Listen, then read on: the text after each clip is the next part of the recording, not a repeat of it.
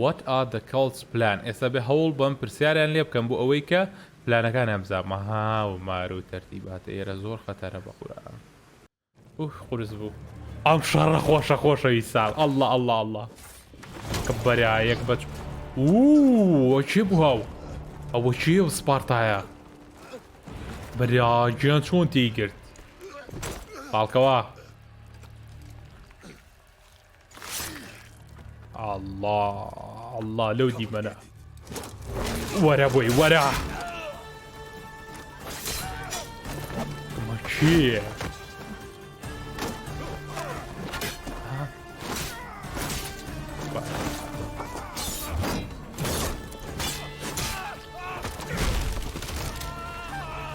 فیلمی سووتان هەرنەک خۆی فیلمیشی سووتان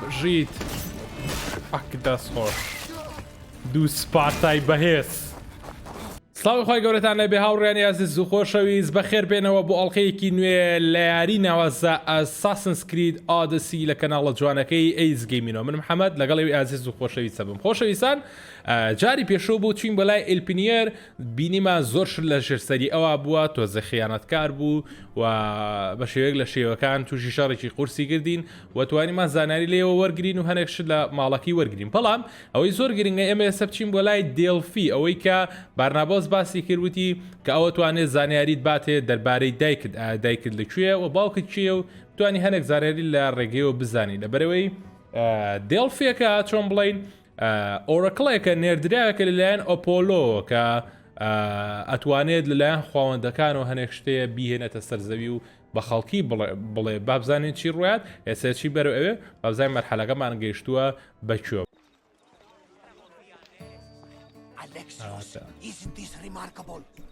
We're so close to the gods, I can feel Apollo all around me. How did it go with Elpino? Legal Elpino چون حالا پرایفت باسیکن حالا بچیه حالا پیای پیری کی هستی اوراکل کی دیوا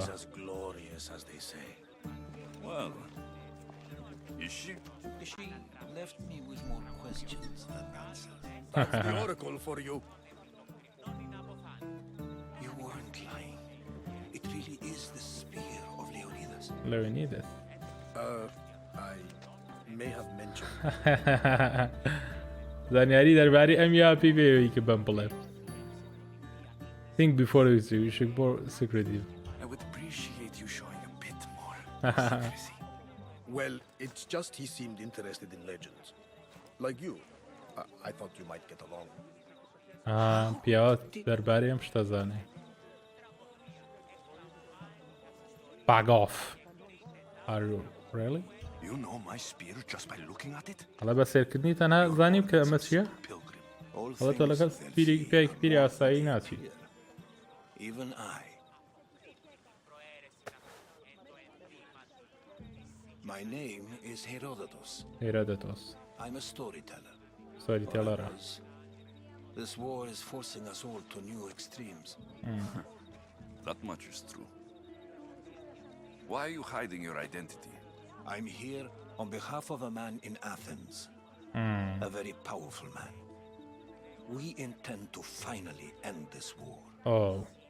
You told me you came to ask the Oracle a personal question. Personal. War is personal, Barnabas. Yes. So, you came to seek the Pythia's guidance on how to end the war? I did. Though something is wrong in Delphi. Guards at every turn, people being turned away. زۆر باشە خۆشیزان باس سەرتاکەی باسکەم کە باسی چیان کرد کە هات بۆ هێرە یەکسەر پێی ودوتیەوە تۆ ئەتووی بۆ دڵفی ئەمە کابراایەکی پیرە و لەگەڵیان بەیەکەوە و ئای بە کوردەکەی باسی هەنێشتی ئەمی لای کابرا کردە بۆ ژوتی تۆ باسی چی و کردووە و وتی ئەی لەگەڵ ئەلپینۆرا چی ڕوویەوەی ئەڵلقەی پێشوتی بە ئەوە لە پرایفتا باسکەین پیاوەکیوتی بەم پیاوێکی پیرە و پیاکی سادی پیرۆمانە و چۆنڵی کە ئینەکەی بینی سپێرەکە ینی ئەو چەقۆی کە پێێتی تیخەکەی کە پێێتی وتی ئەو هینەکەی لیۆنەداسە ئەما بێ چی بێت وتی تەواو خۆیەتی و لێجندەیە دەبزین دوای ئەو شپشێرە چییە بۆ ئەوە باسەکرێ وتی ئاوا باسی منە کردو ینی هەموو شتەکان یەکسەر لای کابرا باس کردێ وایە پێم بوویتە بەڵام بە شێگان بۆ شێوازە بوو ئیتە پێی ودوتی تۆ پێی سەکەمە گوریاتر بیلەوەی کە شتەکان پارێزی و کابراژ وتی هاوە مە چۆن گەشتۆ بەدەم بە سێوێت چۆن گەشتۆ بەدەستی ئەم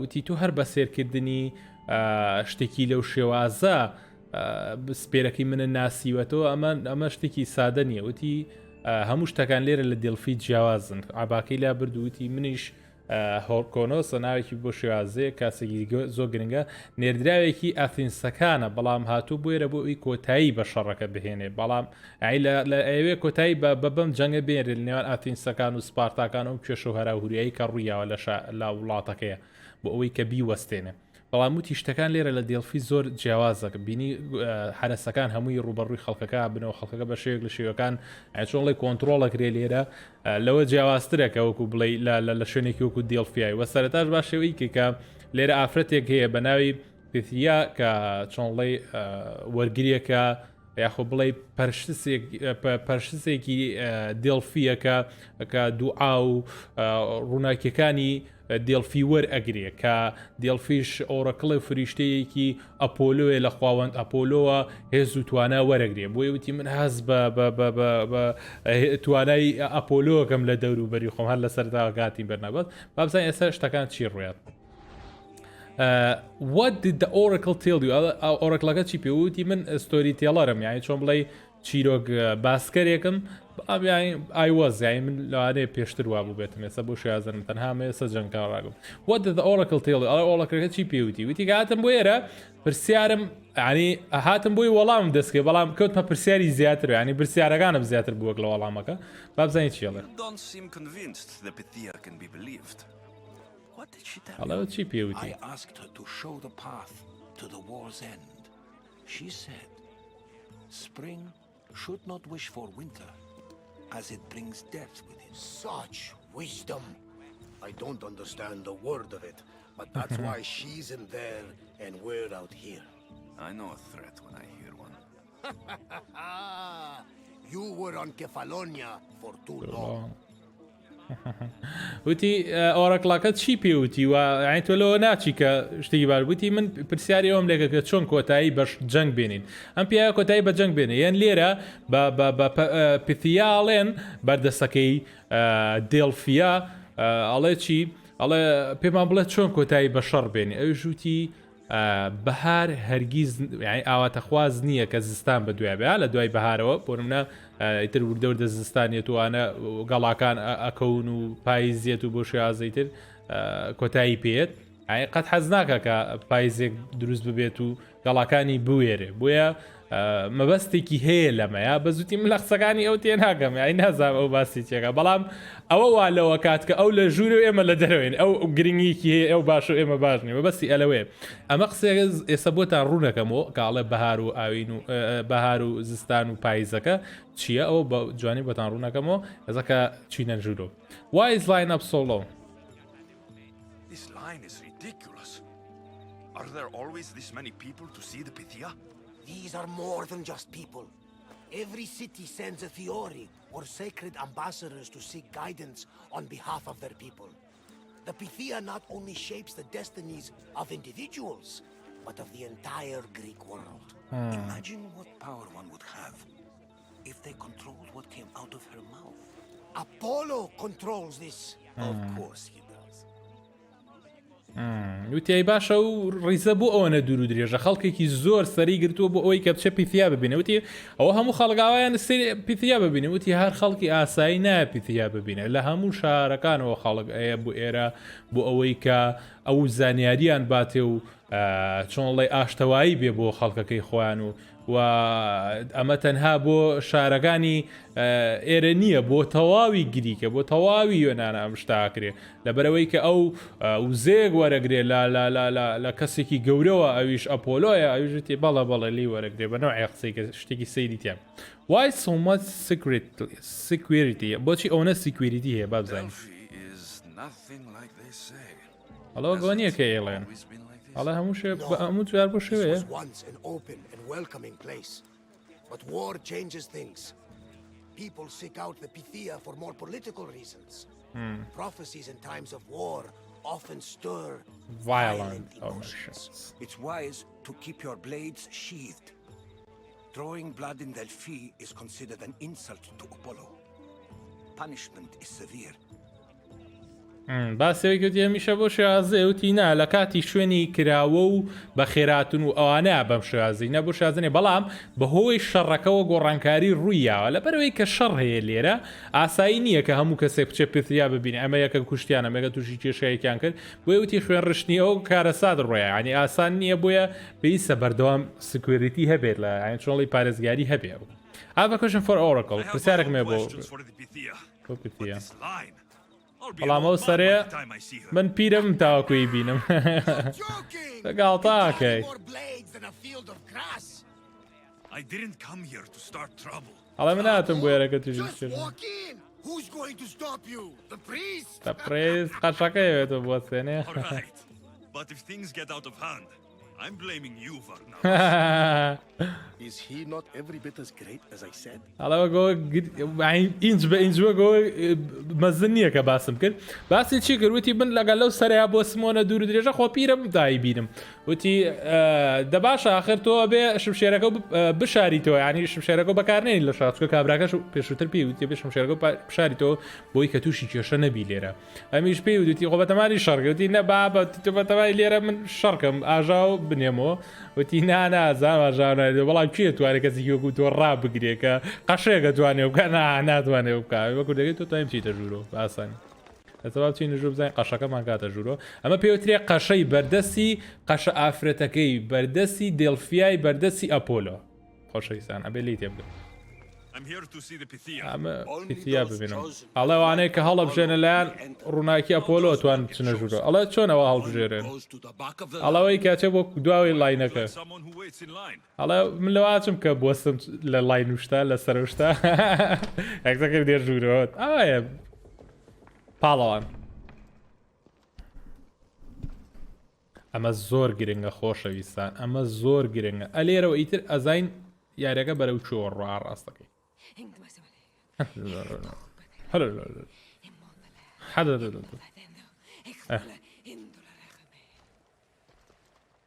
ئەوە پەرزگاکە وەرە بەرە و ڕووناکی ئەپۆلۆ ئەو ڕووناکیەی کە شادوو لە ناوە بات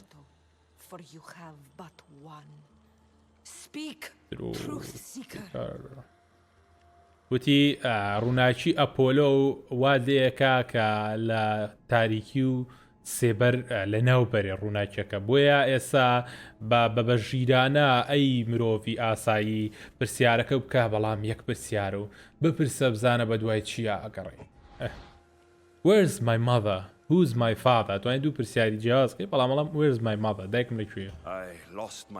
دایکمم لەدەست زاکاتێکە مناڵ بوو ئەمەی بیدۆزمەوە ئەو لەکوێیە؟ ئەوە تۆی؟ ئەوەی ڤیژنەکە؟ منداڵی شاخەکە؟ ئەڵە چۆن زانی و یەکسەر زانی ئەوە تۆ پێیسە بڕۆی هەر ئێستا بڕۆم؟ هیچ بیرۆکەیەکی هەیە بۆچی من هاتم بۆ ئێرە؟ چۆن گەشتمە تێرە؟ A child and her family still live thanks to you. But how? No one can hide from the light. I've come this far. You must have the answers I seek. Child of the mountain, the cult of Cosmos have eyes everywhere. They will kill you. Cult of Cosmos? Cult of Cosmos? The oracle has spoken. The prophecy is yours. You never answered my God. question. The Pythia is done for the day. I'm not leaving until I get answers. ناڕۆمە تاوەکو وەڵام دەست نەکەوێت پێیوت وتی تو کوڕی ماونتنەکەی تو کوڕی شاخەکەی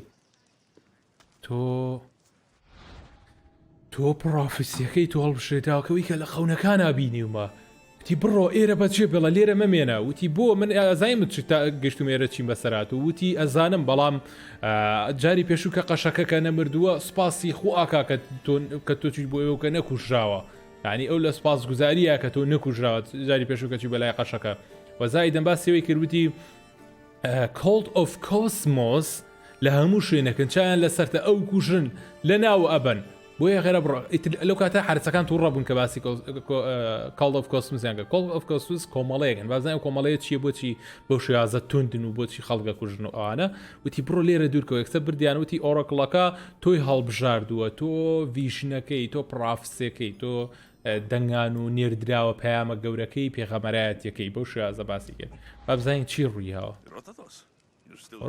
تۆ هێشتا لێرەی بەرنابەس کوا گەڕایە بۆ لای شیپەکەت زۆر دڵخۆش نی بە پرۆفسەکەت هەڵە زانی کە من کوێم ئەو پێثیایە ئەوە ئیشی ئەوە کە بەو شێوازە هەڵسوکەت کاکە تۆ ناسێت ئەوە هەڵسوکەوت نەبوو ئەو ڤیژنی منی بینیوە لە وەکو مناڵێک لە شاخەکە هەڵە من لەو شاخە بەردرامەوە لەویا ژیانم دەستی پێگر و کۆتایی پیاو لەو شاخە پێت ئەڵێم کە من کوێم کە من چیم کردووە ئەو پێویستی کە ئاگدارم کاتەوە ئاگدارم کاتە دەربارەی چی The Cold of Cosmos never mind با پێی نەڵێن خۆشەویستان never mind هیچ نییە But I'm not one of them. If you know something, you must act quickly. The Pythia's words control all our fates. She mentioned the cult of Cosmos. Does this mean anything to you? ما معناه شتێکە گەێنێ بۆت باسی کۆلتوری و کۆسمۆسی وتی لێرە خەڵکێکی زۆری لێکە نابێ بڕوای پێ بکەی بەڵام من لەو کەسانە نێ بۆیە خێرا یعنی شتێک ئەنجام بە بۆی کە بتوانین خێرا هەڵسوکەوتێکمان هەبێ ئاکتێکمان هەبێت دەربارەی شتەکە لەبەرەوەی کە وتەی ئەو چارەنووسی ئێمە دیاریەکە بۆیە پێویستە بە خێرایی شتەکان بکەین پێی و دوتی ئەو باسی کۆلد ئۆف کۆسمۆسی کرد دەربارەی ئەو شتە قسەی کردو ئیشی نای ئەم لە بووی کە خەڵک گوێیان لێ نەبێت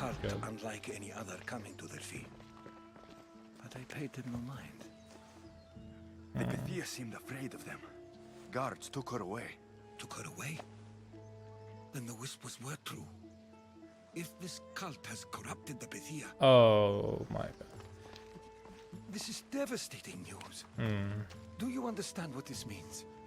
Through her, the cult controls the world.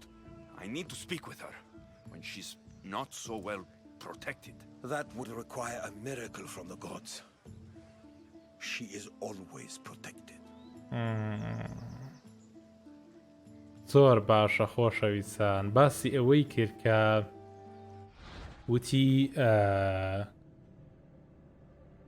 کۆلت ئۆف کۆسمۆسەکە کە لێرەن وەکو کۆڵتەکانی تر نین ینی بە شێوەکان داگیرکاریان کردووە لە دێڵفای و کۆنتۆڵی وەزعەکان کردو وتی کاتێکە پێتیا قسەی کرد یەکسەر کە باسی ئەوانی کرد یەکسەر دووریان خسەوتی ئەو کاتە ئەو قسەیە ڕاست بووە ئەمە هەواڵێکی زۆر خراپە ئەزانی ئەوە مانای یعنی چییە ئەوە مانای ئەوەیە کە کۆلد ئۆف کۆسمۆس کۆنتترۆلی پیثیاکەن کە کۆنتترۆلی پیثیاکەن کۆنتترۆلی دڵفاکەن کۆنتترۆلی دڵفاکەن کۆنتترۆلی ئەپۆلۆکەن کەواتە قسە و ویستی هەموو ئەوەی کە لە دەمی پیثیا و دڵفی و ئەپۆلۆشەوە یەت هەمووی لە ژێر ڕکەفی ئەمانە ئەمە قسەکە هەکەن بۆ لە بەریان ترسێنن ئاخر ژێر ڕکەفی خوانەوە بەم شێوازەش هەر قسێکە خۆیان بیانە ئەو قسانە ئەنجامێ کەواتە کۆنتترۆلکردنی پیثیا و دێڵفای واتە کۆنتترۆلکردنی ناوچەکە کۆنتترۆلکردنی زەویەکە کۆنتترۆلکردنی شوێنەکان بۆیە ئەوان ئێستا لە ژێر ڕکەفی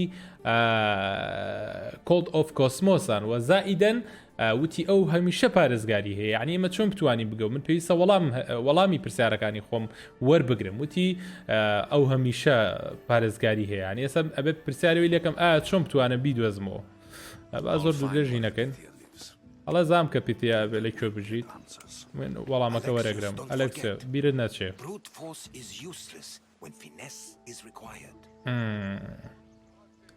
ئەڵێ شەڕکردنی شێتانە بێسوو دەبێت ئەگەر بێت و بیری لێ نەکەیت بە عقلانە شەڕەکە نەکەی زۆر باشە خۆشەویستان ئێستا میشە چەند بۆ دۆزینەوەی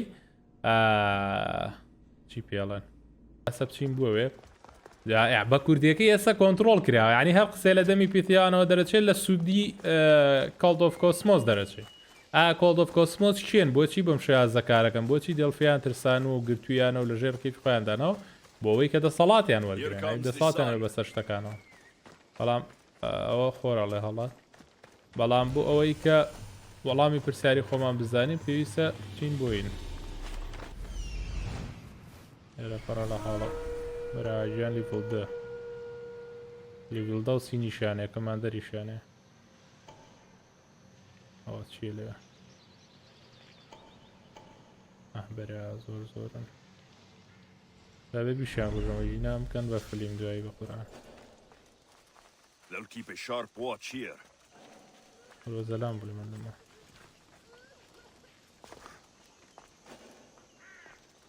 That's a lot of protection for the Pythia. هەڵە پارێزگاریەکی زۆرە بۆ پێتیامە خەڵکێکی زۆری لێم بەسێ بەرا ناتوان بە سێڵسێژ بیان کۆژم سەیری کەمە زۆر خراپێڵە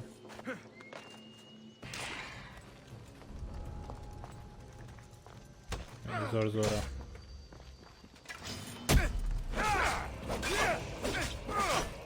وای بەوکە گیان ئاوە بگرە وەرە وەرە وەرە وەرە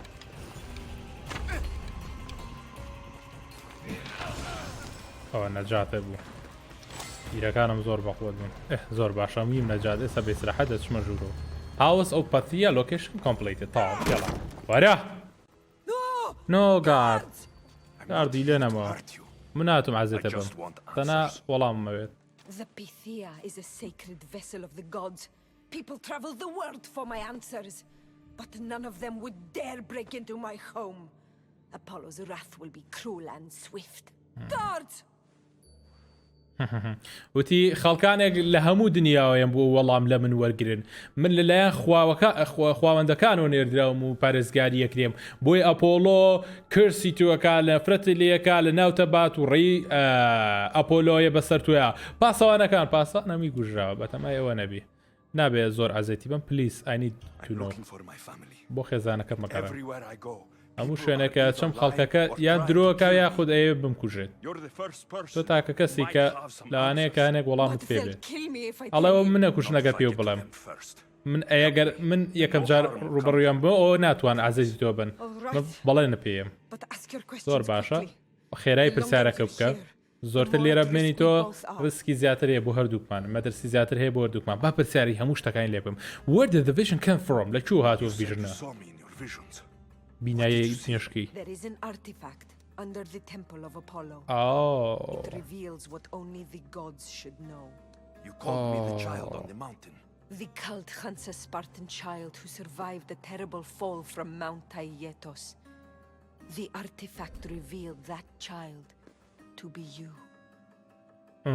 لەژێر چۆنڵی پەرزگاکەی ئەپۆلۆیە لەوێ نووسراوێک و چۆنڵی دەستنووسێکی تایبەت هەیە دروستکراوێکی تایبەت هەیە کە لە ڕێی ئەو دروستکراوە کە زانیوێتی کەمە ئەو مناڵەیە کە لەناو ڤیژنەکە هەیە و کە ئەو مناڵەیە کە هەڵبژێردراوە ینی بەهۆی ئەو ئارتفکشنی کە جێری نەکەوە زانێ Why do you work for them بۆچی ئیشان بۆکە بۆ ئەوە ئەڵە هیچ هەڵبژاردنێکم نییە All those prophecies from the gods, all those people, you're paid to deceive them all? Most want to know about love or death. I tell them what they want to hear. But when people want to know about war or politics, I'm paid very well to tell them what the cult wants them to hear. ئەڵێ ئەوان یعنی کاتە ئەم پرۆفیسی کە تۆ باسی ئەەکەی هەمووی لەژێ دەسەڵاتیانە ئەوان تەحکومی پێوەکەن تۆ بەم شێوازە لەگەڵ ئەوانە بیت وتی خاکە خەڵکی کە یەن بۆێرە زۆربەی دەربارەی دووشت پرسیارەکە خۆشەویستیان بۆ خۆشەویستەکە موناب مۆمانە لا وڵام و وڵاتان بۆ شازێ خۆشمان کە چین بۆ لای نوشتە چیوانەوە ئاڵین کەمە هەموو شتی خوراافاتە باسی واکە کە یا بۆ خۆشویستیان بۆ مردنەکەی مرێ و تووشی چێژەوانە بێ بەڵام ئەگەر باسی وەر و جنگ و شتیواکەن ئەوە من ئەو وەڵامیان پێم کە ئەبێ کاڵت ئۆف کۆستمەکە وەڵامیان بات ینی بە کوردەکەی هەموو وەڵامەکانی ترم ڕاستە بەڵام کە دەرباری شەڕ بوو وەڵامەکەی من ڕاز نابێت What the cult of cosmos What's the cult of cosmos چین What is this cult of cosmos? They are the eyes that see but go unseen. Enough with the riddles. I want names.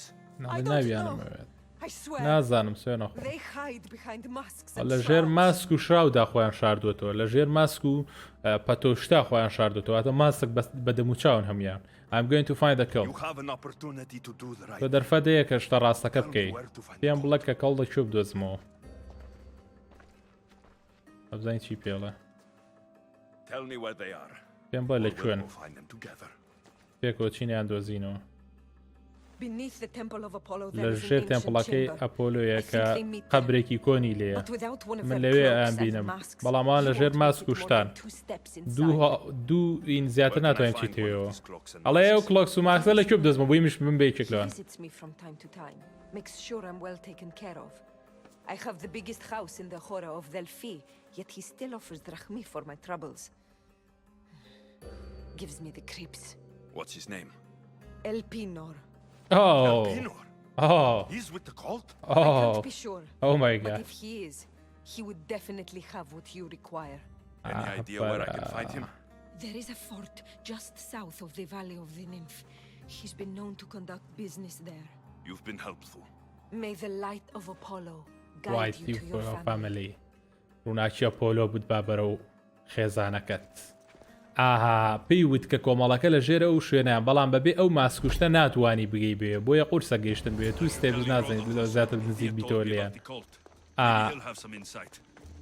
زۆر باشە بەڵام وتی ئەی من چۆن بتوانم بە لەو ماسکوشتم دەستکەوێت بۆ ئەوەی کە بەشێک بم لەوان و بتوانم بچمە ژوورەوە ئەویش پێی وتی تۆ ئەتوانی لە ڕێگەی کەسێکەوە ئەوە بەدەستبێنێ ئەو کەسەش ئلپینۆرە ئلپینۆر ئەم خۆی شەڕەتی لەگەڵیان ئەڵێ وتی ئەو لەگەڵ جەماعەتەکانی ئەوانە وتی بە شێک لە شێوەکان ئەو چۆن بڵێ ئیشەکات بۆ ئەوەی کە ڕێخەریەکی هەبێ لە نێوان هەموو شتەکان ئای بە کوردەکەی لە هەموو لایەنێکە لە لایانی کەسێکی دیاریکراو نییە بۆ ئیش بۆ هەمووانەکە بۆیە توانین تۆ بچی بۆوێ لە ڕێگەی ئەوە توانیت ئەو ماسکوشتە و دەستکێ کە بتوانانی بگەی بە تێمپڵەکەی ئەپۆلۆ کە لە ژێر تێمپڵەکەی ئەپۆلۆیە ئەو شوێنەی کە پێویستە ئەم پێی بگا بۆ ئەوەی کە بگا بە کۆلد ئۆف کۆزمۆز بۆیە ئەم ئێستا پێویستە بچێ بۆ لای ئیلپینۆر بۆی لە ڕێگەی ئیلپینۆرەوە بتوانێت هەنێشتی دەست بکەوێت کە بتوانێت لە پیتیا و ئەلکسیۆز بەیەکەوە بتوانن بچن بۆ ژێرەوە بۆ لای ئەو قەبرە کۆنەی کە لە ژێر تێمپڵەکەی ئەپۆلۆیە طبعاً ئەپۆلۆ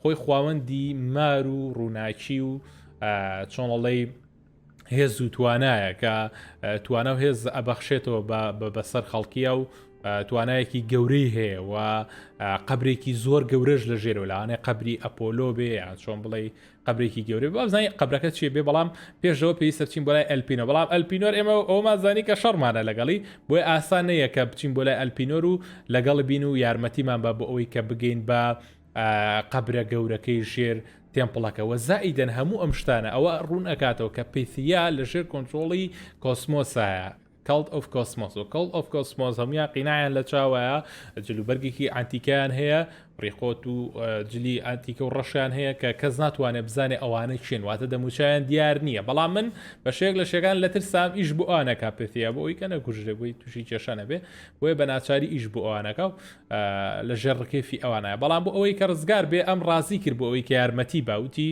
ئەگەر من ئەو شتانە بە تۆ بڵێم ئەوە هەردووکمانە کوژین و ئەکرین عیمەترسی و کشتمان لەسەر بێ وتی نەخێر ئەگەر من زووتر ڕوبەڕووی ئەوان بمە پێشووی کە ئەوان بزانن ئێمە توانین کارێکی باش ئەنجام بین بۆیە پێویستە تۆ یارمەتیم بیلەوە بۆ شوازر ڕازی کرد کە یارمەتی بە بەڵام پێویستمان بە پارێکی زۆری شەبێ بۆی کە هەنێک لە ئەرکەکان ئەنجام بین بۆیە هەوڵێن پارێکی باشتریش پێ بکەم تاوەکو بتوانین کە شتەکان بە ڕێگوپێکی بڕ بزانین توانی کۆلد ئۆف کۆزمۆزیان لێ بدۆزینە ماس و شتەکە تەپایەکەنیوانە باسە قسە لەگەڵ ئەم پیاوەکەم بڵێم شتەکان بۆ شوازێ ئەڵێ پێتیا چی پێوتی ئەوان بە دوای منەوەن بەڵام من پێویستە یەکەم جار بە دوای یان بیانگرم و بیان So it's all true. If the cult has done anything, it's fooled this old man. I can't get in without a mask and cloak. It's how the cultists identify each other. The temple of Apollo is by the cave Ogyea. Simple enough to find. But a cultist's mask and cloak? How will you accomplish that? The Pythia gave me the only clue I need. When I'm ready, I'll meet you at the temple. For now, I'm going to kill Elpinor.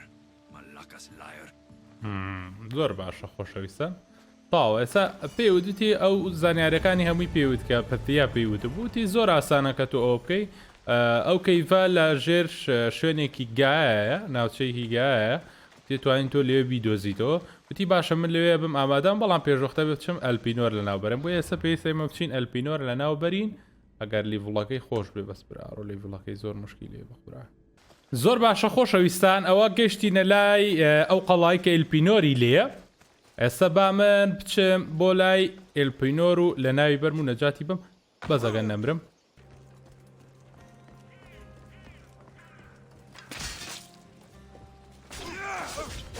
ئێلپینۆر خۆیەتی ئەرە وەڵاڕ ئەلپینۆر خۆیەتی ئەلپینۆرم کوشت ئەلپینۆرم کوشت Why am I not surprised? Elpinor! You coward! وەچی ئەلپینۆر نەبوو Elpinor knew I would come for him.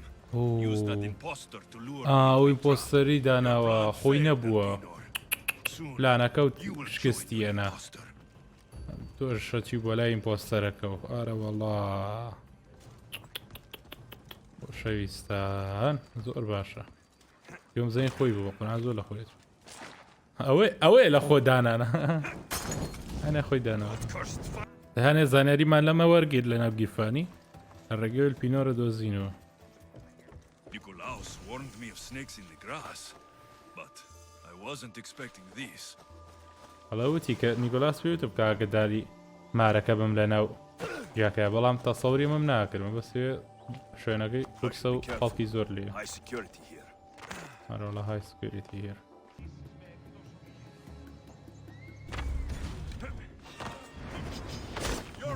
لیفیانەمە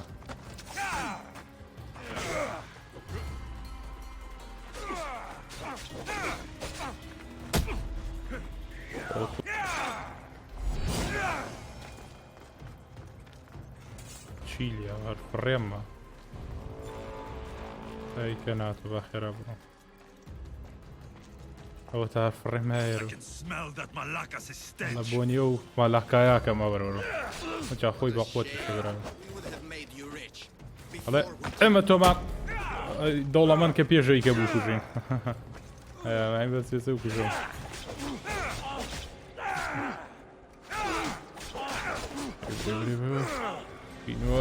پینۆری پیس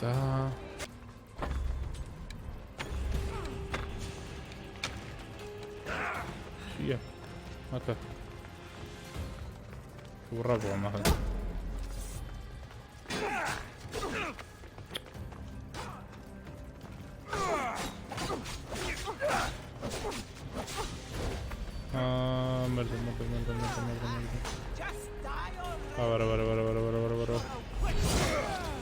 وەرە فلی مەبسووتیانم خۆمەن مردم بەدەستەوە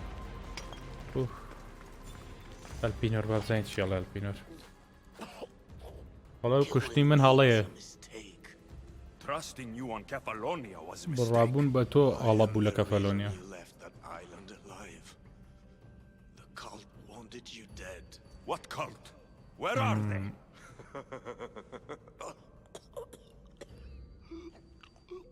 مرد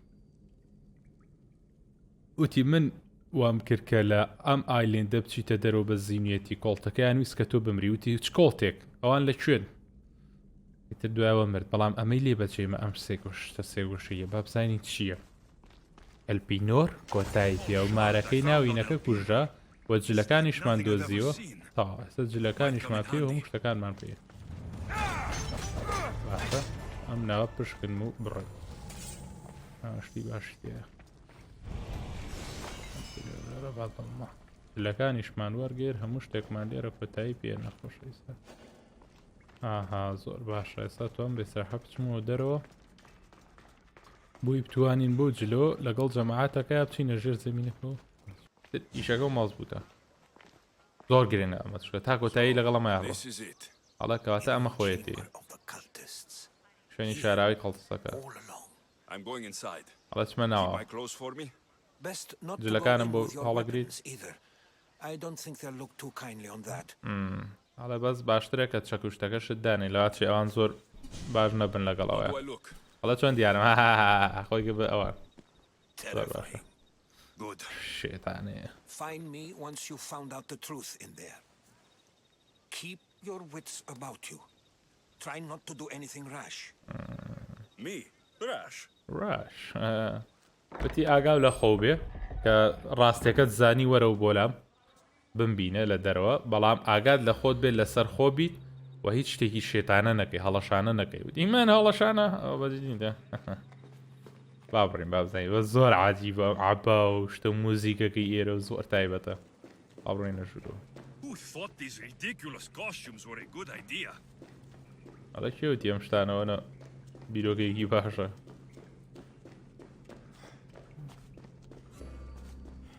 باوکێکیان پارتاشی لێ. ئۆ مای گاد.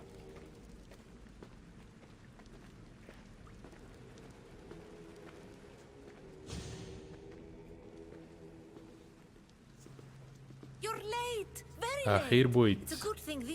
یەکی باشە دیمۆز پێسە ناتوە. ببوورە منێکە بزانم. ئەڵە تۆی تازەیە تو. بەخێر بێ بەخێر بێ.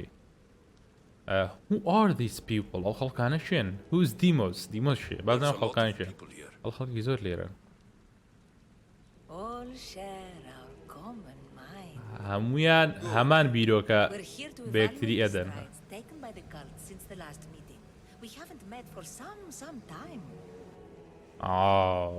لە کۆتا ئینەوە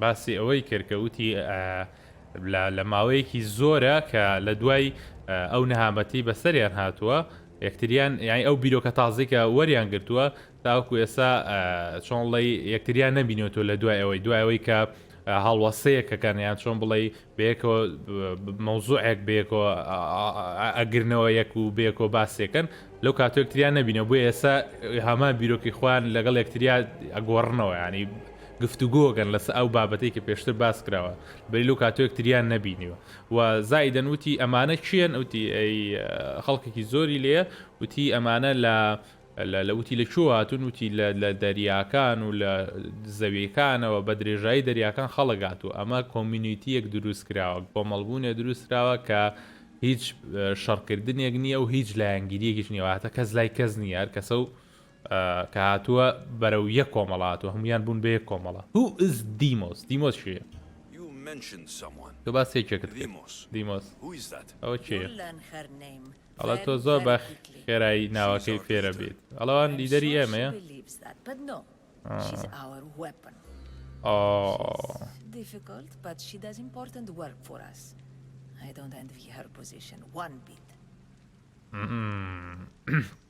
وتی ئەو چێ و دیمۆسی کە باسە کرد وتی کەم هاتە ژوورۆپێ دوتی باشە کە هێشتا دیمۆز ناتوە هاتە عین تاخیر بووی بەڵام باش هێشتا دیمۆز ناتوە ئەو نەش تاخیر نەبی بە کوردەکەی وتی دیمۆس ئەو زۆر بە خێرایی فێری ناوەکەیبی ئەو کەسێکی زۆر توند و ئەوانەیە بە باسێکوتی ئەو لیدەری ئێمە یانی سەرۆکی ئێمەیە وتی وا باوەڕەکە بەڵام ئەو چۆنڵی چەکی ئێمەیە ئێمە بە شێوەک لە شێوەکان بە کوردیەکەی ئەو بەکارێنین واتە لە قسەکەی وا دەرەکەوێت کە ئەوان ئەو بەکارێنن بەڵام ئەو خۆی بە لیدەرە زانێ بەس دیارە با بزانین ئەو دیمۆسە چێ وتی شی کەواتە ئافرەتە Thank you, سپاس.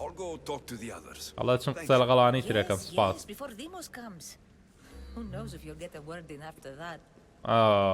ئەڵێ پێشەوەی کە دیمۆز بێ بڕۆ بەڵێ بەدنیاییەوە لەوانەیە دوای ئەوە نەتوانی جوشەیەگیر بڵێ برا ڕۆخەتەرە لیدەرەکەیە. What are the cult's plan؟ ئێستا بێ هەوڵ بەم پرسیاریان لێ بکەم بۆ ئەوەی کە پلانەکان هەمزامە ها و مار و تەرتیباتە ئێرە زۆر خەتەرە بەخورا. ئەوە چییە و سێگۆشەیە ها ئەوەی ناو دیایەکانە وەڵام مشکیلەیە خۆشەویستان پرسیار لەمانەکە وای بە بزای نەمانە چییە ئەمڵێ هێشتا قایل نیم بۆ تۆ پێویستمان بە بیرۆکێکی ترە لە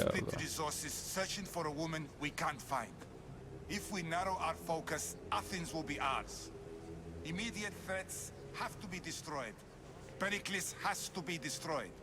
Not without the mother. We aren't strong enough without the mother. Don't let Demos hear that. If anything, we should be hunting the father. We know who the mother is. Looking for the father would be a waste of resources. What do you think? Hunt the champion's mother or her father? خۆشەویستان نەزانی چی باس کرد کە هاتیم بۆ ئێرە وتی هێشتا قایل نیم وتی وتۆ وەرە ئەمەوێت کە چۆنەڵی ئەم موزیکە خراپە چۆنەڵی ئەمەوێت ڕایەکی تری ژوەرگرین یعنی ڕاکانمان سەیریکە عین بە شێوەیەک لە شێوەکان بڕیارێن ئەگە دوو کەس ڕێ نەکەوتن ئەوە یەکیشتر بانکەم بۆی ڕایەک وەرگن جاوتی چی وتی ئەم پیاوەکەیان بە کچەکەی ودوتی باشە بۆ جیاکردنەوەی سەرچاوەکان یان چۆن بڵێ پێداویستیەکان بۆ دۆزینەوەی دایکەکە تاوەکو ئێستا نەماتوانیەوە بیدۆزینەوە لە ڕێکەی ئەو جیاکاریەوە بۆ ئەی فۆکەسمایان چۆن بڵێ بیرکردنەوەمان تیشتر نەکەین بۆ ئەوەی کە بتوانی دەست بەسەر ئاتەنسا بگرین و بەتەواتی دەست بەسەر هەموو ناوچەکانە بگرین و پێرکڵیسیش لە ناوبەرین و هەموو ناوچەکە لە ناوبەرین ئەوژوتی نەخێر گەڕان بە دوای وتی با بە دوای باوکەکەیە بگەڕێن کە لانێ باشتر بێگلەی دایکەکە تاوکو ێستا نەمان دۆزیێتەوە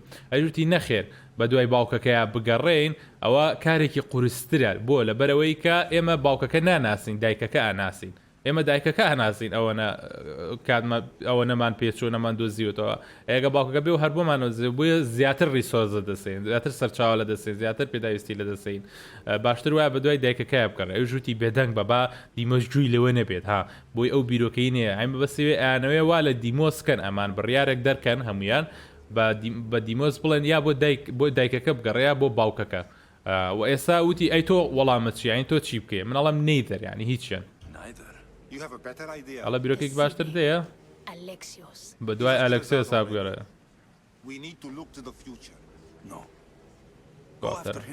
ئەڵێ بە دوای ئەلەکسیۆس بگەڕێ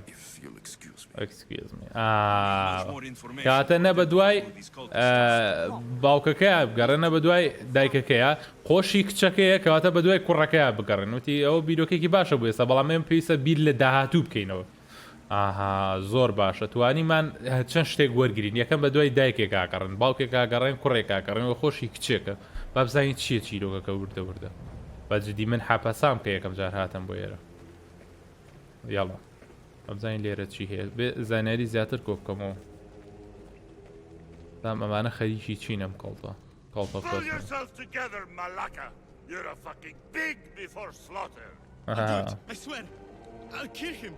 Let me go. You like to watch, you sick fuck? You're not just going to watch. You're going to teach this little insolent shit a lesson. دیار بوو سەختی لەو کوڕا کرد کە بێت کەسێک لەویایە بیکوژێ بەڵام ئەو کەسە ئەترسێم ئەوەی کە پێڵە بیکوژێ ئەترسێ بۆی ئاڵێ باشە ئەوواکەم ینی وازم لێ بێنە ژوتی کورە لە بەرازەتی پێژەی بە بکوژەوە تۆ بۆ ئای بۆ نەکبەتی جامیش سێرێکە وتی تەوێ سێرکەی نەخێرار بەتەنا سێر ناگەی یاڵا تۆ ژینکە لەگەڵام بۆ ئەو شکارە ئەنجام بە جاسا ئەبێ I don't know نازانم I won't do it نامێەوە بکەم What did he do? ئەڵێ چی کرد وازنین چی کردووە ئەڵێ ئەو شایەنێتی ئەڵێ ئەوە گرنگە جا ئەوەی کەم نەڵێم هیچ داواکاریکی پرسیاروشت ناکرێت ئەڵێ من ئەوەم نەکردو بەڵام ناترسم لە مدا ناترسم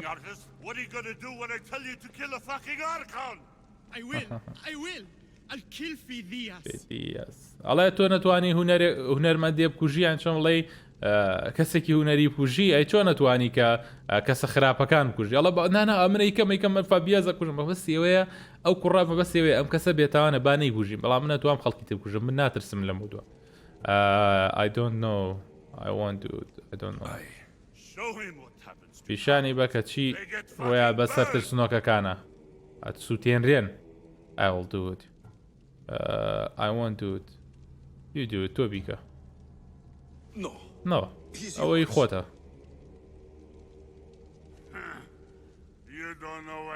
نازانی خۆشی چیە بۆ من زۆر خۆشە دەسێستێن لەبێرە ترسێ لە شتەکان شتێ قۆڕێ زۆر بە خراپی بە توندی قسەیە کرد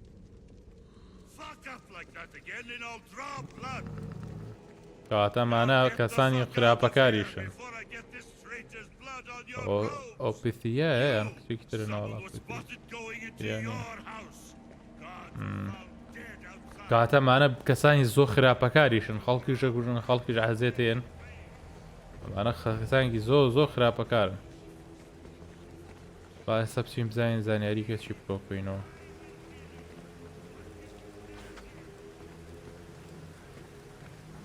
پرسیاری ئەمە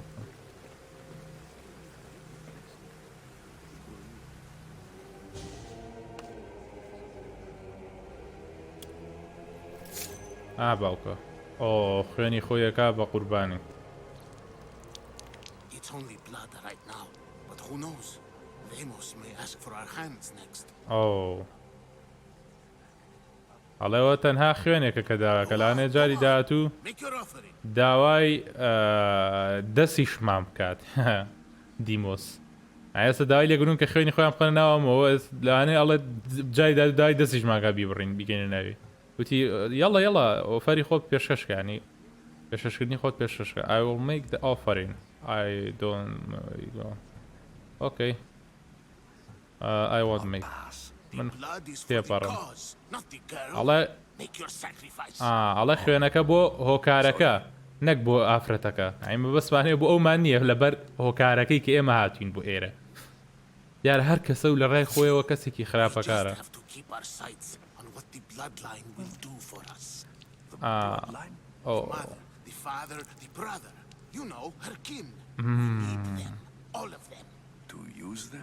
That information is not for Demos, of course. You know how volatile she is. She could rip through us easily. I'll be sure to keep it to myself. As you should. Nor can she know we're about to capture her mother. ئەمانە لە ژێرە خیانەت لەوی شەکەن خۆشەویستان ئەزانین باسی چی کرد وتی ئەمە بۆ ئەوەیە کە چۆنڵی کەسە خوێنیەکانی ئەو یعنی بدۆزینەوە کەسە خوێنەکانی ئەو بەدەست بێنن وتی کەسی خوێنی ئەو یعنی خزمەکانی وتی بەڵێ دایکی باوکی براکەی هەموو ئەوانە ئەبیانەوە بیگرین و بیخەنژێر کەیفی خۆمانە وتی بۆ ئەوەی بەکاری بێنن وتی ئەمە زانیارەکانمان بۆ دیمۆز نییە بەڵکو بۆ خۆمانە کە ئەمانەوێت بەکاریان بێنی ئەوانە بۆی ئێمە بەدزیەوە لە ژێرەوە بە دوای دایکیەوە ئاگەڕێن دیارە ئەو کەسانی کە بە دوایە گەڕێن دایکەکە و باوکەکە و براکەش دایک و باوکی برای کچەکەن کاتە ئەم کچە دیمۆسی کە ئێس ئەمان باسێکن کە لیدەری ئەمانە سەرۆکی ئەمانە پێشڕەوی ئەمانە دایک و باوکی ئەوە ئەمان بەزی و بە دوای دایکی ئاگەڕن لە بەرەوەی بۆ ئەمانیانە ئیش بۆ خوان کە نانێ ئیش بۆ دیمۆسکەن بەڵام لە ژێر ناوی ئەوە ئیشەکەن لە بەرەوەی ئەوتی ئەو زۆر خراپەکارە زۆر تونڕەوە هەر هەمومان لە ناوە بات بۆ بەدزیوە لە ژێرەوە بۆ دایکی گەڕێن بە کوردیەکەی ئەگەر ئەمان بیرۆکەکەیان وایگە بۆ دایکەکەش بگەڕێن دایکەکەش بدۆزنە لە کۆتایە دیمۆس هەر ئەمان ئەکوژێ وردە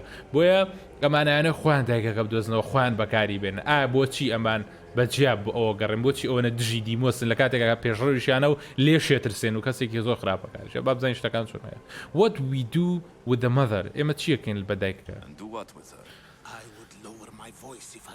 ئەڵێ گەر من تۆ بم دەنگم نزمەکەمەوە ئەڵە توانین بەکە نازانین ئەتوانین ئەوتی من دەنگم نزمەکەمەوە توانین کە بۆ کاری زۆر باش بەکاری بێنین نەتاوەکو کاتێک کە لە کۆنتترۆڵا نامێنێ ینی توانین بەکاری بێنین بە کوردێکی Where's the mother ئەڵە زانین لەکوێیە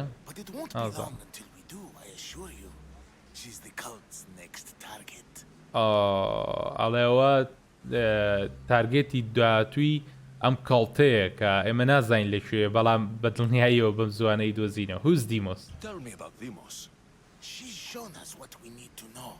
She's a machine, a weapon for the cult. Someone that unstable can't be trusted with such personal information.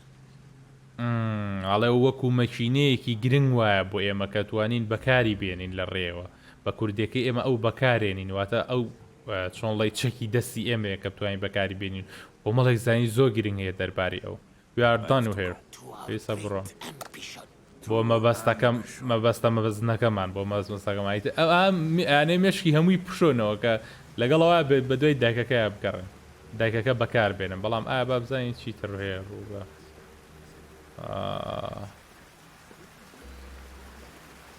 بزانین چی تر هەیە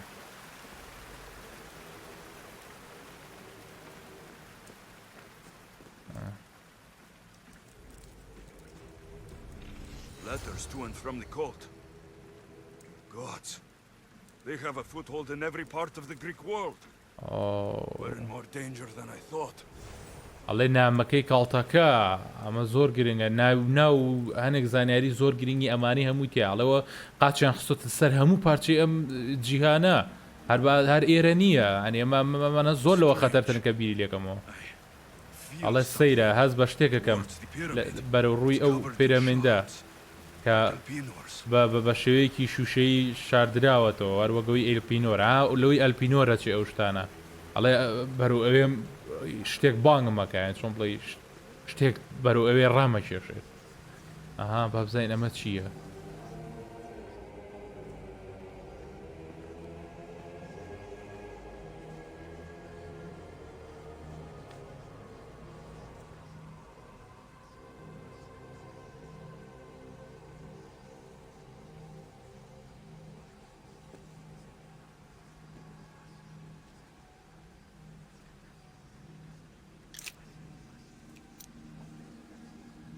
ئەوەی ئەلپینۆری کردەوە ئەڵێ کۆتا داناو پێ بوو ئەڵێ ئەوە ئێستا ئامادەیە زین چییە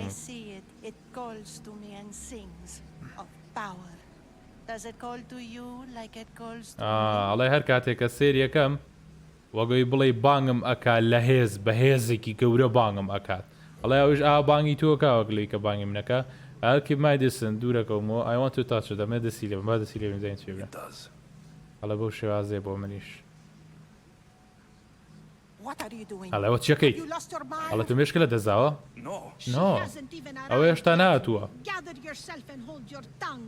زمانە بگرە و خۆ بگرە ئەنێک ڕێز پیشان بە بۆ بڵات لاینەکە خوێنەکەی ئەو دیارە ئەو شتە بە خوێنی ئەو یەکێک لە خزمەکان و خوێن ئەو دروست بوو ئۆ کاساندرایە ئەو کچە دیمۆس ئەرە وەڵڵا ئەو کەسە خوشکەکەیت یاوەختی قێڵی یا قوارەوە خوشکەکەشی نەمردووە خۆشەویستان بەرار ئەو کە ڕۆسەری ئەلپینۆریەنا بۆ قورعانە ئاشکرا بووین قورعانە ئاشکرا بووین کاساندرایە ئەو دیمۆسە ئەلپینۆر مردووە یەکێک لێوە خاینکارە خراپەکارە ئارتیفاکت ئەو شتە دەریەخە ئاشکرایەکە ئارتیفاکت ئەو شتەیە ینی چۆن بڵێ شتێکی دێرینی دروستکراوە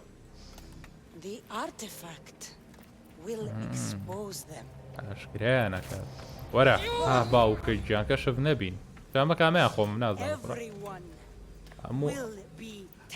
هەمووان تێست دەکرێن برامەکە ناوێت ڕەختەڕەستایەکە تۆ یەکەم جا کە دەستی خاتە سەرێکسەرە زان کامیان خیانەتکارە ژیانی ئەو کەسە لێهاتەوە ئیترە زانێ بڕۆ ئەوە نەبوو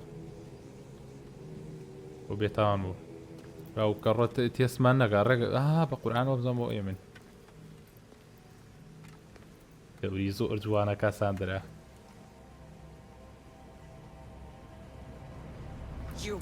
تۆ ئەو ئێمەی ناناوە زەریکە چەڵ بوو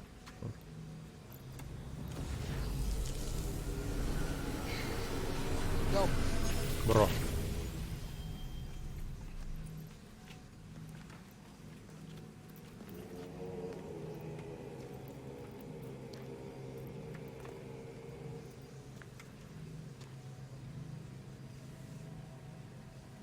گوری ئەمە نەبینێ باش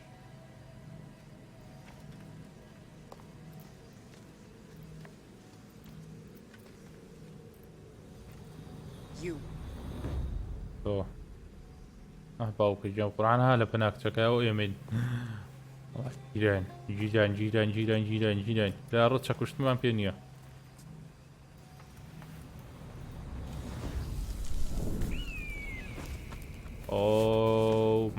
هەموو ژیانی لێهاتەوە وڵا ڕێگە زانێ براکەیەتی بە قورعان کەشەف بوو کەشەف بوو کەشەف بوو بە زاتی خوا کەشەف بوو خۆشەویستان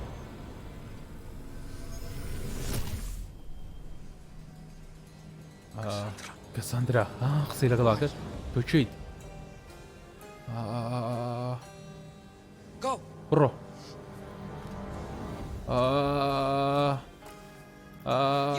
تۆ وەرە بێرە باش بوو خوشکەکەی کرد ڕزگاری کرد ئەوەی کوشت بۆی کەشف نەبێ ئەمی کوشت ئەرە وەڵڵا شتەکەش کەوتەوە هەڵی گرتەوە باش بوو ڕایکە ڕاکە ڕاکە ڕاکە ڕاکە ئەرە وەڵڵا ئەرە وەڵڵا ئەرە وەڵڵا خیانەتکارەکە کوژرا بەفرۆشەکە کوژرا ئارە وەڵا باش بۆ ڕزگاری کە کاساندرا بە دزی و پیوتی کاساندرا کەواتە ئەوە خوشکەکەیەتی بۆ دایکی و بۆ باوکیشی ئەگەڕێن بۆ براکەش یعنی بۆ خۆشی ئەگەڕێن ئۆ مای گاد براجێت وەڵا هەموو شتەکان قڵیشایەوە خۆشەویستان قەڵیشایەوە ئەلێرەوە چیرۆکەکە ڕێڕێوی ترەگرێ ئۆ ئارتیفاکتەکەش بۆ ئەو شتە دێرینە تایبەتە دروستکراوەی کە بەکارێنن هێزێکی پاوەڕێکی گەوری هەیە کە توانای لە توانای مرۆڤەکان زیاتر تەنانەت بەدەستخستنە سەری توانی بزانێت کە ژیانی چۆنایی بووە بەڵام لەبەرەوەی کە خۆی مناڵ بووە لەو کاتەیە بە تەواوەتی نەیزانی کە شتەکە چۆنە بۆیە وتی تۆ چیت بە سەڵدەستە نەیزانی بەڵام نجاتیە زانی کە کەسێکی گرنگ لەواچێ براکەی بێت ئۆ مای گاد دیارە کاساندرایە بێ دایک و باوکی بتوەستە بۆ خراپە بەکاری نێنە بەڵام ئەوانی تر بۆ خراپە بەکاری هێنن یانێ بەجیا بیتوەستنەوە بۆیە هەمویان لە پشتەوە دژی ئەو کارەکەکەن باشە نەجاتمان بوو لەوێ بە قورعان با بچینە سەر هەموو ڕاستیەکان نەزانین و سا لەگەڵامان بکەین تۆ ئەژیت هۆرۆدۆتۆس The cold control everything. The cold has an army. The cold is after my mother. But do I take more? They know me. ئەڵەوانم ناسە My family. خێزارەکە They want my mother. ئەڵەیانوێ دایکم بمرێت I see.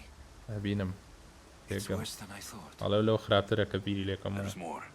زیاتر They هەیە have a weapon. ئەوان چەکێکیان هەیە What kind? چ جۆرە چەکێک A soldier.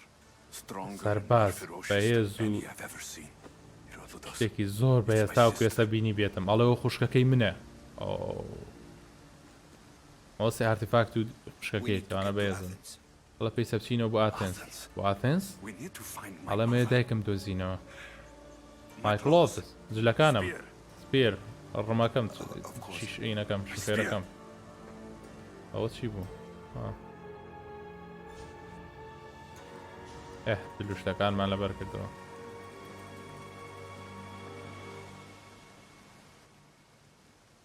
The cult of Cosmos called my sister.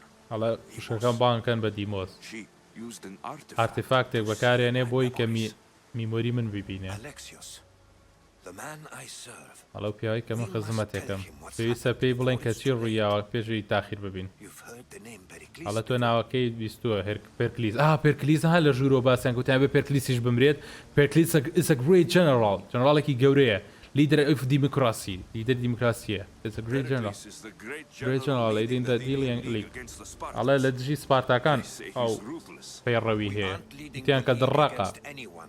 ئێمە دژی هیچ کەسێک ناوەسینەوە پێرکلیس پیاوی ئاشتیە This war was thrust ئەم upon us جەنگە ڕوبەڕووی هەمومان upon us بۆتەوە all. A general Barry هەمومان who doesn't بۆتەوە want war.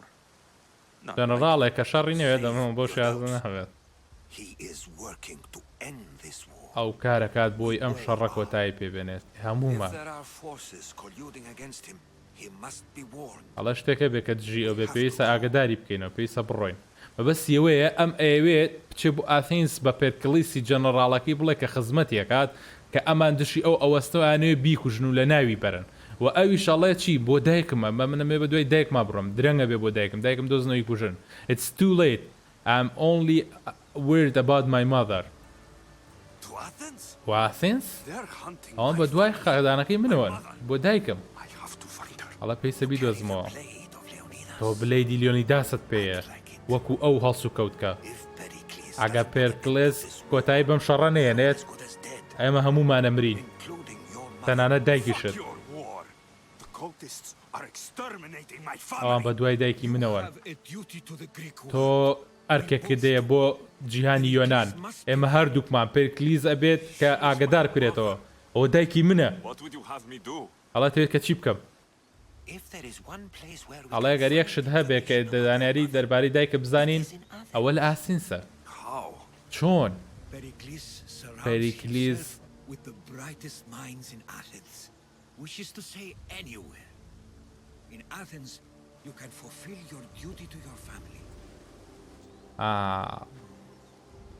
But before we can go, I need you to meet me at the Lion of Leonidas, at Thermopylae. Leonidas? لیۆنیداس Why? There's something I need to know. Something that may help us take down this cult and save your mother. You've proven I can trust you. But let's make it quick, Herodotos. First Thermopylae, then we go to Athens. زۆر باشە.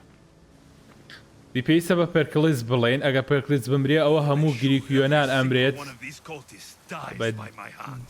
دڵنیا بمۆلەوەی کە تاک بە تاکی ئەوانە برێ بەدەستی من ئاسا توانین کە ئینەکە بخوێنینەوە هەموو ئەو ئینەی پێمانە ئەو زانیاری کە وەرمانگرت ئەوە تا زانیاری لەسەر هەمویان تایە توانی مارکیانکەی توانی ئەنڤێڵیکەی ڕووسارەکانیان ئاشکراکەیت و توانین لە ناویشیان بە ئیلمنیتیەکانی ئیلمنیتیانکەی لە ناویان بەرێ بێ دانە هەر هەمووشیان لە ناو بەرم بۆ ئەوەی کە بە دوای دایکمان نەگەڕێن چکە تاک بە تاکیان بە دوای دایکمان گەڕێن بۆی کە بیوژن دایک و باوکی و براکەی بۆیە ببێتە کوژن یەکێک لەوانە ئەلپینۆرە کوشتمان و یەکێکیش لەمانە ئەپکتیۆسە ئەویش کوژرا لەبەری کە دیمۆس خۆی کوشتی خوشکەکەی وەزائیدەن خۆشەویستان باسی چیکە لەگەڵەوە پیاوە دووتی ئەبێ هێرکلیس ئاگدارکێتەوە پیاوی ئاشتی ئەگەر ئەو بمرێت هەمووان مردوون تەنانەت دایکی شت ئەمرێ بۆیە ئاسان نییە کە ئەبێ ئەو ئاگدارکەینەوە وتیە چین بۆ ئاثنس و بۆڵێن چکە هەموو زانەرەکان کە هەیە لە ئاثنس دەربارەی دایکەتوانی بیدۆزیتەوە ناتوانانی بەبێەوە بژی وەزائیدەن وتی پێویستە بچین بۆ تیمۆبلیە شوێنێکی وا بوو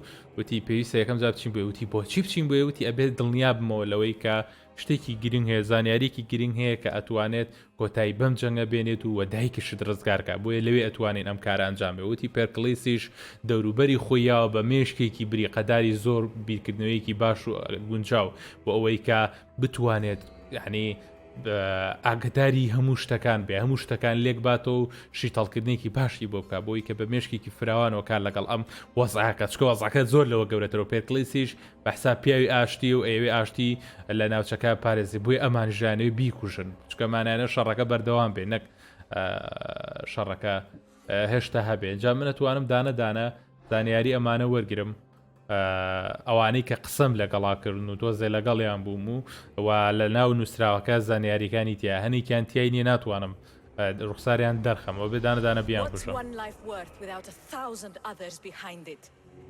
ئەڵێ چ یەک ژیانێک ئایا هەمومان یەک ژیانمانەیە نرخی ئەوەی هەیە کە سەدان ژیان لە پشتی ئەوەوە هەیە واتە کاتێک کە تۆ ئەمری سەدان شتی تر هەیە بانکاری تر هەیە بە کوردیەکەی ژیان یەک ژیان نییە چەند ژیانێکە مانە زۆر ئاسایە نشی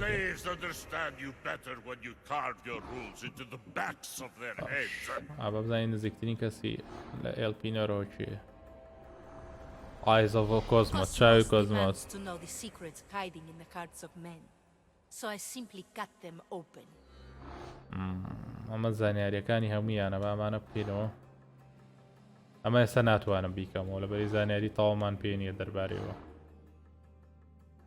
مانە بکەینەوە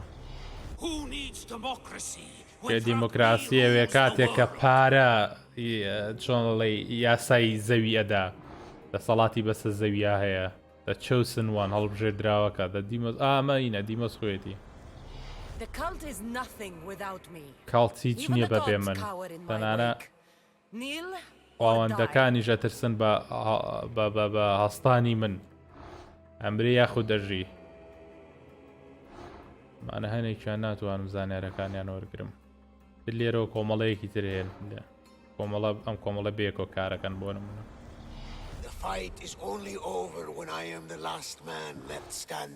ئەڵێ کە شەڕ کۆتا کات تاوا بێ کاتێککە من وەستاوم ئەنی من کۆتا کەسە بم لە شەڕە کاتەکە مرم جەنگاوەرەوە بوێ واڵێ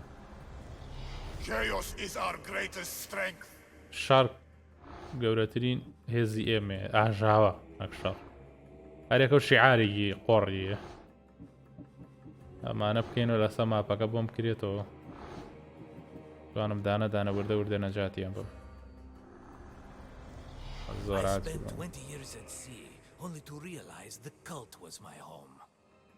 بیست ساڵم لە 20 ساڵی وابزانم لە دەریای بەسەر بردووە تاوەکو بۆم دەرکەوت کە ماڵی من ئەم کەڵتەیە باشەمانە بزانم ناتوانم ڕایفڵ باش ئامە ماوە ئاویشمان تاڵ هەموو ئینەکانمان کردەوە خۆشەویستان ئامەژە و تخواوینەی لەسەر نەمێنە تاو هەموو کاڵچەکەمان ئێسەوە گرتووە مێرسنەریەکانیش لێرەن شیپەکەش لێرێ ئینڤیتۆریمانیش لێرێ زۆر باشە خۆشەویستان ئێستا چین بۆ لای ئەو شوێنەی میتیۆسە سیفیۆسە چی ئەوەی کە وتی بۆ ئەوەی کە پێشەوەی بچین بۆ ئاتنس بچین بۆ ئەوێ ئاستا یینەکە بکەینەوە ئارەوەڵا یەک دنیای نیشمانە گورش ئەمەی مەری ئەوەیکن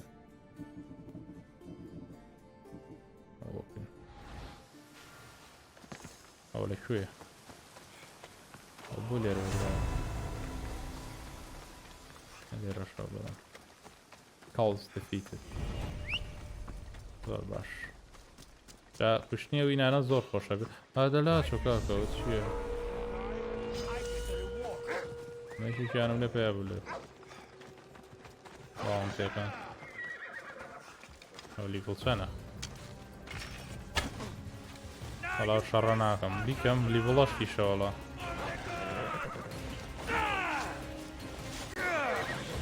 پارتای لەکوێوە کورۆ زۆر بوون بەخۆ پڕە لاو شەڕە ناکەم ئەوە چی بوو بە شەڕێن سپارتای لەگەم منایە زۆر باشە سپارتای لەگەم منایە سپارتای لەگەم منە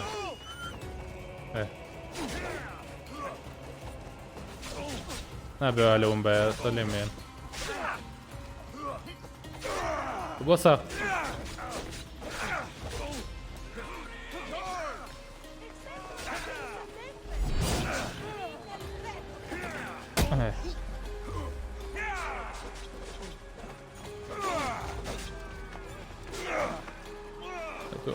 ئەوانە لاچن بیکوژم باوردەور دەمەشتم کەمەوە کات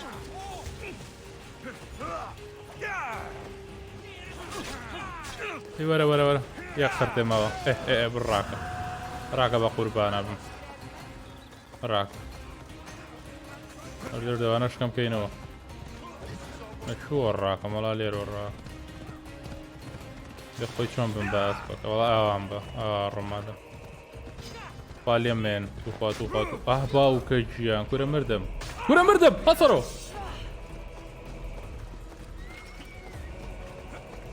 کورە مردم برایگیان ڕاکە ئەسپەکە ڕاکە ئەسپ هەر ئەسپە ڕاکە وەشژەوە چی بۆ تیرروکانە لێ هەر نەی لارزەکە دەزمەوە لارزەکەش شەقانم ڕاکە بە قوربانە بم وەش شوێنەکە پڕبەرەوە کاکە بۆ قادری خوا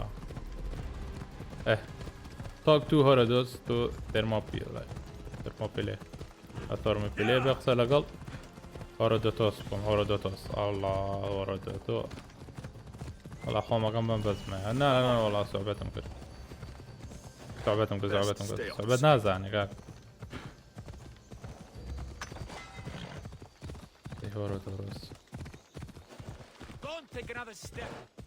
Jak hangajde nejde, že přišel Mytios.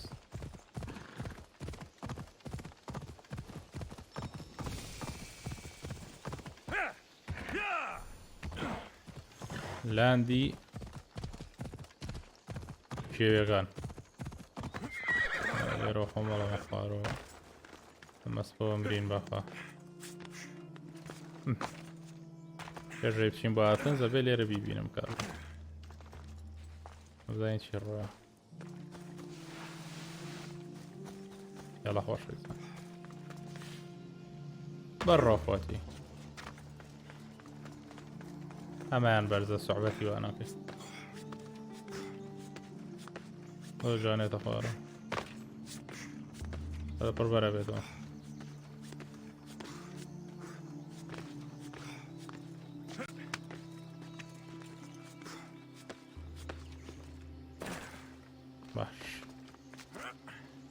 مرة براسيو اسكا شاخة انا لقي خدم ليني Thermopylae. They say you can't walk this battlefield without getting blood on your toes. يلا باب زين يرتشي الله خوشيسا. If you close your eyes, كرتشاو داخي. you can hear them. تواني جود ليان بيت. Their final war cries. كيرياني كوتا. One of those brave Spartans perished. Their voices were silenced that day, but their story will be sung for an eternity. ئەڵێ ئەگەر گوێت چاو داخی گوێت لیانە بێ کۆتا گریانیان لە جەنگەکەیە و کاتێک کە لە جەنگەیە سپارتاکان بۆ کۆتا جار بێدەنگ کران بەڵام لەو ڕۆژەوە تاوەکو ئێستا چۆنڵی چۆنڵی حیسێت و ئەهەمێتیان وەکو گۆرانیەک لێ درێتەوە. Tell me why you are here. پێم بڵێ بۆچی تۆ لێرەی. We have to go. پێی سەبڕین. بابزانین بەڵێتە منێ ئێنا بێرە بۆی کە قسەکەی دەربارەی سپارتا مردووەکان هەڵە چی لە مێشتای خۆرد still echoes in our hearts. But to stand here is to feel it in your bones. There's nothing here but ghosts. My concerns are with the living. Hold out your spear. My spear? سپێرەکە دەربێنە. I need to know something.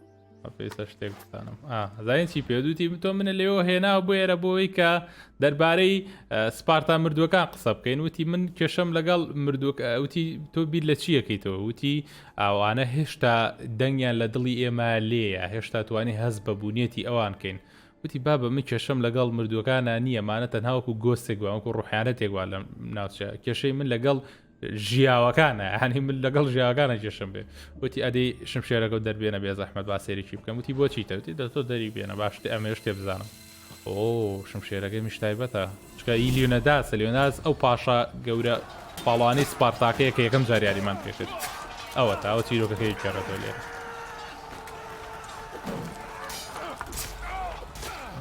لێیانە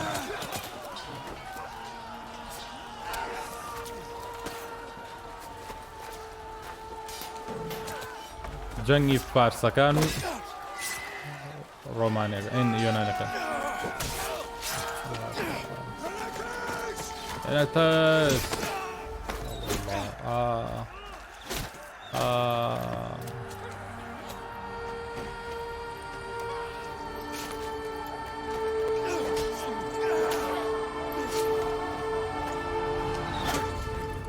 ئارە وەڵڵا لەسەر دڵی برا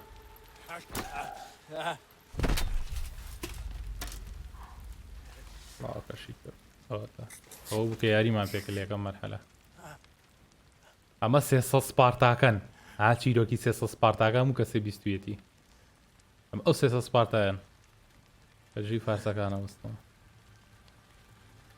ناچیەکەەوە وەرێک هەڵا جەنەراڵی فارسەکان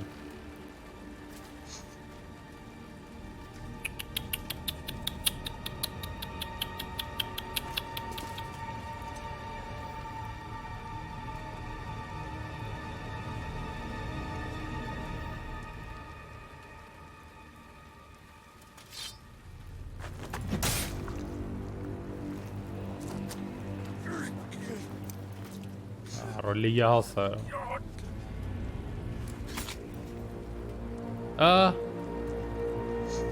Ara والله اويش كدي بلاشيا. ara والله ليا بوتي خليا وبو سبير ليا خلاص روحي فارسكاني كشت. لكاتي قرباني شاخوي كرده قرباني وكشتي. او سبيري.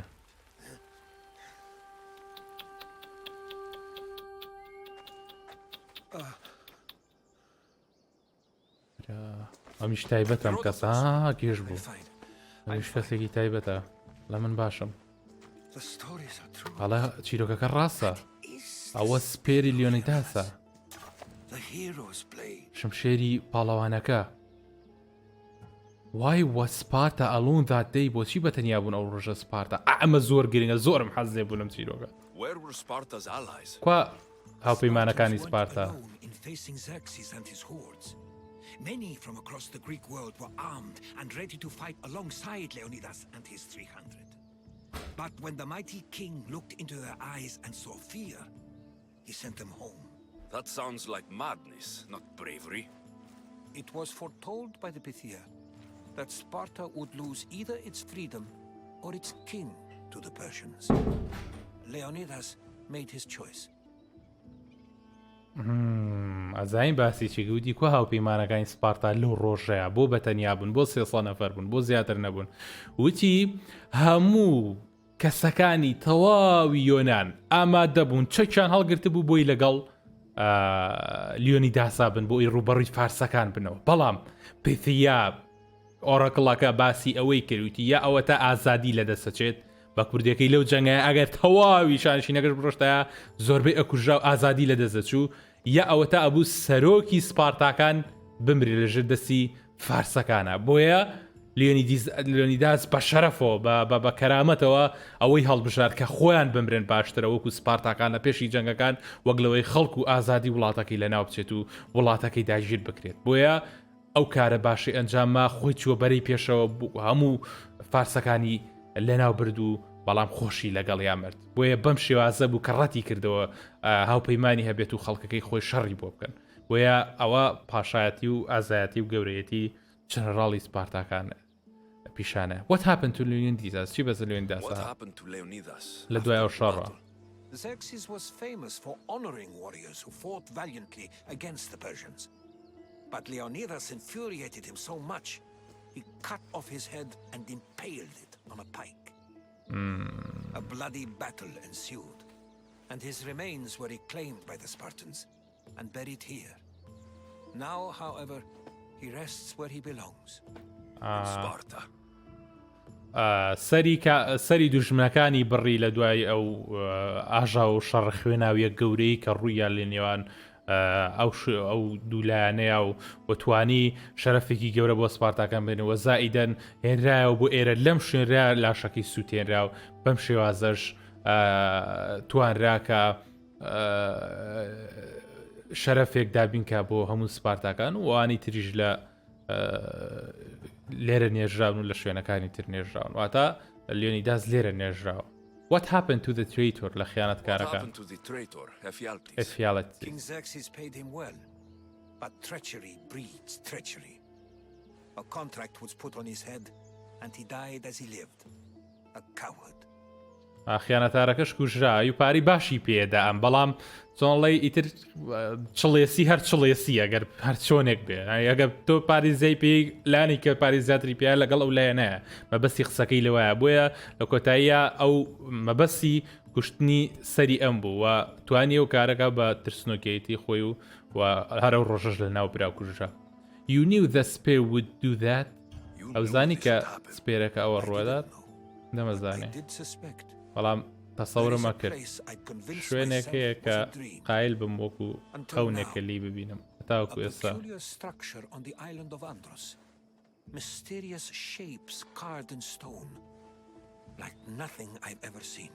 You want to sail to Andros so you can show me shapes? In my travels, I heard whispers of an ancient civilization, a people who came before. Your spear and that place are connected. ئەڵەیە چین بوو مەبەسێوێ بە کوردەکەی چین بۆ شوێنێک لەوێ شتێکی زۆر گرنگی لێە ینی بەتەواتی چۆڵێ شێوەیەکی لێ زۆر تایبەتە زۆر دێرین و تایبەتە توانین لە ڕێگەیەوە زانیاری زیاترمان دەستکێ لەسەر سپێر و لەسەر هەموو ئەو شتانەی کە هەیە و ئەو شتان خەڵکی و گوێم لێ بۆ خەڵکانێکی زۆر دێرینی کۆن پێش تەنانەت ئەو شمشێری تۆش لێ ئاین لەوێ ماونەتەوە ینی ڕەچەتەیەکی وەچەیەکی زۆر کۆنی لێ توانین لە ڕێگەی ئەوانۆشتی زۆر باشزانانی و other people who come before ئاین لە پێشترەوە هاتوون باسی خەڵکێک هاتوو کە پێشتر هاتوون ئەوانە کێن ئەوانە خواوەند نین ئاڵێ لە هەر مۆرتاڵێک زیاتر ژین و زۆر زیرەکتریشن.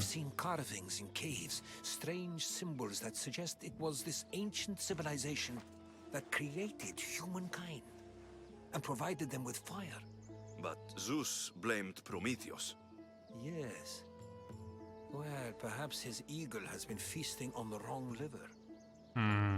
وتی ئەو خەڵکانە کۆمەڵێک چۆنڵی شارستانێتی دێرینی زۆر گەورن بەهێزن توانای زۆر گەوریان هەیە خواوەند نین بەڵام لە هەموو مۆرتاڵەکان لە مرۆڤەکان زیاتر ژیاون و زیاتر ئەژین و هەنێک هێمای سەیر و سەمەریان هەیە هی ئەو سارستانێتی کۆنە و ئەوان پیرۆز کران و تەنانەت شتی هێمای وایان هەیە کە مرۆڤایەتیان دروست کردو و کە کۆمەڵبوون و مرۆڤیان دروست کردو بە شێک لە شێەکان بە ئاگر و بە توانای ئاگرین. ئەژوتی هیفستیۆس آخر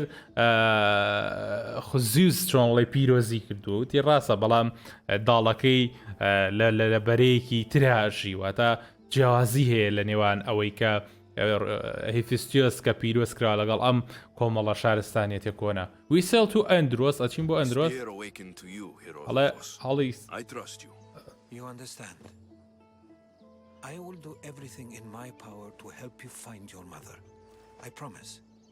But first, we must sail to the island of هەڵە Andros. پێشەکەم زاچین بۆ ئەلەن ئەندرۆس هەڵە شیپەکەت بینم تااتە بەرەو ئەندرۆسە ڕۆنوتی سپیرەکە چۆنڵی بە خەبەری هێنای من بڕوات پێکەم وتی تۆ تێگەیشتی ینی بەڵێنە دەم کە ئێمە توانین دایکی تۆ بدۆزینەوە بەڵام پێشوەختە بێت چین بۆ ئینی دۆرۆس لەوێ زانارەکان هەیە لەوێ ئەو شتە بدۆزینەوە و شارستانێتە کۆنە و شەیپێکی لێ چۆنڵی شتێکی لێ لەوێ بانی بیدۆزیێن بۆ ئێستا بەرەو ئیندۆرۆسە ڕۆین بۆ ئەوەی کە بچین بەرەو ئەوێ ئەلێرەوە بزانام ئەبێت چەکەکەت بەقوتکەی ئینتەر دە میستریەس ستراکچەر ئەبێت بچین بۆ ئەو شوێنە سەیر و شاراوی ئێرە ئەندرۆس ئەمان درۆستە ئەم شوێنە شوێنێکی زۆر خۆشە بەڵام بەجێڵراوە ئایلندی بەجێڵراوە هەین خەڵکی تیان ناژی وەچوینە بەرازە شەڕیانە لێرە بەس ئاژەڵی تیاژی بە حساب مرۆڤی تیان ناژی بابزین ئەتوانین چی بکەین بەس کەشێکی زۆر جوانی هەیە ئێرە مۆزیکەکەشی زۆر خۆشە بەڵام ئێرە زۆر گرنگە خۆشەویستان بە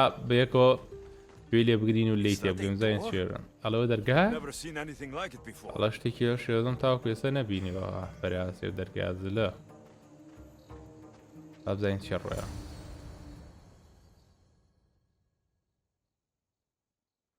یاڵە ئێرە زۆر مهمی بەخۆشی How do I get inside? ئەڵە چۆن پشمە ناوە I wonder if...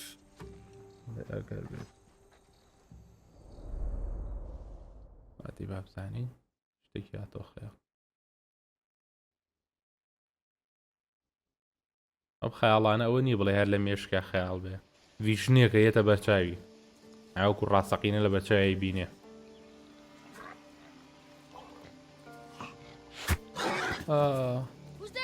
پێ لێە وەردەرەوە دایکێتی The grave, I no matter. Your form is improving. Your resolve is strong, but you're not taking action. I was going to. I know, but it's the moments in between that decide everything. Your turn. ئەوەی زۆر می بوو کا دەبێشەوتیوە چێکی خۆ دەرخەیتر کا دەبێشەوتی بێ زۆر وریای خۆ بێ بێ کاردانەوەی ڕاستەخۆ هەبێ لەگەڵ شتەکانە وتی ئەخە زانم دایکە ینی باشتر وتی تۆ بەرەو پێشتر چووی بەڵام تۆ پێویستە لە کاتی خۆیان لە بینی ئەو ساتەی کە پێویستە کە ڕووبا بڕیارەکە ئەنجام بدەیت ئەوە زۆر گرنگە خۆشەویستان لە دنیاە کە تۆ شتێکەکەیت زۆر گرنگە لە کاتی خۆیان ئەو شتە ئەنجام بدەیت لە ساتی خۆیان لە بینی ئێسەمە کە شتێکە ئاوا ڕوئەیەات کە گەیشتە ئەم بینە گەیشتە ناو ئەم بینەوە تۆ پێویستە بڕیارەکە بی ئەگەر نا لەمانەیە بڕیار سوودی نابێ ئەبێت لە وەختی خۆیان بڕیار بی دائیم هەمیشە لە وەختی خۆیان کاردانەوە هەبێ بڕیاری خۆبی بڕیارێک نا بە بەسمێ کە دژی شەڕێک بۆستیتەوە ئەوە نا بڕیارێکی گرنگ لە ژیانتە کە گەیشتە ساتی خۆی بێ لە کاتەیە بڕیار بی پێشترەیکەم و دواترەیکەم و ڕابردوو داهاتوو ناخوات لە ساتی دقیقی خۆیان بێ دەستی پیانێ ئەوە زۆر گرنگە ئەو قسەی مەبەستی ئەوەیەکەم زۆر سوودم لێ بینیەوە بەڕاستی قسە سپێرەکەی لۆنی داز یای پێ تۆ ئێستا ئەوەندە تەمەنت هەیە ئەڵێ ئینەکەی باوکیشت زۆر باشە بەڵام تۆ ئێستا ئامادەی کەمە وەرگیت چەکەکەی باوکت ئەوی پێشتر پێی بووی چەکی باوکی بوو ئەڵێ ئەستم بە شتێک کرد دە سپێر ئەوە ماچیکی هەیە سەحری هەیە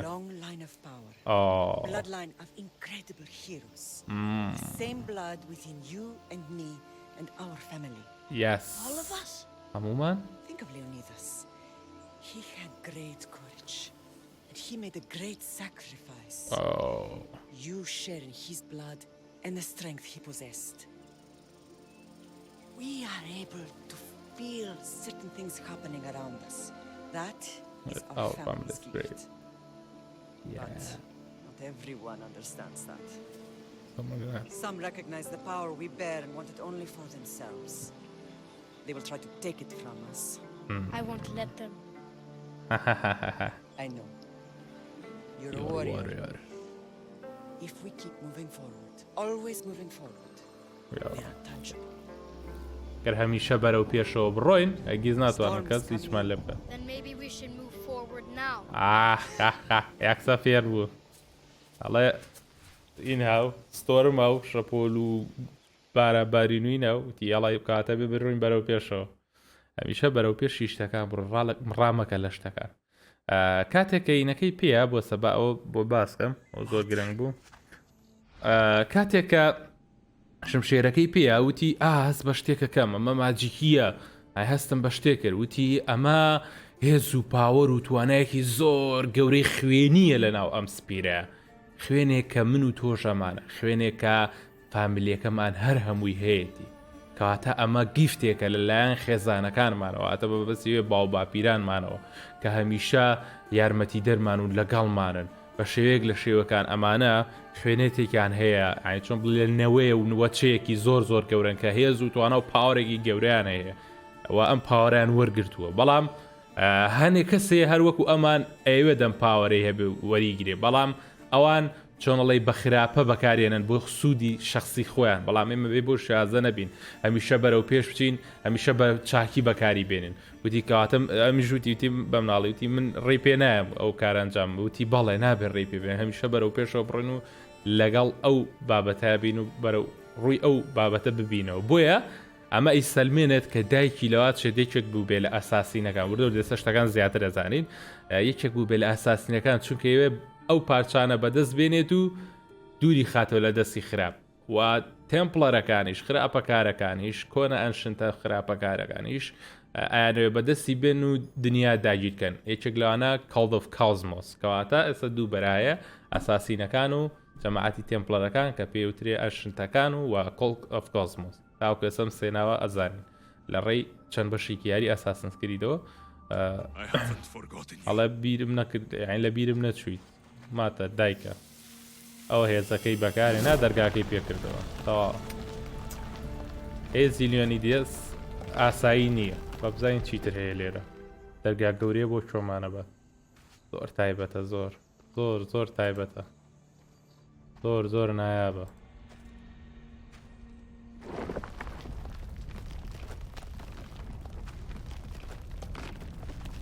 بۆوانەی لە یوتیوب بۆ سێرەکەن لایکی ڤیدیۆکە بکەن خۆشەویستان ڕۆژێک دوای بڵاوکردنەوە لە یوتیوب بڵاوکرێتەوە ئەڵێ ئای خوایە ئەمە چی ئەمەی دروست کردووە ژاسێم شوێنەکە اینەکە دەربێنم لە شوێنێکی وەکۆمە چۆنە بێبوونی هەبێ زۆر گەورەیە شوێنەکە دروستکراویشە ئەها ئاڵێ ئەمە چۆن ڕووکەمە بۆیشی شۆکو مارکۆس باقوات بوو تعلیقی بەقۆدی لە مارکۆسە ڕازیشەکە بڵێ من شتانە بینم هەم ئاینە ئانتیکانە لێرە ئەڵە شتێکی وەکۆ من بینیە بۆ مارکۆسی بازگە مارکۆس شێ دەبێ وەل لەمە تێگە کەس لەمە تێناکە لێرە ڕووناکیەکەیە لە شتێک لێ درێژێتەوە بزانین چییە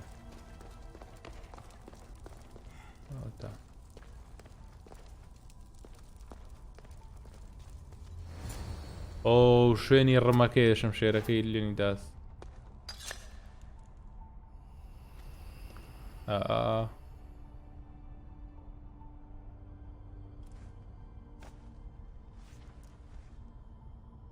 ئەو سێگۆشەکەش بۆ شوێن سێگۆشەکە ئەوە تا Forge activated.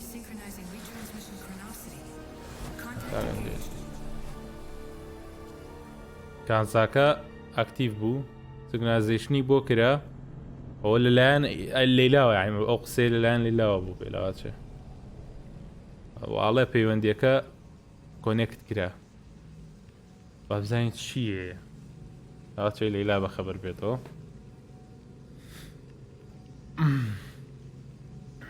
سیکرۆنای زواتە خوێندنەوە نەک بەمانەی وشێ خوێندنەوە ئەو وشەیە بەمانەیە ها وەرگرتنەوە تێگەی ڕێخستنەوە ئیش پێکردنەوە سیکرۆنایز ئاوا لی تێ بکەیت باڵفتەکردنە شتێکی وای بکەیت ئارە وەڵڵا لەیلا حەزان دیمۆس The Forge کانزاکە Your vitals are crashing. You don't understand. This confirms it.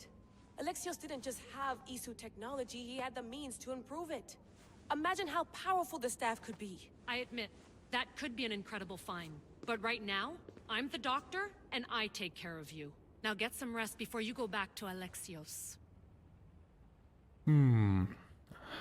Don't tell me to rest. No time to rest. Abstergo goons could be tracking us down right now. And the rest of us will be ready for them. If you burn out here, our mission will be done. They told me you had a cheerful bedside manner. Don't forget, we're a team. We'll back you up until you're finished your investigation. I know. Kyoshi secured the loft yesterday and he's keeping an eye out. Elena's on call doing historical research. And I'm here to talk if you're feeling any confusion from the Animus. Always the therapist. خۆشویستان دەمەقاڵەیەوەیان کرد ئەم هادووتی تۆ ماوەیەکی زۆرە لەسەر ئەزانم یەشتومە ماوەیەکی زۆر لەسەر ئەمە ببینیتەوە بەڵام تۆ بەشێکی گرنگی لەشە کراشی کردووە ینی چۆن ڵی تێک چووە لەسەر ئیشەکە لە ئیشەکەی لای داوە گەڕاوەتەوە سەر سەرەتا بۆی ئەمە مەترسیدارە لەسەر تۆ نایڵم بەردەوام بێ ئێژوتی ئەمە زۆر گرنگە کە گەشتونیتە ئەو شوێنەی کە ئەلێکسیۆس فۆرچەکەی دۆزیوەتەوە و ئەشیا بەهێزەکانی دۆزیێتەوە ئابێت کە چەنێ بەهێز بێەوە وتی ڕاستەکی لەوانەیە ئەوە زۆر و گرنگ و زۆر بەهێز بێ بەڵام تۆ لەسەرەوە بمێنیتەوە بە کوردەکەی بۆ تەندروستی تۆ باش نییە من دکتۆرم لێرە من ئەزانم چیەکەم وتی ئەزانم پێ مەڵێکە ئیسراحەت کەم چکە پێویستە لێشەکەمان بەردەوام بین ئابستەرگۆ بە دوامانێ شەلاتەکانی مستەرگۆ بماگرن بە دوامانەوە بێ ورێ خۆمان بوتی ئێمە ژامادەین بۆ ئەوەی کە ئەوان بماگە کاتەیەمان ێستا بەهێزتر بنەتوانم بەرگری لە خۆشەکەن وتی ئەزانم بەڵێ ئینم ناردووە کوڕێکی ناردووە بۆ ئەوەی کە ئاگداری کەلوپەلەکان بێت دوێنێ و ئالانیا شتێکی وایە ناردووە بۆ ئەوەی کە بگەڕێ ریسێرچکە بۆ پێداویستەکان و ئیتر شتی وایە ینی ئاگام لە دەرەوەشەیە هەرە لە نایاوەیان نەخەوتو بە کوردەکەی هەست بە دەری شەواکە بۆ حساب بێت و زایدەن جا ڤیاری لە چاوە بوو ینی ڤیاری ئەبستەرگۆ زۆر بەخۆتە و ئێستا هەنێک قساکەین لەگەڵا با بزانین چی هەیە شتەکان چکە زۆر گرنگە مێ لێ لە حەسەن لە من گوینترە What do you think of the mission so far? چۆن بیر لە ئەرکەکاکەیتەوە تاوکەستان So, Doctor, how do you feel now that we're closer than ever to the staff? I believe this staff is important. But the Templars and Assassins have found staves of Eden before. Nikolai Tesla blew one up in Russia, if I remember correctly. This is different. If what I saw in Egypt is true, this staff doesn't control minds. It controls physics, time. Imagine rewriting the rules of the universe. The spear you found is right here, and it's not doing anything. The spear's attached to a bloodline. Leonidas, Alexios, and Cassandra. They were intimately connected to it. Are you sure you can use the staff of Hermes, then? No. But if the Templars get it, they won't stop until they find someone who can. Oh my god قسەکەی زۆر جوان بوو زۆر بەقوت وتی چی؟ وتی ئەی تۆ تاوکو ێستا دوکتە پێ و هایشەکان چۆن ڕۆ ستافە توانین بیگەوتی ئازانم ئەو ستافە زۆر گرنگە بەڵام تێمپڵەرەکان و ئەساستەکانیش پێشتر ئەو ڕمان دۆزیوەتەوە ئەو چەکە بەڵام وەکو نیکۆلاس تێسلا بینی و کە چۆن تەقیەوە و هوشی کێشە بووانی لە ناوچوو وتی ئاخە شتەکە بۆ شێوازە نییە ئەم ستافەی کە من بینیم لە میسەڕ شتەکە مێشکە داگیر ناکە مێشکە کۆنتترۆل ناکە بەڵکو جەستەتە کۆنتترۆلێکە بۆیە بە شێک لە شێوەکان بەستێوێت کە ئەتوانرێ بەکار بهێنرێت و یاخود دوور بخرێتەوە لە دەستی تێمپڵەکان وتی چونکە ئەگەر وتی ئەجا تۆ پێ وایە کە بتوانی ئەوە بەکار بنوتی ڕاستە ئەلێکسیۆس و لیۆنیداس و دایکی و بۆ نمونە دیمۆزەتوانم کە سەندرا ئەوە بەکار بێنن بەڵام ئەگەر من نەتوان بەکاریشی بێنم ئەو پارچەی هێرمیس کەواتە ئەمە هی خواوەندی هێرمیسە ئەم پارچانە خواوەند هێرمیس خواوەندی مێشولەی خێرایی بابزانین دواتر دەتوانین بیدۆزینەوە شتانەیە چی ڕۆیاد وردەوردە باسی ئەو خواوەندە شەکەین کە وردەوردە چییە و زایدەن باسی ئەوەشی کەوتی من ڕاستە لە ئارێ نییە بتوانم بەکاری بێنم بەڵام ئەگە تێمپڵەرەکان یەکەم جا بکەیتە دەستی ئەوان بە دڵنیایە ناوەستن هەتاوەکو شتێکە دۆزنەوە تاوەکو بەکاری بێنن بۆیە پێویستە ئێمە بەدەستی بێنین چکە ئیشی ئەساسینەکان ئەوەیە ئەم پارچانە نەکەوێتە دەستی تێمپڵەرەکانەوە ئەی گرنگترین شتێ نەگاتە دەستی تێمپڵەرەکان What do you think of the new animes چۆن بیر لە ئەنیمێسە تازەکەکەێت تەمانە ئەنیمێسێکی تازەیە بۆیە ڤیاڕش بەکارێنە So, what do you think of my new animus? You mean our new animus? That's Abstergo equipment. Which I've modified to within a millimeter of its digital life. It's an animus console prototype Brahmin variant with the I/O capacities pushed to their max. Ultra portable with more calculating power than NASA and CERN combined. باسی ئەنیمێسەکەی کەوتی ئەنیمێسە تازەکەمت پێچۆنە وتی مەبەستە ئەنیمێسەکەی ئێمە وتیوە پێداویستی ئەبستێرگۆیە عنی تۆ نییە ئێمە هەمومانەوتی ئەزانم ئەمە ڕاستە بەڵام من وام لێ کردووە بە میلی بە چرکە لەگەڵ دیجیتال لایڤەکە بێ ئەو ژیانە ئەلکترۆنیی کە ئێمە ڕەبتە بین لەگەڵیا بۆ ئەو شێوە ئەلکترۆنیی کە واقعی نییە تەنها دیجیتالیە دەستی لێ نادرێت دواتە فیزیکی نییە دیجیتالی ئەو ژیانی دیجیتاڵی ڕاتە بێ پێوە کە موام لێ کردووە کە بەهۆی ئینپوت ئاوپوت دیڤایسەکانەوە کە بگاتە ئەو پەڕی ئاستی خۆی و لە پۆرتەبڵ بێەوە بتوانێت کە چۆن بڵێ پەیوەستکرێ بە شتەکانەوە و زائیدەن بگاتە ئەو پەڕی توانای بەکارهێنانی خۆی کە لە هێزی چۆنڵی پێداویستەکانی ناسا و سێرنیش بەهێزترەوە تا لە ناساش بەقوترە پێداویستەکان ئەم ئەنیمێسە That's enough for now. ئەوە نەبەسە بۆ ئێستا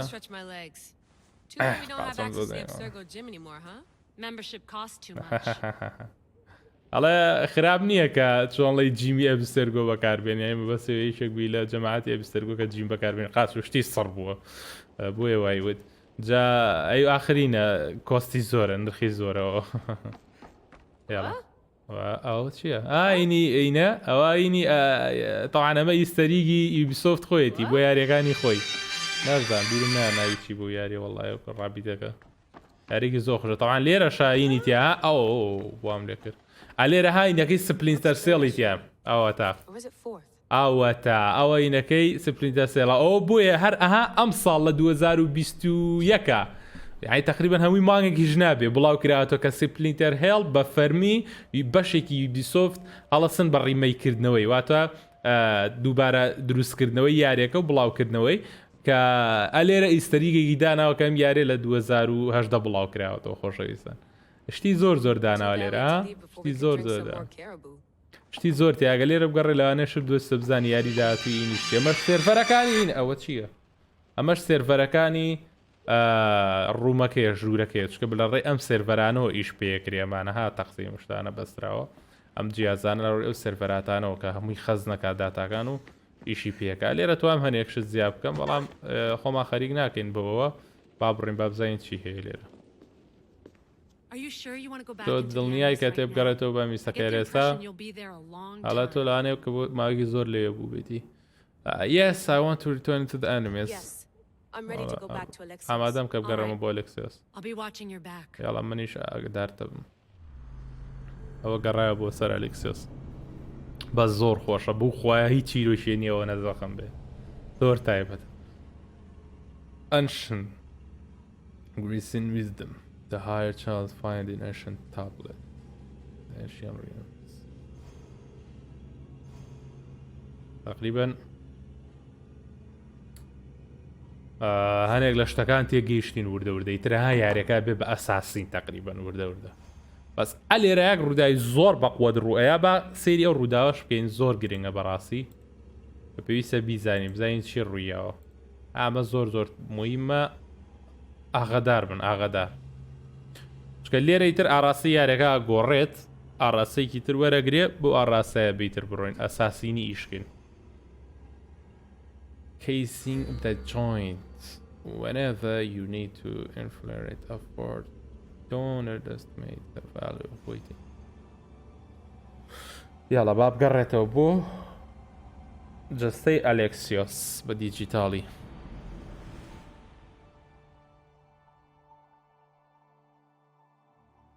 في عركي اما بس يكالا بشكي لا بلات ياتي زوج لنا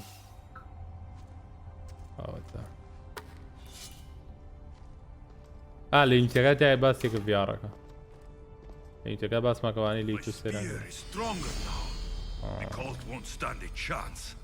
تا کۆڵتەکە چۆن سێوایان نەما سپێرەکەی من بێسترە ئێستا Leonidas spear upgrade the spear of Leonidas that here at the forge of Hephaestus using artificial fragment upgrading to increase your armament and unlock it more powerful ئەتوانم لێرە هەموو کات ئەو ئینە بەرزکەمەوە ئەو هێزە بەڵام بە کۆکردنەوەی ئارتفاکتەکە و فراگمنتی ئارتفاکتەکە هەڵگرین و لەنا بنی بە کوشتنی مەبەرەکانی کۆڵد ئۆف کۆسمۆس و سەیریان بکەین و لە ڕێگەیەوە ئەو کیستانە تەواوکەین و بمانگەێنێ بم ئەپگریدکردنە بە کوردەکەی توانین بەلابەلا ئیشیت خۆت یا بکەی لێرە بە لێرە ژەمانەمان بۆ کرێتەوەی تر وردەوردەوە توانین ئەمانەش بەهێزترکەین ئاها باش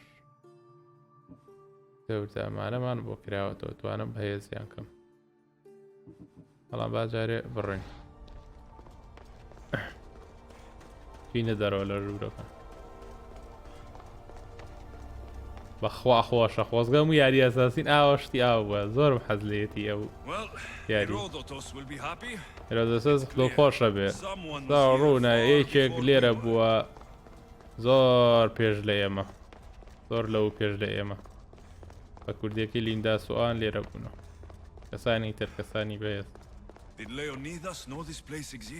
هەڵای لە دیسا زەیزانی کە شوێنە هەیە خاوەش و شێرەکە بوو پاشاکەی سپارتاکان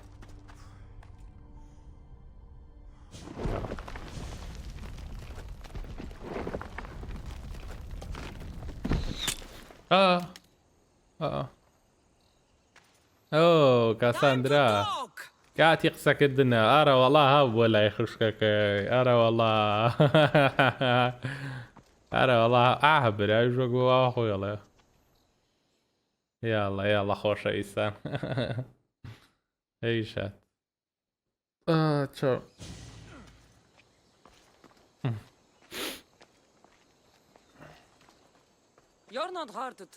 هەڵێ تۆ قورس نییە دۆزینەوە هەڵە بەتەنیا توی تۆ باشیت تۆژیت دەستم لێمێ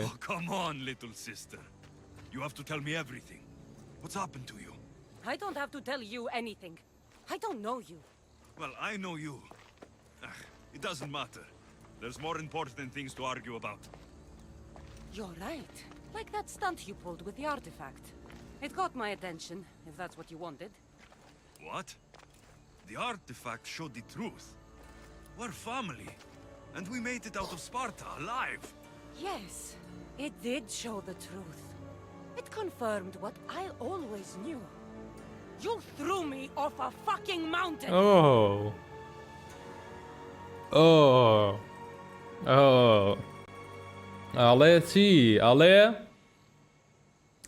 باسەوەی کە بێکتریان بینی وتی ئۆ تۆژیت دەسم لێمەی هیچی شتێ نەگەی وتی تۆ بە زوندێتی لێیاتی دەدەوتی بینیم لە ئارتیفاکتەکە ئەو پیشانیە کە تۆ بەتەمای چیت وتی باسی چیەکە ئارتیفاکتەکە ڕاستێکی پیشانە وتی بەڵێ ئەوەی دڵنیا کردەوە ڕاستەکەی پیشانە کە چەندێکە من گومانی بۆ بم یعنی چۆڵی بیری لێکەم ئەوەی شەو بوو کە تۆ منت لە سپارتاکە لەو شاخە هەڵڵای خوارەوە وەختی خۆی پاڵی بە قەشەکەوە ئەمیش کەوتە خوارەوە لەگەڵیا وتی کەواتەوە تۆبی منە هەڵڵاوەتە خوارەوە ئەمیش ئەوێت تۆڵە سەنێتەوە هاتە کەساندرا بیکوژێ بەڵام ئەم بەخەڵەت ێگەش لەبەرێم خۆشەویست لەبەری خۆشەویست بووە لە کابراییە نەیویست بەری باتەوە بەڵام ئیتر بە شێک لە شێوەکان ئەویش بەر بووە لەگەڵەیە I can explain everything. تو همش ترون كمان. على بيوانا سادة بو. باقي دربارك. Stop calling me that. على بوش أزبان ماكا. أزام كتير يا وشو. لا شديموس. على بديموس باكا ما قولي. She's a demigod, worshipped and feared by the cult and all the Greek world. على من ديميغادم يعني من نيوم خواوند و نيوم مروفاتية من أبوش أزاك قلتك دسمان قلتو بس اشتكانا. That's not who you are, or to it. God, don't bother that cult. Sounds like a fantasy to me. Did the cult cook that story up too? I'd watch your fucking mouth, or I'll shut it for you. You didn't when you had the chance before, and I bet you won't now. We need to find our mother. على ما كم جاني بابيس داك ما مدوزينه. عزم لي قلت نوانية. على تنام قبضام كتب بيلا تشيكي تو. على وشتي كقلطة يبيت. دوزينه أو. She's their next target. If they ever pursued her, it would be to kill her. But if you don't know where she is, that means she abandoned you too. How sad. وتيتي وتيبا شونلي أمانوية كدايك ما مدوزينه واسوكشتا كمجانا بينه وتو باسي تشيكي أو كولتي تو تشيا كان خوش نازاني وتي إما أقرن وتي من إما أقرن بو دايك مان ولا وقوي كولتك كبويا أقرن أقر بيتو ما دايك ما بدوزينه زور باشه وتي تو من حزم لو يقتنوني من بدواني تنا بدوان كبزام تو تشي دوي وەزایدەن چۆنڵی من حەز بۆ ناکەم کە ئێمە یەک برینەوە بەڵکو ئەمانەوەی کە ئیشەکانمان بەرەو پێشتر بەریمە بەسی قسەکانی ئەوەیە وەزایدەن ئەمیش پێی ود ئەلکسیۆس پێی ودوتی ناب ئەوان تارگێت کەڵتەکە بۆ شێوازە بیر ناکەن ئەی جیازە لە بیرکردنەوەی تۆ ئەوان دایکمان کردوتە تارگێت واتە ئەوان تارگێتی داهاتووی ئەوانە بۆیە ئەبێ ئاوریای خۆبی لەوەیە زۆر گرنگە کە ئاگاداری ئەوە بیوتی ئەگەر بیدۆزنەوە لەوانەیە بیکوژن بەڵام ئەوە گرنگ نییە گرنگەوەیە کە چی ڕوئات لە دوای ئەوە She still our mother وگرنگ و ئەو بە هەما شێوی من وازی لە توێن هاوە چەند ناخۆشە ئەمە بەس چەند ناخۆشە بۆ تۆ وازی لێ نای وەکو من She'll still our mother ئەوە هێشتا دایکی ئێمەیە ئەڵێ ئەگەمە وازیشمان لێ نابێ ئێمە جەنگاین ماینەوە ئەڵێ توانین بگەڕێنەوە بۆ ئەوەی کە ئەوان پێویستە بیدۆزنە ئەڵێ کۆڵتەکە نەیانەوێ فامیلی دروستکەنە یانەوەیە کە کۆنتترۆڵی وازاکەکەن ئیشیان بۆ نییە ئال نێڤە فان نیکۆلاس I killed نیکۆلاس ئەڵێ هەرگیز نیکۆلاسم نەبینیوە نەدۆزیوەتەوە ئەم بەسیەوە بوو مەسی باوکی بوو ئەڵێ گەرەوە ڕاز بە دوایەمەوە بە پێیان بڵێ کە هەرگیز نیکۆلاسم نەدۆزیوەتەوە ئەو لە خەریتەکە ڕۆیوە من بە تەواتی خۆم گەڕاوم And I can find him. And when I do, he'll wish he was thrown off that mountain. I don't care what you think. I'll find Merini. Do the right thing. We could find her. Together. You could help me. Oh, you think friendship is the answer? Running around like lost children looking for dear mother. You're so weak. وتی من باوکمم نەدۆزیێتەوە و پێشیان بڵێ گیز باوکم نەدۆ خۆم بە تەواتی گەڕام بە کوردەکەی بوویەوە بووی لە باوکی یعنی دوورکەونەوە تی لە ماپەکە ڕۆیەوە من زۆر گەڕام وتی ها تۆ هەمان دۆزی بێتەوە منیان دۆزی بێتەوە من یعنی بەسێ کەساتی خۆم دۆزی بێتەوە تۆم دۆزیێتەوە ئەی چۆن ناتوانم کە ئەو بدۆزینەوە کە ون بووە بۆیە کاتێک کە دۆزیمەوە ئاواتەخوازە بێ کە لیۆ هەڵی بەمە خوارێ ینی ئەوەنە خراپی بەسەرێنم ئەبێ هیوایەوە بخوازەکە لە شاخەکە هەڵی بەمە خوارە ئەوە نەتۆڵی لێ بسەرمەوە وتی نا تۆ خراپ من بە بەم شێوازەمە بە بایەمە بەیەکەوە بگەڕین بۆیان و شتە ڕاستەکە بکەین تیا هاوڕێتی ئەڵەبژێری ئاڕێتی چی بڕۆ زۆر بە توندی و بە ڕقی قساکە ئاڕێتی چی بڕۆ بۆ ئیشی خۆکە من ئەمووی ئەوەی کەیکین کۆنتترۆڵکردنی شتەکەیم It's not weakness وتی تۆکو مناڵێکی ون بووای کە گەڕێ بە دوای دایک و باوکدا نەک بەدەوە تۆ زۆر لاوازی It's not weakness ئەوە بەرپرسیارەتیە لاوازی نییە Responsibility.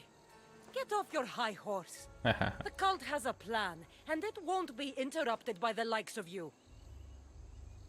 ئەڵێ ئەوە بەرپرسیارەتیە نەک لاوازی ناکرێت لە بەرڕق و قینەی کۆمان وازە خێزانەکانمان بێن وتی بەرپرسیارەتیەوە تۆ باسی چیەکەی وتیەوە بەتەواتی هەموو شتەکان لە ناوە چێ ینی مەسەلەکە بەرپرسیارەتی نییە هەڵا تێگەیشتی لێوەڵسەکە I bring down the cult کەڵتەکە لە ناوم What are the cult's plan? Taking your own mother isn't enough for them. We're not abductors. We're political. Those who don't stand with us stand against us, and they pay for that mistake. Like me? Like you. Oh. I heard you're planning a trip to Athens. When you go, tell Pericles and his elitist scum. They're next.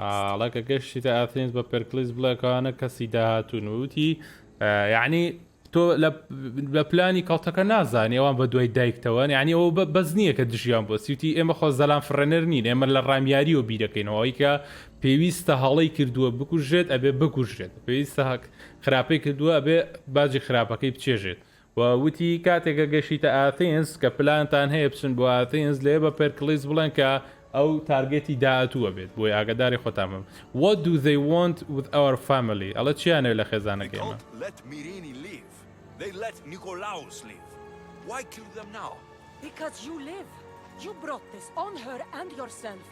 The cult is powerful, but they're mortals. I have the blood of gods, so they think you do too. But they'll see how wrong they are.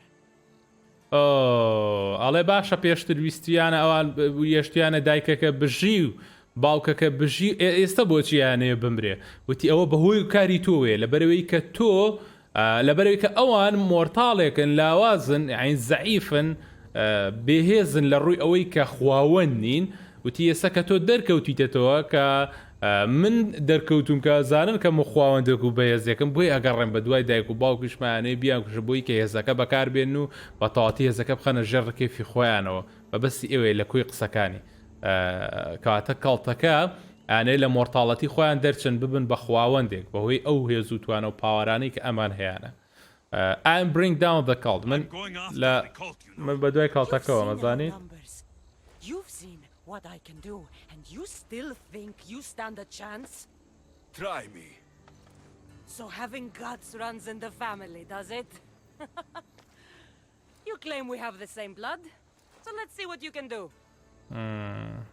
ئەڵێ تۆ وتێکە هەما خوێنین بدەی ئەڵەبزام چیەکەی لەوەڵەوە چی پێوتوتی من بە دوای کاڵتەکەەوە مەمیان نابم وتی خۆ تۆ ژمارەمە و بینی هێزیێمە و بینی توانامە و بینی بخۆ دەزانی کە ئێمە چی لەکەین بە کوردەکەی ئێمە زۆر بەقوترین لەوەی کە تۆ بیری لەکەیتەوە بەڵام تۆ لەوە ناچێکە زۆرە و بەقوتە بی چی دەبلە دەزێدە سەڵاتێ بیکە ئەڵە کاتە هەوڵم لەگەڵ بەیان بێڵە با شەڕکەین با لێک بینەوەمانە بە کوردەکەی ئیشەکە بکەن بەڵام ئێمە شەڕەکە نابێت بێڵین دروست بێ بۆی ناکۆکی لێیانە دروست نەبێ بۆ ئەڵێ you are still my sister تۆ هێشتا خوشکی منیت ئەڵێ ئێمە هێشتا یەکتریمان دەزێت پێم وتی کە دەستم لێ نەدەی دێمۆس زۆر باشە لێرە نەجاتمان بوو ئەڵە پێویستە کە دەربارەی ئێمە بزانێت ئاها کاتەوان ێستا بە دوای ئەمانەوە ڕاویانەکەنە بە زۆر وریای خۆیان بن بۆ بڵێ ئیرە دەتۆز ئەمە بزانێت ئەسە بچمەوە بۆیە یاڵە بڕۆینەوە بەرەو ئەوێ ئیرە دەتۆز ئەم بۆڵ نەگرت کاتە بە شێشی گشتی کە ساندرا بە دوای ئەمانەوەیە و ئەوانیش شایانەوێت کە نەکەونە بەردەستیەوان و کاڵتەکە لە ناو بەرن لەبەری کەسڵەکە کەسانی خراپەکارن کەسانی باش نین ئەم نێسە بچمەوە بۆ لای ئیرۆدۆز و ئەمەی پێ بڵێم ئیرۆدۆز ئیرۆدۆز یاڵە ئا دەرباری سپێرەکەشی پێ بڵێن مشتەکان تێ بکەین هەڵێ ئەفسانەکە ڕاست بوو ئەو مەزن بوو چی بەسەراوت ئەی سپێرەکە لەسەر خۆوەری دەست سپێرەکە مەسە بەقووەترە تۆ ئەم هەستی پێ بکەم There was some kind of artifact there. It showed me a vision of me and my mother. So, the ancient civilization is real. Alexios, you have no idea the power you possess. All harnessed in Leonidas' spear. That's not everything. Demos followed me here. The cult's already moving, she told me herself. They're going after us, my family, Pericles. Why would she tell you? Unless it was a trap. Doesn't matter. We have to get to Athens to warn Pericles, and we need to find my mother before they do. Then, we go to the Pnyx. If Pericles is anywhere, he's there. باشە کاتە چم بۆ پێنیکس لە ئاتینس وەلیەوە چن بۆ لای پێرکلیس جا چی پێوتوتی ئەوتی شتەکان چی بوون ئەفسانەکە ڕاست بوو بۆ شێازە بوو دیکاکە دەتۆ لەسەر خۆ ڕاستەکەی ئەفسانەکە ڕاست بوو لێ ئارتیفاکتێکی لێبوو دروستکراوێکی دەستی بەهێزی لێبوو کە توانن بە ڕێگەیەوە ئەو ڤیژنە ببینم کە خۆم و دایکم بە یەکەوە بووینە و وەچەکەکەشم ڕاستەکەی ئێستا بەێسرە و بەقوەتە وتی ئەو شتێکی زۆر بەهێزە زانی تۆ چه هێز و توانایە کە دێسە وەرگرتووە تۆ هێز و توانایی لیۆدیداست هەیە لە ناو سپێرەکەتا تۆ ئێستا زۆر بێزی ئەوە چی هێزێکە وتی ڕاستەکەی بەڵام شتێکی تریش کاڵتەکە هاتن بێرە کە ساندران بینی و بەیەکەوە باسیەوەی بۆ کردین کە کاڵتەکە دەستیان کردووە بە جوڵە و ئان بە دوای دایکمەوە بۆیە پێویستە بە خێرای ئێمە جوڵێ بکەین و بە دوای هێر پێرکلیس شوێن پێویستە ئاگاداریکەینەوە ئەیژوتی سەیرە ئەو هاتووە و پلانەکانی خۆی و پێڵێ ئەمە لە ئاچێت فێڵێ بێ تەڵەیە بێ وریا بە وتی ئەمە گرنگ نییە کە شتێکە ئێمە چی بەرە و ئاتینز لەوێ پێرکلیس ئاگادارەکەینەوە لە دوای ئەوەش بۆ دایکمان ئەگەڕێن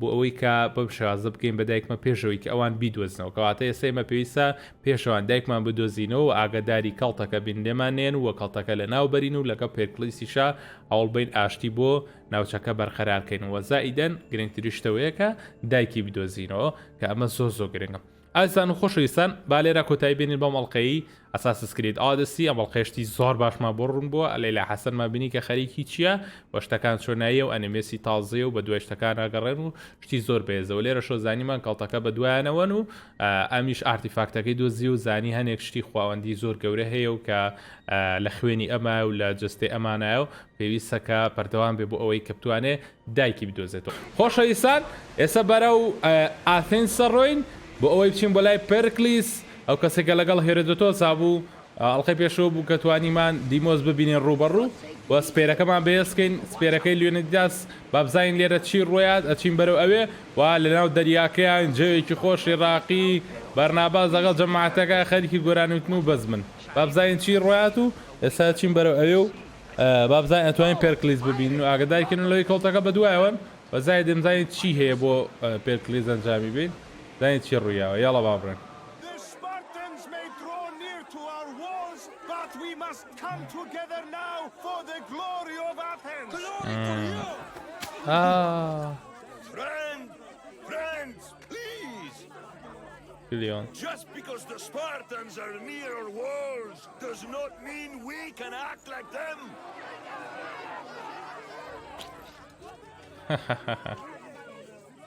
A good crop. ڕووبوومێکی باش شەرم بۆ سپارتاکان کەیان سووتێنێ و بەروبوومە How many triremes could we have built instead? We must not become divided. We are divided, and the Spartans are winning.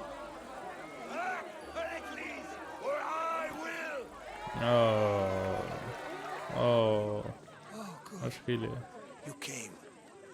Things are worse than I feared. Cleon has turned the mob. We have to hurry. Where? To Pericles. Pericles. کاتیم بوێرە پەرکلیس هاوارێ کرد ئەی و ڕاستە سپارتاکان گەشتونەتە نزیکی دیوارەکانمان و هێرشەکە نەتراسینس بەڵام ئێمە پێویستە کارێ بکەین کە بۆی ئاثینس بە پارێزراوی بهێڵینەوە جا خەڵک تو ڕەبوو وتی شکۆ بۆ ئاثینس لیانە وتیا شکۆ بواتەوە بابا دیت و ڕەبوون بووە لەبەرەوەی کە ئەم هەر ئێوێ ئاشتی بخوازێ ئەوان وا هێرشەکەن خەریکەکەن دیوارەکانی ئاثینسیشە بەزێن ها هەمووی دیوارە لە خەریتەکە ئەگەر ببینن ئەمووی دیوارە خەریکەکەن دیوارەکان ئەمەڵێکی وەڵا بێ لەگەڵیان دانوستان کەین و یەک بەش بین و نابێ شەڕکەینەوەمانە وەڵا کابراژی تر سێوەگەی لەگەوتی ئەگەر پەرکلی سۆی شتێ ئەنجام نایی ئەو ئێمە بێ ئەنجامی بین چکە وازەکە زۆر خراپوتی نابێت جیابینەوەتی بەڵێ جیابووینەتەوە سپارتاکانیش ئەی بنەوە گەروابێ بۆیە پێویستە خێرا شتێک ئەنجام بین ئەگەر نام خۆم شتێک ئەنجامێن وتی شکۆ بۆ ئاثینسەکانی تر هەمووی هاواریا کرد لەگەڵ کلیۆنەکەیە بوون ئێستا وتی سپاس بخوا کە تو هاتووی پێویستە کە خێرا شتێک بکەین لەبەرەوەی کە کلیۆن خەڵکەکەی هەڵگێڕاوەتەوە ینی وای لێ کردووە کە وازەکەی هەڵگێڕاوەتەوە بووی شەڕ و ئەژاو دروست بێ ئێستا با بچین بۆ لای پێرکلیس وتی ئەبێ لەکوێوە دەست پێ بکەین وتی لە پێرکلیسەوە یاڵە بازانین پێرکلیس چیمان پێڵە میت پێرکلیس یاڵە ئێستا با بزانین پێرکلیس چیمان پێڵە بزانین حل چییە گەڕێدەوە ترسی نییە بۆ پێرکلیس It's fine. Let them through. Hello, Basha. Bye. It's good to see you again, Pericles. I only wish it were under better circumstances. And who's this? Okay. Alexios. Welcome, Alexios. And what did you think of your first taste of Athens? Allah, yakam yine chi buat you Athens. Yani وضعك شو نبي. You made another good point. You did a great. I think you did a great job. So easy to forget the good someone has done when times become hard. Pericles, we've come to... We must choose ما هاتوين بو لبه كاتكو بجيرانا هالبشيري وبا شاراويش قصكانا بكي. Urgent business. As does everybody. I may have told Alexios you'd invite him to your symposium. You'd ask me to exclude every Athenian and invite an outsider instead. You heard the crowd. They don't need another reason to hate me. If he's working for you, Maybe the prying eyes will see him as a servant. I'm no one's servant. Alexios, this is Athens. If you want something, sometimes you have to play a role. And what exactly is it that you want? زۆر باشە باسی چی کرد با باسێکیەوە بکەم منجا باسێمەکەن چکە زۆرە بێت کە هاتین بۆ ئێرە وتی سڵاوتان لێبێ و چاک و چۆنی ئەوانەیان کرد و وتی ئەمە کێیە وتی ئەلێکسیۆسم وتی ئەی باشە یەکەم هاتنە چۆن بوو بواتین خۆش ڕوو بەلاتە وتی ئێوە کارێکی زۆر باشتان ئەنجام وتی کاری باشمان ئەنجام هەنێک جاری شتەکان ئاڵوگۆڕە بێتەوە خراپ بەسەر تاشکێتەوە بەڵام کارەکە باشە وتی من ئەمێ شتێکە پێ بڵێم خەریب مۆزوعەکەی خۆی بباسە کابرا وتی هێرۆدۆتۆس وتی ناپەلەمەکە بێ بە ژیرانە کاتەکە هەڵبژێری ئەم کاتەوە کاتی ئەوە نییە ئەبێ لە شوێنێکی پرایوی شاو قسانە بکەیت وتی باشە من هاتووم بۆ کارێکی عین تایبەت کە ئەنجامی بەم وتی ڕاستەکە هەموو خەڵک هەر بۆ ئەوەیان بۆ ئێرە وتی تۆ پێویستە هەنێک کار ئەنجام بی هێرۆدۆتۆس پێی و دوتێ بێت تۆ بی بە کەسێکی ئەم ئەمانەیە کە ئینڤایتی ئیلکسیۆسکەی پێرکلیس بۆ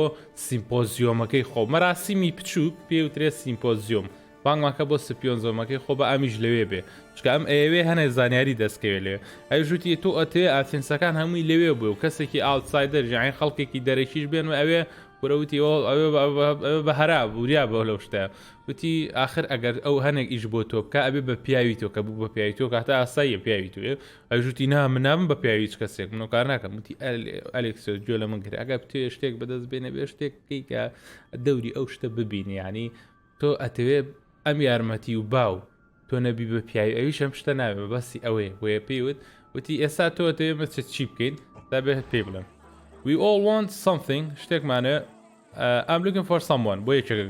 I'm looking for a woman who's very important to me. Herodotus said a symposium could be useful for gaining information. He would be correct. I can get you in, although I can't promise the information you seek will be found. Just tell me what to do. First, check on my colleague, Mediochos. He was meant to meet me today, and it's not like him to miss an appointment. Done.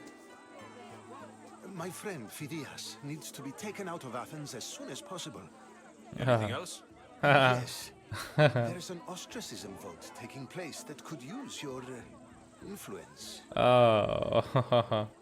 وتی باشە تۆ چی دەوێت ویش وتی بۆ ئافرەتێکە گەڕێم کە زەرورە بیدۆزمە وتی هێرۆدۆتۆس پێی وتم کە لە سیمپۆزیۆمەکەی ئێوە تو ئەم هەنێک زانیاریم دەستکەوێت کە لە ڕێوە توام و ئافرەتە بدۆزمە وتی زۆر باشە من یارمەتی تێم کە بی بۆ سیمپۆزیۆمەکە لێ بەشدار بیانێت توام ئەو کارە بۆکەم بەڵام بەڵێنە پێ نایم کە لە سیمپۆزیۆمەکە ئەو زانیاری کە تۆ ئەتەوێ بیدۆزیتەوە ینی من بەڵێنی ئەو پێ نایم ئەویان نازام وان پێدی بمنۆنی بەڵام من بانک دەکەم بۆ سیمپۆزیۆمەکە ئەوش وتی چی پێی وەدوتی باشە کەواتە بێ هەنێک کارم بۆ بکەی ینی پێرکلیس پێیوت وتی بێ هەنێک کارم بۆ بکەی وتی میتیۆسێک هەیە کە لەوەیە پێویستە کە منی بینی بووە تاوەکو ئێستا کە چی نازان بۆچی تاوەکو ئێستا دیارنی دیارە شتێکی بەسەراتەوە بچۆ بۆیە و یعنی چۆن بڵێ بابزانێت چ ڕوویە وتی باشە بەسەر چاو بەدەنجام وتی یەک شتی کەشفی دیێسیش هەیە کە پێویستە ئەم ئاتێنس بەجێ بێڵە بە زووترین کات وتی ئەی شتیکەتەوەتی وتی یەکشتی کەشمە دەنگانێکی ژێ پێویستەکە لەوە چاودێری و دەنگانشکەین ئای سێشتی زۆر گرنگی پێوت ئێستا با بڵێن متیۆس ئاین چۆن لێ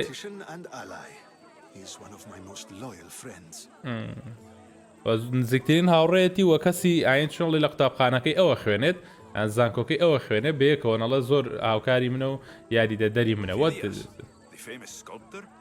دارتاشە He stands accused of multiple offenses and is awaiting trial. You'll find him under close guard at his workshop. دادگایی کرا لە ئۆشۆپەکەی خۆیە ئەبێ بچین ڕزگاری کێنێوێ Exile is a term you may be more familiar with. Here in Athens, we vote between two people to decide who should leave. It's between the sophist Anaxagoras and another man on trial for impiety. My contact near the Agora will give you the details. لەوێ کەسێکەیە زانیاریمان پێیات کە چین بۆوێت دەنگانێک ئەکرێت دادگاییەک ئەکرێت لە نێوان سێ کەسە ئیتر هۆرۆدۆس وتی یانەوە تا ئێکیشانە بێت دەرچێت یان بێژیشیان لا ببریانی لەو کەسانە بۆیە سێناوی وتی بێت سێناوای بزانین ئەبێ بچین دوێ ئەو کەسە یارمەتیمانەیە کە کۆنتاکتەکەی هەیە لەگەڵیانە پەیوەندی هەیە لەگەڵەمانە بێت بچین بێ ئەنجا زانین چیە مۆزوعەکە ئەڵەیکەم I'll expect you to use discretion. زۆر باشە. That went well. It isn't exactly an invitation, but the promise of one is just as good. Although I'm sure he'll still ask Aspasia if it's okay. So long as it comes. Aspasia ئەڵە پرسیاری لێکا کەیترە ئاساییە بێت یاخۆ ناوتی ئەم چی باس کرد وتی ئیتر ئەویش ئەمە ڕاستە وەکو ئینڤایت یەک نەبوو یان وەکو بانگەشنامێ نەبوو بەڵامەر باش بوو کە تۆ تا ئیندەنگی یەکێک بەدەست بێنێ ئەویش پرسیا لە کەسێکی ترێکا کە بزانە ئاساییە بی بوێرە یاخۆنە بەڵام تەمانە کە بوو بە پیاویەوە توانێت بچێ بووێ باشە خۆشەویستان ساچین لە ناو مەرحەلەکەەوە با بزانین چی ڕوویات بزانین توانین بیبڕین هەرەوە چیوەکە ئەمە لێرە گیراوە یارمەتیم بە یارمەتیم بە ئەڵە بۆچی دێ بوو بەری ناکە بوو بەری ناکە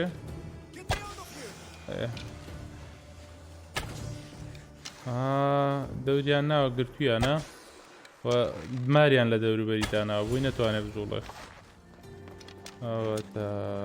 چیان لێ کردووە با ڕزگاریکەین یاڵا بزانە و پیا بۆیە ناتۆ بۆ بینینی پێرکەلیس قەدوانە بوو ئەزین چی ڕیاوە I'd have been eaten alive if it weren't for you. I don't think they'd eat you. They would have certainly killed me. So thank you. ئەڵێوانە خواردم سپاس بووە خوددا کە تۆ هاتووی منە ڕزگار کرد وتی ئەوانە تۆ ناخۆن وتی بەڵام منە گوژنە خر I'm happy to help. خۆشم بۆ یارمەتی The world could do with more like you, especially now. ئەڵێ زیانە بوو زیاترۆ تۆ بن منی نردووە دیگەران بوو دەربارەی تۆ ئەڵە تۆ بەتە ئاوا گیری تو لەلایەن سنەیکسۆ دەورە درێ ئەڵە چۆن سوعبەتیاواکە ئەڵە پیا کوشەکە منیانە ناو بۆ ێرە وایە لەکردو منیان گرتووە و کە لەم شوێنەیە منیان هەڵگرتووە ئەڵە مارەکان ئەڵێ نا پیا کوشەکان وای سنەیکس بۆچی سنەیکسیان لە دەوری بەری تۆدان Politicians are easy targets in these troubled times. When they tied me up, they said I was a snake. That I should die by my own kind. ئەڵێ چۆن لەی کەسە سیاسەکان هەمیشە وایان لێکری گیراون و ئەو کابرایی و کە من مارم ئاواتان لیەکەم یای بە کوردیەکەی یانەیە خەڵکە سیاسەکە گیرۆ دەبن. Who were the thugs? Did you recognize the people who did this? ئەڵەوش خەڵکانە ناچیتەوەکەوایان کرد. Down to the fishing district and talk with the poor and sick to give them hope.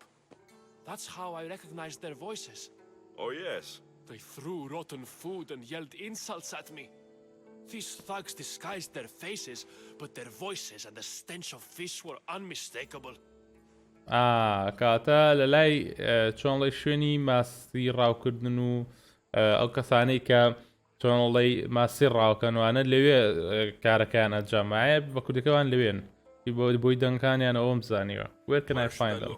I couldn't see their faces, but I recognized their voices from one of the districts I visited. They're regulars at Cleon's rallies. They live in the flooded part of the city, near the wall.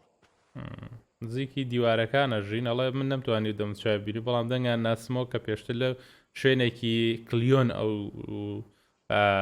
دەنگانە بیستووە و پیاوەها کە لەسەر تابینی مای شوێنەکەی ئەوانە نزیک لەوەیە I have what I do. I'll track them down, Metiojos.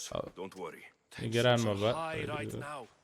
At this rate, we'll tear each other apart within the city before the Spartans can breach the walls. ئەڵێ ئەم شتەوە مالێکە کە پارچە پارچە بین پێشەوەی کە سپارتاکە بکەنە دیوارەکان بۆیە بە کوردیەکەی ئەمەوە مالێکە پێشەوان تووشی کێشە بین باسم لێرە بچمە دەرەوە باشە ما ڕزگار کە بەڵام ئێستا بێ بچین بۆ کارەکە لە ناوبەرین بۆی کەم کارە ئەنجام نەدرێتەوە دووبارە هەموو بەتاکە بەچمە ماڵی ئەتاکەرەکان هێرشبەرەکە هێرشکەرەکان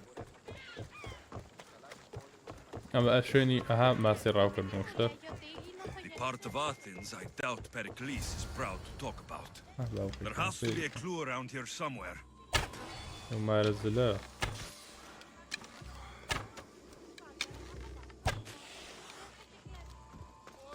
Snakes. Like the ones that were meant to kill Metiochos. هەڵەوەکە وایە کە بۆ میتیۆتیان دانابوو بۆی بیکوژن It looks like the thugs who attacked Metiochos weren't the masterminds behind this plot.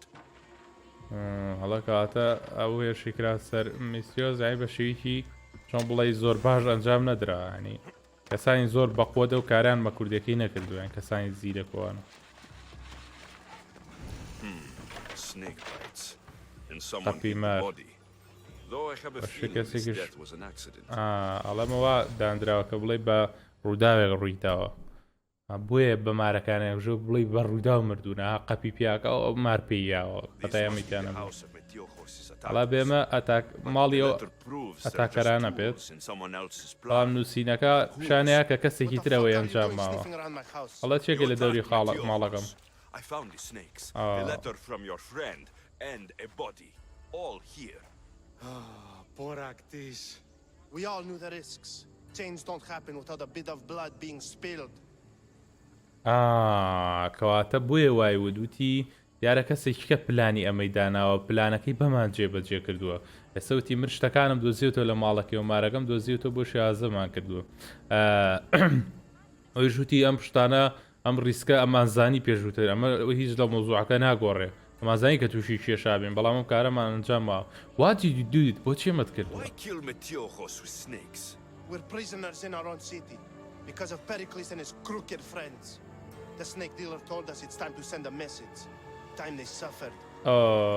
ئەوانەی کە بازرگانی بۆ ماروشتەوەکەن پێیان وتوێتی کە ئەمە مەسجێکە بۆوان کاتێوەیە کە لێتان بن ینی بە کوردیەکەی لە ناوخودی ئاثینسا کەسانێکگەن خیانەتکارن کاری خراپاکەن و ئەوە ژووتی ئێمە لە شارەکەی خۆمانە بووین بە زیندانی کراین لە ناو شارەکەی خۆمانە بۆی پێرکلیس و جەماعەتەکەیەوە کە بەم شێوازەمان لاتوە بە کوردیەکەی ئەوەنە ئاشتەوایی کردووە خەڵکەیە زۆر تند بووە لە ناوچەکە دەستی کردەوە بە سەرشتەکانە What should I do with you ئەڵە چی لێوە بکەم You can't take the law into your own hands. Now I need to decide what to do with you. Cleon says it's time we took the city back from the elite. Time to fight. Don't matter what you do to us. There will be others who follow our lead. ئەڵێ گرنگ نییە کە تۆ چی لێ ماکەی کلیۆنس دەستی گرۆ بە سەشتەکانە و چۆن لەی شەڕەکە لە پێناوی ئەوەیە بە کوردەکەی شەڕ ئەگەر ئێمەش بکوژین کەسانی تر هێرە ئەم کارە بکە Tell me where you got the snake ئەڵێ لە شۆ سنێککانتان وەرگرتووە I know someone gave you those snakes. They used you to do their dirty work. I want to know who. He's a real hero of Athens. No puppet of Pericles is going to stop him. ئەڵێ ئەوە وتی ئەزانم کە یەکێکم کارە پیسەی بێ ئێوە ئەنجامەوە چی ئەو مارەیا پێتان ژووتی ئەو هیرۆیەکی پاڵانێکی زۆر بەهێزە هیچ کەسێکی پێرکلیز ناتوانێت ئەو کارەنجام هیچ پیاکی پێرکلیز ناتوانێت ئەکە ئەو بۆستێنێ Tell me ئابا بە تونگینێکن Don't protect a criminal بە پارێزگاری لە تاوانکاری مەکە بە ئاوای پێ مەبە بە پیاوی یەکێک پێم بڵێ کە سنەگیرارەکان لەکوێن باشاڵە کامپێکیە لە دەرەوەی وڵسەکان دیوارەکان ئەڵێ لەوێ مارەکان ئەفرۆشێ Time to die بمرە نە get out of my sight بڕۆ لە بەچام نەمێنە درەنگ نییە کە جیازی دروستکەم پێویستەکە بەیەکەوە کار بکەین ئەڵە لانەیە ڕاستکەی ئەڵە تۆ پێویستی ناگە کە ڕەحم بێمە بکەین بەڵام لەکوێ دەست پێ بکەین ئەڵە لێرەوە دەست پێ بکەن ئێوەرە ماڵی ئێوەیە واز لە سیاسەت و ئەو شتانە بێنن شتێ بکەن کە جیازی دروستکەن بە کوردیەکەی دوورکەونەوە لە ئیشانە ئەو کارانە ئەنجام بێنێەوە ئاگاتان لە ماڵ و حاڵی خۆتان بێت و عیلاقی سیاست و شەڕ و بەزمتان نەبێ شوێنەکان پێ و ئێمەش ئیتر وامان لێکردن کە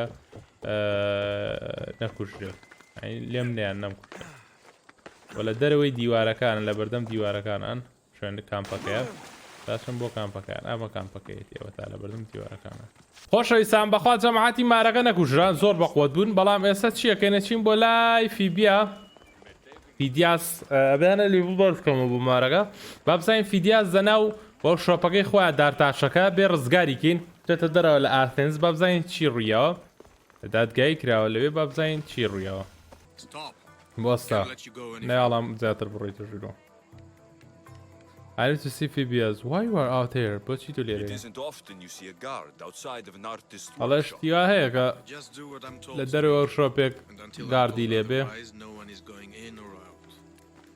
هەڵە منەوە ئاکەم کە پێم وتراوە هیچ کەسێک بۆی نییە بچێتە ناو بێتە دەرەوە. بۆیە من ئەوە ئیشی خۆمە. I need to see a Phidias. Stand aside. This is لاچۆ important. ئەم بە زۆر گرنگە. So he's keeping people out.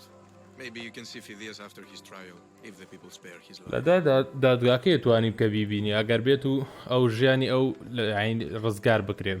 Phoebe is my lover. Phoebe is my friend. Phoebe is my lover. It's been so long since Phidias ئەوەیەکی and I زۆرە have فیدیاس من و فیدیاس بێکەوە each other. یەکتریمان نەبینیوە. تۆ تێگەی دوایە؟ Don't you?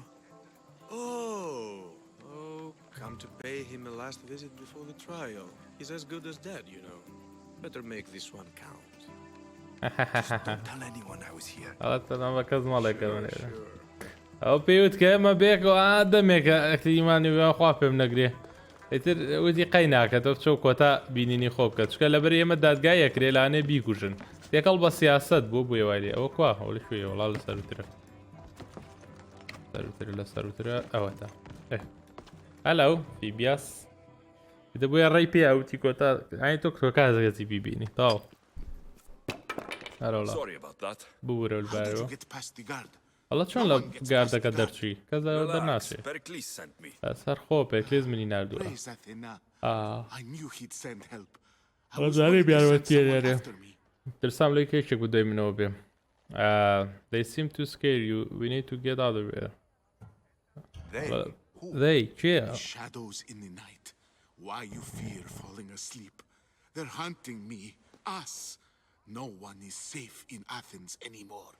ئەڵێ تارمایەکانی شەو کە نەهاڵن بخەوین و بە دوای ئێمەوەن و ئەمان کوشن و ئێمە و کە نایاڵن هیچ کەسێ لا هەز بە خۆشی بژی. یارین دەنجێت تۆ دەکەڵت کەڵتەکەن بزین؟ کەڵت of Cosmos. ئەڵێ تۆوان ئەزانسی؟ ئەڵێ بڵ نایە دەربارەوە نەزان. سێریە مەکە. ئۆ شتی پیا دەربارەوە زۆر باشە. On how to kill me. But they've been torn. Then Pericles isn't just getting you out of Athens to save you from the trial. He's saving you from being murdered. I don't know who to trust. I'm just an artist. I just wanted to create. Please, what am I to do? First, you need to pull yourself together. You're on trial.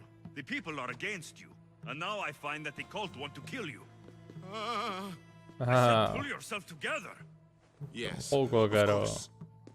وتی پێکلیز تۆ باتە دەرەوە لێرە بەڵام هەنێک پێینی پێیا زانیاری دەربارەی کەڵتەکە کە پلانیان داناوە کە کوشتاریۆمانە ئەنجام بن وتی وە منە زانم کە کەڵتەکانەوێت تۆ بکوژن و هەم لە ناو بەرن و بۆیە تۆ ئێستا لە دادگاییای بۆیە بێ لە خۆتونکەیتەوە خۆکۆکەیتەوە ئیشەکان بە جوانی ئەنجام بیت تۆ کرێتە دەرەوە لێرە ئایا ببرێتە دەرەوە لێرە ئادەکە we should go in get going با بڕێن هیچ بیرۆکەیەکەیە کە بۆ بوو بم بۆ شۆ باشووری ئاتێنس ئایلندێکی لێ بنای سەریفۆس هاوڕێیەکمەیە لەوێژی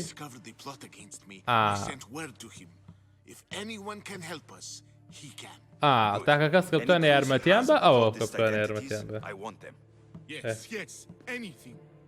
زۆر باشە ئەڵێ زانایکش دەربارەی کۆڵتەکە من پێویستم پێ بێ لە شا بمبینە من ئینەکان گاردەکان مەشغوڵەکەم تۆ خۆڕاکە شەو وەرە بۆ ئەو شوێنەوە هەڵە خۆ پێوانەیە کە توانم بێڵی بڕۆی لەم ناوە بۆیە هێستا لەکوێیت پێمەوە بێ ئەمانە مەشغوڵ بکەین ئەم بیان کوژین کوردیەکەی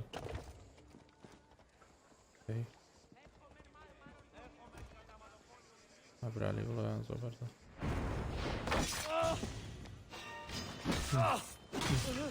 دیە دیە تا دەستیان نەکردوتەوە تێ بە قوربانەوە وی باوکەیان پەناگووە ئەگوێی تەقانم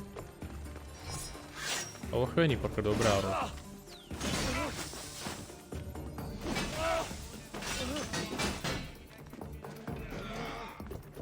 مەکە وەحشی وەحشی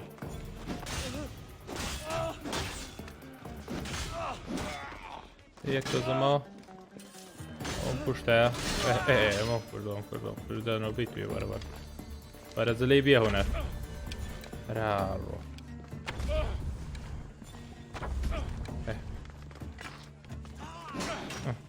ئۆکرا ئۆکرۆ وەی وەی باوکی جان با قوربانە بم نەکەی ها برایکەوە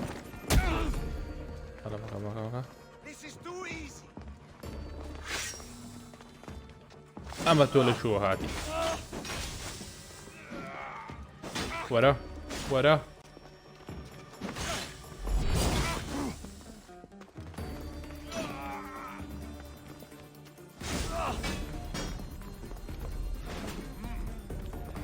ويا بخانم بيني راكا كرة راكا برافو أنا خطر والله بينتا Good. You made it. I was beginning to worry. I told you I'd get you out of Athens. So you did. والله ديجرام ملاني نيت بيموتيكا أبو مدر ولا قاعد بفيرودان أما خاطر كشي زياتر وبا خيرات شي بو شري أو نيتوانين يلا بابرين بقربانة بارجاتي بيلي رتوش لم شر بز مهرايا تا تابع برين برو ايه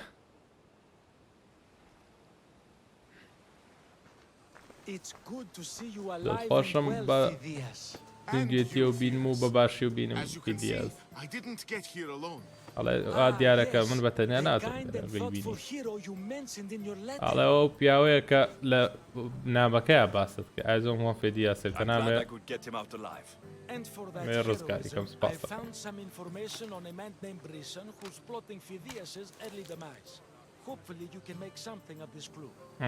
تا زانیاری تری دەربارەی کڵۆینەکە وەرگرت کاڵتەکە زۆر باشە ئەڵێ سپاسی من گەرە بە پرکلیس و ئەوان سپاسیانەکەم و ئاگدار بەهێشتا لاتێز مەترسی هەیە زۆر باشە خۆشەوی دەتوانێت زانیاری تریش وەرگرین لای کاڵتەکە و بەم شێوازەش فیبیاشمان ڕزگار کرد و کاریشمان بۆ پرکلیس کرد بۆی کە بین بە کەسی ئەو بەڵام ئەوە بچین بۆ سنێک دیلەرەکەوانەی کە بازرگانی بە مارە و شتەکەەوەکەن بەڵام نەماتوانانی بیگوژین لەوەی لێڤڵمان کەم بوو بەڵام ئێستا لیڤڵم کردەوە بە 15 ئێستا بزانە چۆن ناوسی بۆ بەرێمەوە بزانە چی لێغم بەڵام مەگات ئاوەرەوەرەوەرە تۆ لە من تەیە لە منت دەدا لێ خۆدەڵدا باوکەژیان هێشتا خوێنی زۆر بەخۆش ورا ورا ورا ورا ورا ورا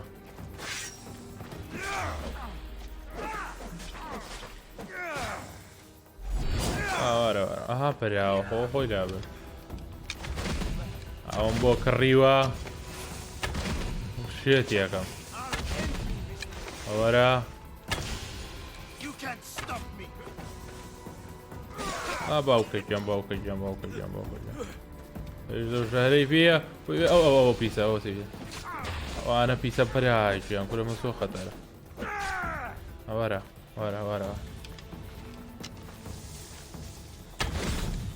او نونا ما او نجات ما مر ابي او مردوها هاورياني بيركليزي سلامت بن وش خلقه قريتو ماري تدوري او ليكن نجاتين. Looks like your situation's improved since we last met. The danger has passed for now, but while those monsters are out there, no one is safe. A group of fishermen tied you up. They were being used by a snake dealer working for enemies of Athens. What did you do with them? I showed them the error of their ways and sent them on their way. They won't be bothering you again. I'm glad no blood was shed, but how do you know they won't return? I made it very clear that doing anything stupid would make me angry. Well, that must have been a terrifying experience for them. Thank you for your help, Mystios. I'll be sure to mention this to Pericles. وتي كاويرا وتي شي لجاري في شو باشتر دياري وصعي باشتر وتي والله راسك يبويسا مترسيكا كوتاي بياتو بلام كي زانيوان لاني هلكاتيكا بهيرش كنوتي ناخا من بيوان هيرش ناكن ئەو پیاوانەی کە فیشەرمانەکان لەلایەن سنێک دیلەرەکانەوە بەکرێی گیرا بوون کە کاریانەکە بۆ دوژمنەکانی ئاثێنس و لە ڕێگەی ئەوەشەوە توانیم ئەوان وا لێ بکەم کە هەرگیز جارێکی تر نەیەنەوە سەڕێت و خەمی ئەو نەبێت لەبەرەوەی ئەگەر کارێکی وا بکەن ئەوە من زۆر پێست و ڕابم لێ وام لێ کردوون کە زۆر پیس هەڕەشەی پیسم لێگرن و ڕابم لیان مشکیلەیە ئەوان ناتوانن هیچە بەرامبەرکە ئێستا ئەچم بۆ مەرحەلەکەی تریان ئەچین بۆ کۆنتاکتەکە ئەوەی کە پەیوەندیەکە کە پەرکلی زووتی کابراایەکێ کە دوورە خرێتەوە با بزانین لەوێت چی هەیە بەڵام کۆنتاکتەکە زانێریمان زیاترێتێ بۆی باز نەکردین کە چی ڕوویە. You must be the one Pericles sent. I am. He said there is an ostracism vote, but didn't tell me what I'm here to do. Of course he didn't. That's what I'm for. کەسێکێ ئەڵێ تۆ بێو کەسە بیکە پەرکلیز ناردوێتی وتی بەڵام پێی نەوتوم من هاتووم بێرە بەڵام پێی نەوتوم کە ئەبێت چی بکەم وەوتی چۆن بڵێ دەنگانێکێ بۆ دەرکردنی یەکێک دوورخستنەوەی یەکێک وتی بەڵە بەڵێ بەدنیایەوە من لێرم بۆی کە پێ بڵم شتەکە چۆنای What happened to exile چی ڕوویاوە If someone is exiled, can they return? If they do, they'll be punished.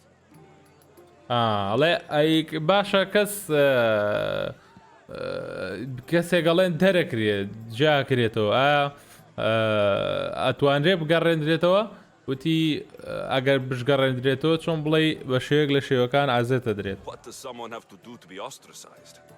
Anyone seen as a threat to the city or the people is enough.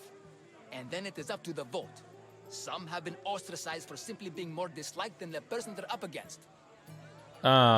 ئەڵێ یەکێک چۆن ئاین بڕیاری چییە کرێ ئەگەر بێت و یەکێک بۆرم لە بڵین بۆ دوورخستنەوە دابنرێت ئاین دوور بخرێتەوە ژووتی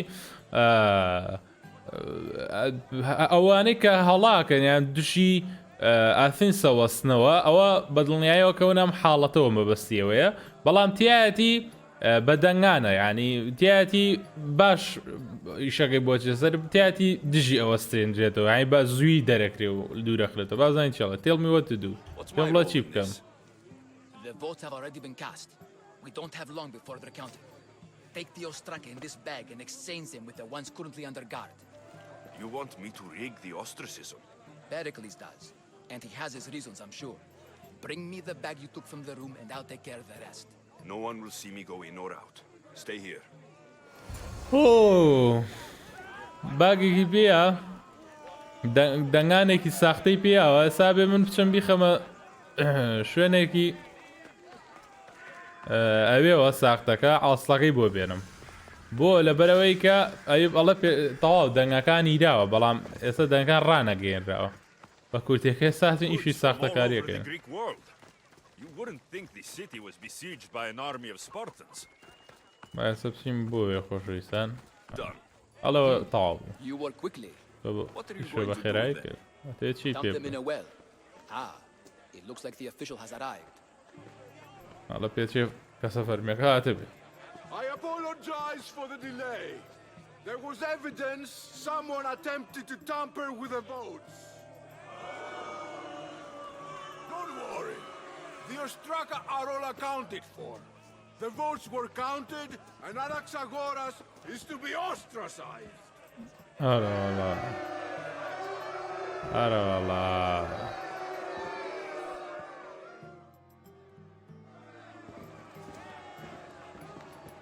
Be slow to fall into friendship, but once you do, continue firm and constant. It will be more difficult for me now that Anaxagoras must leave Athens. We were quite close, although he and Pericles were much closer. It's strange, Pericles wasn't here today to defend him. خۆشەویستان ئەو کارانەی کە کرا ئەو کابرایە دوور خراوە دەنگەکان ئاڵگۆڕی پێکرا بۆیە ئەو کابرایە لە شوێنەکەی خۆی دوور خراوە جامیش هاتووە بۆ لای ئەڵێ ئەگەر بووی بە هاوڕێیەکیەک ئەوە پێویست ناکە بە خێرایی بکەیتە هاوڕێبوونی خەڵکەوە بەڵام کاتێک کە بووی بە هاوڕێی کەسێک ئەوە بەردەوام و ڕێک بە لەگەڵی ئەو قسەی زۆ جوانە خێرامە بە هاوڕێی کەس بەس کە بووی بە هاوڕێی کەسێک لەگەڵی بەردەوام بۆ بەیەکەوە بن هەمیشە جا ئێستا پێ بڵێم Tell me who you are تۆ چیت Ask anyone and they'll tell you Socrates. Socrates ئەمە سۆقراتیسە Our actions determine who we are, and every action has its pleasures and its price. With that said, then, who do you claim to be? وتی تۆ چێ وتی لە هەر کەسێک پرسی بە منەڵێن کە من سقراتم من ناوەکە گرنگ نییە پەیوەندی بە منەوە نییە ناوەکە ئاین بۆم لەی ناوەکە چۆنڵی باشی من دەرناخە بەڵکو ئیشەکانمان باشی ئەمە دەرەخە ئەو قسانەی جوانە تقریبان و وتی ئەبێسە پێم بڵێ تۆ کە تۆ چی ئەم ئەلێکسیۆس ئەم مرسنەری ئەم ئەلێکسیۆس My name is Alexios. من ئەلێکسیۆسم. And still, I don't feel I know you. Perhaps I can find out who you are a different way. You want to know me? Knowledge is the one good in this world. Surely you agree.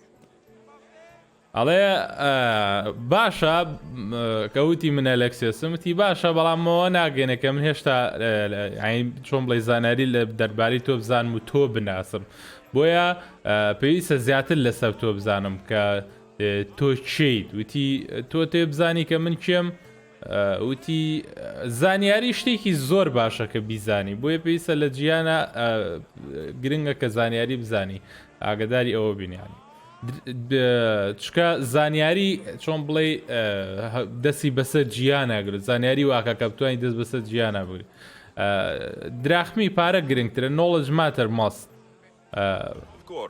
بەدڵنیاییەوە ئەڵێ ئەم با بەرەو هەموو شتێکە زانیاریەکانە what weapon to use or when to use reason instead of violence.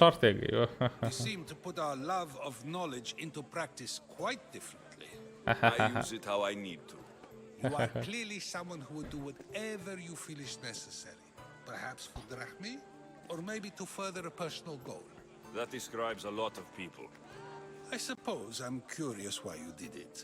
How could I not be when you're the reason my friend is being forced to leave the only home he's ever known? وتی چی باسیەوەی کرد پێی وتی بەڵێ ڕاستەکەی نۆڵج زۆر گرنگە بەرەو هەر شتێکە یکەم نۆڵج زانیاری بەرەو ئەم شتەمە باوتی بەدڵنیاییەوە بۆ شازێ ئەم بە غەڵەتێکیوە ئەلێکسۆس دەڵێ چی ئەڵێ زانیاری و ئەمریکا کە چۆن شەڕکەم کە چۆن شکاتێکی هەڵبژێرم کە چۆن ڕوبەڕووی تونند و تویژەکان ببمەوە ئەژوتی نۆڵی زانیاریە توانین بکەینە شازێکی خۆشەویستی جیاوازەوە ینی بە ڕێگەیەکی جیاواز تۆ غەڵە لەو مۆزوعاتیە گەشتی نۆڵ هەزمە بەسێوە نییە بەس ێ زانیاری کۆگاتەوە لەسەر شتی باشە نەک شەڕ و بەز مهارای پێ بنێتەوە وتی بەڵام من ئەزانم ینی زانیاریەوەمەیە کە تۆ ئەم ڕۆوات کرد کە هاوڕێ نزیکەکەم دەربکرێ و دوور بخرێتەوە ئەتوانین بڵێ من کردم ئەبوو بیکەم I didn't do anything. هیچ شتێکم نەکردووە. I think you have the wrong person. ئەڵە تۆ کەسێکی ئاڵە You're the wrong person. Life's one true happiness is knowing yourself. Even if I did know who rigged the ostracism vote, I wouldn't tell you. And yet, I never said anyone rigged anything. There you are. You're late. They're all waiting for you. I wish to see Anaxagoras' fate, and so I have. Tell them I'm on my way. Well, it seemed our conversation is at its end. Although I hope it isn't the final one we have. I wouldn't know. I wouldn't know.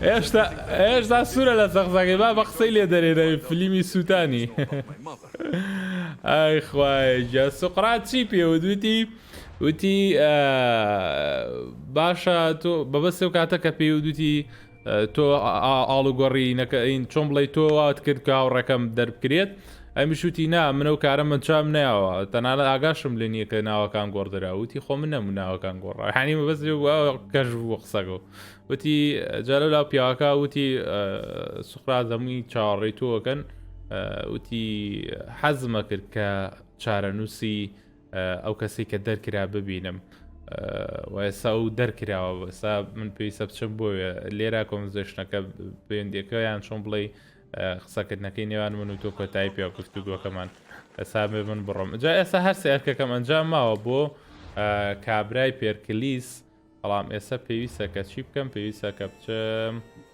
بۆ ئەوەی کە بچم بۆ لای پێرکلیس لە سیمپۆزیۆمەکەی یاڵە بزانین چی ڕۆیە ئاجا لێرە خۆشەویستان ئێستا زۆر خۆشەمە Alexios, it's you. فۆبێ Phoebe. ئەلێکسیا زۆر تۆی هاتوو بوێرە Kefalonia, so I decided to leave too. I said I wouldn't be coming back, but I don't remember saying leave. خۆش نەمدوانە وتی ئەو تۆی وتی تۆ بڕیارە داکە نەگەڕێتەوە بۆ کەفەلۆنیا بۆیە منیش هاتم بۆ ئێرە وتی ئاخر ڕاستەکەی من بڕیارە ماکە نەگەڕێمەوە بۆ کۆفەلۆنیا بەڵام هیچ شتێکی وان بیر نییە کە بوتە بێتمان کە تۆ بیبێرە وتی ئاخر منیش هاتم بۆ ئێرە I never expect to see you here. Why did you get there? بۆ چۆن هاتیت بۆ ئێرە فیبی؟ I did make some drachmi working for Marcos. ئەڵێ هەنێک پارەم پیا کرد بۆ مارکۆزیشم کرد و پارەکە دێنا و یادت بە ئەوەی کە بی بۆ ئاتنس ئەڵێ نەخێر Drachmi for when I arrived. I couldn't use it all to leave, and I didn't want to wait any longer. So I sneaked on a ship. I just can't believe you made it. I don't remember much of Athens from when I was a baby. But every once in a while, something feels familiar. It's nice. وتی تۆ چۆن هاتووی پارە وتی چی کردووە وتی پارەم پێگورە لای مارکۆز وتی یعنی پارەکە داوە بۆ و هاتوو بێرە وتی چە بوو بەوەسی مۆزوعوک وتی پارەکەم سەرف نەکردووە چکە ویستومە زیاتر لە لام بمێنێتەوە سوودی لێ ببینم لە کاتی پێویستیا بەبەسێوەیە کە بەکاری بێنم بۆیە چوومەتە ناو شیپێکە و بەدزیەوە لەگەڵەوانە هاتوون بەرەو ئێرە وتی پێم سەیرێکە چۆنەوان تۆیان نەبینیوە باسی ئەوەشی کرد کە وتی بیرم چۆ Me either. I can't believe we both made it to Athens. It's so much different from Kefalonia. But what are you doing here? I'm here to get you ready. I have to make sure you leave all your weapons and change into these clothes. So you somehow work here? No, for Aspasia. For Aspasia? زۆر باشە ئەو کاتە ساین چیوە بیرم کەوتۆ ئێستا وتی لەو کاتەوەی کە مناڵ بوو مە ناتوومە بۆ ئێرە ئەی بە مناڵی لێرە بووە لە ئاثێنس لە ئاچە زۆر بچکۆلە بوو بێ خۆرچە نەسەر مناڵە بەڵام زۆر بە بچکۆلەی لێرە بووتی شتەکانی ئێرەم بیر نایە بەڵام شتەکە هەر وەکو هاوشێوەیەک دەرەگانی ناسیاویەکی پێوە دیارە شتێکی خۆشە نایس جایسە پێی و دوتی دڵخۆشم لێرەی بەیەکەوە وتی ئیشەکانەکەین بەیەک و کارەکانەکەین زۆر باشە بێ وتی ئێستا من وتی تۆ چیەکەی وتی ئێستا من لێرەم بۆ ئەوەی کە تۆ چەک و شتەکانە دانیت و جلەکە و بگۆڕی ئەم جلی ئێرە لە بەرکەی وتی چییە ئیش بۆ ئینەکەی بۆ پێرکلیسەکەی وتی نەوەڵا بۆ ئاسپاسێکم ئاسپاسیە Why are you working for Aspasia? What is Aspasia? How is it you're working for Aspasia? Well, I did get into a little bit of trouble after I got to Athens. I may have been a leader of a small group of orphans that tried to cheat Aspasia. We didn't know it was her, though. And you convinced her to hire you? No, she asked me on her own. وتی تۆ چۆنیشە بۆ کرد وتی وەڵی تۆ زێ تووشی کێشە بووم لە شوێنەکەیە ئیتر منیش سەردەستەی چەتەکان بووم کە دشی ئەو وەستنەوە بەڵام ئێمە نەمانزانین کە ئەو بۆ شێوازەیە چەتێکی بچووکی خۆیان بووە وتی دوایەوە ئیتر ئەو وتیانی تۆژیتە دوایەوە پێ وتوە کە ئەوە هەڵەگرێت یعنی ئیشی بۆ بکەیتوانە لەگەڵی بیر وتی نا ئەو خۆی داوای ئەوەی کردیانی بەبێویست بوتی ئەو چانسێکی باشە Why do I have to change? بۆچی پێویستە جەکەم بکەم وڵای تێناگەم بۆچی پێویستە بیگۆڕم Just what you do here. I felt weird at first, but you forget about it pretty fast. And my weapons? Don't worry, I'll take care of them. You don't want to scare people in there. Well... تی باشە بۆچی بێت جلەکانم گۆڕم دەمچایە بێگە تەوان زۆر جوان دەمچیان دروستکراوە وتی من ئەو شتە بە تەواتی نازان بەڵام تۆ ڕای لێ یانی بە خێرای ڕای لەگەڵا بێ شتێکی جوانیش بێ وتی ئەی باشە چەکەکانی شمدانە وتی بەڵە چەکانی شێدە باکە لەوێ نەترسێنین خەمە نەبێ من ئاگداری چەکەکانتە بم هەموو شتەکان چەکەکان لای خۆم خەمیەوە I'm ready to go in ئامادەم بڕێم You can't. Not like that anyway. The Athenians like it best when you try to fit in. But don't worry, I have just the outfit for you. ئەڵێ من ئامادەم با بڕۆین ئەژوتی ناوا نابێت کاتێکەی بۆ ئاثێنس پێویستەکە بە تەواوکەیتە ناووا بیرەکەیتەوە کە بێت تەواو بی لە ناو شتەکانە بۆیە خەمە نەبێ من جلێکم بۆ ئامادە کردووی تۆ جلەکانم گۆڕ I'll change my clothes I won't change my clothes نامێت جلەکانم گۆڕم ئەمێ جلەکانم گۆڕم یاڵە با بیگۆڕم بەڵام پێ بەکە ئاگاو لە شتەکانە بێ چەکەکە و لە سوچێ دانێ و من ژەگەڕێمەوە کە تەواو بووم ئەوە کوردەکە چێت جلی بوێنێ ئەو زای جلەکانێک گۆڕێکە زۆرە زەلیەکە جلە گۆڕین ئەلێکس سێریکە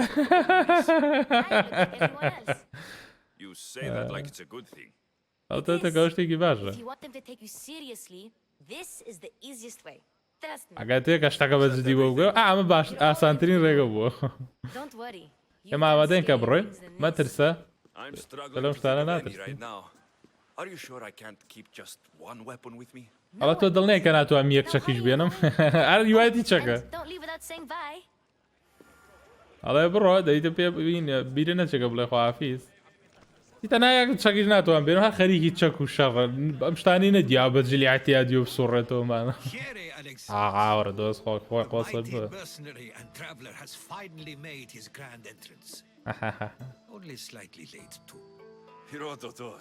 Athenians have no problem letting me know when I'm not welcome. It's a relief to see your friendly face. Don't let the company here tonight intimidate you. I won't. Pericles is no king. He needs these guests to love him so that the people love him. And they, in turn, need Pericles. You're not different from any of them. Do you really think these people will help me? They will if you get them to trust you. And you've wisely dressed for the occasion. Appearing trustworthy is the most important part of being trusted, after all. Now then, come, let me introduce you to everyone. They may not look it. زۆر باشە با خۆشەویستان باسێکم کاتی نەشوتی ئۆ لە کۆتایی یاها و بۆ هاتنە پێشەوە زەخمەکە بەڵام تۆزێ تاخیر بووی وتی وەڵای ئەثینس بە شێوەیەک لە شێوەکانی ینی لەوە ئاین چۆن بڵێ تەکید نیم کە بە خێراتنە مەکریان ناکریانی بە کوردەکەی شێشە و مەژاگیلم زۆر دووشە بێوتی ئاثینس بۆ شێوازەیە و پێرکلیس لێرە پاشان نییە بەڵکو ئەم میوانانەی لێرەن پێویستە کە ئەویان خۆش بوێ و ئەویش ئەوانی خۆش بوو ینی بە کوردەکەی پێویستی بەو میوانانە هەیە و زائیدەن ئەوانیش لە بەرامبەرە بە هەمان شێوە پێویستیان بە پێرکلیسە وەکو ئەوەی ئیشی تۆ وایە ینی تۆش ئێستا ئیشە بەوە ئیشی بۆکەی خۆشتەوێ خۆشی ئەوەی بەو شێوازەیە بە کوردەکەی ینی هەمووی بلە سوود و قازاز یەکتریە تیوانی لەوێن هیچی جیاواز نی لە تۆ تا هەمویان بە هۆکارێکی وکوی تۆ لێرە وتی باشە بەڵام ئەچینە ژوورە بەڵام تاکید کەرەوە لەوەی کە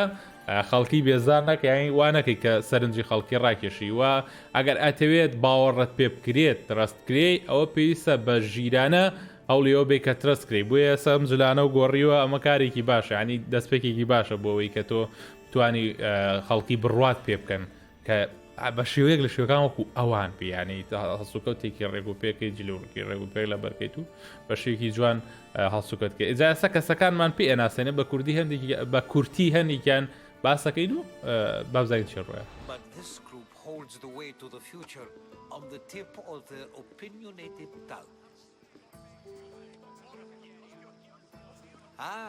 Sophocles and Euripides, for example. Two of the most celebrated playwrights to date.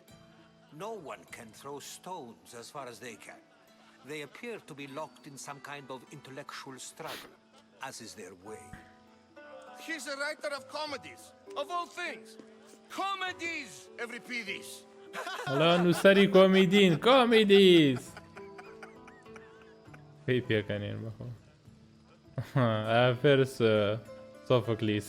وتی سۆفۆکلیس و ئەو دوانەگە لێە بە نمونە بێنمەوە کەسانێکی چۆن بڵێ بە شێک لە شێوەکان هەڵسوکەوت باشن ینی لەگەڵ هەموو خەڵک باشن بەی شێوازێک تووشی تووڕێی و ئەو شێوازانە نابن ئەتوان بڵێم I've heard of Sophocles that doesn't look very ethical ئای زۆر بە ئەتەکێت دەرناکەون وەقۆ ئەوەنەی سێنم کە پێکەنی ناوێ کابراگاو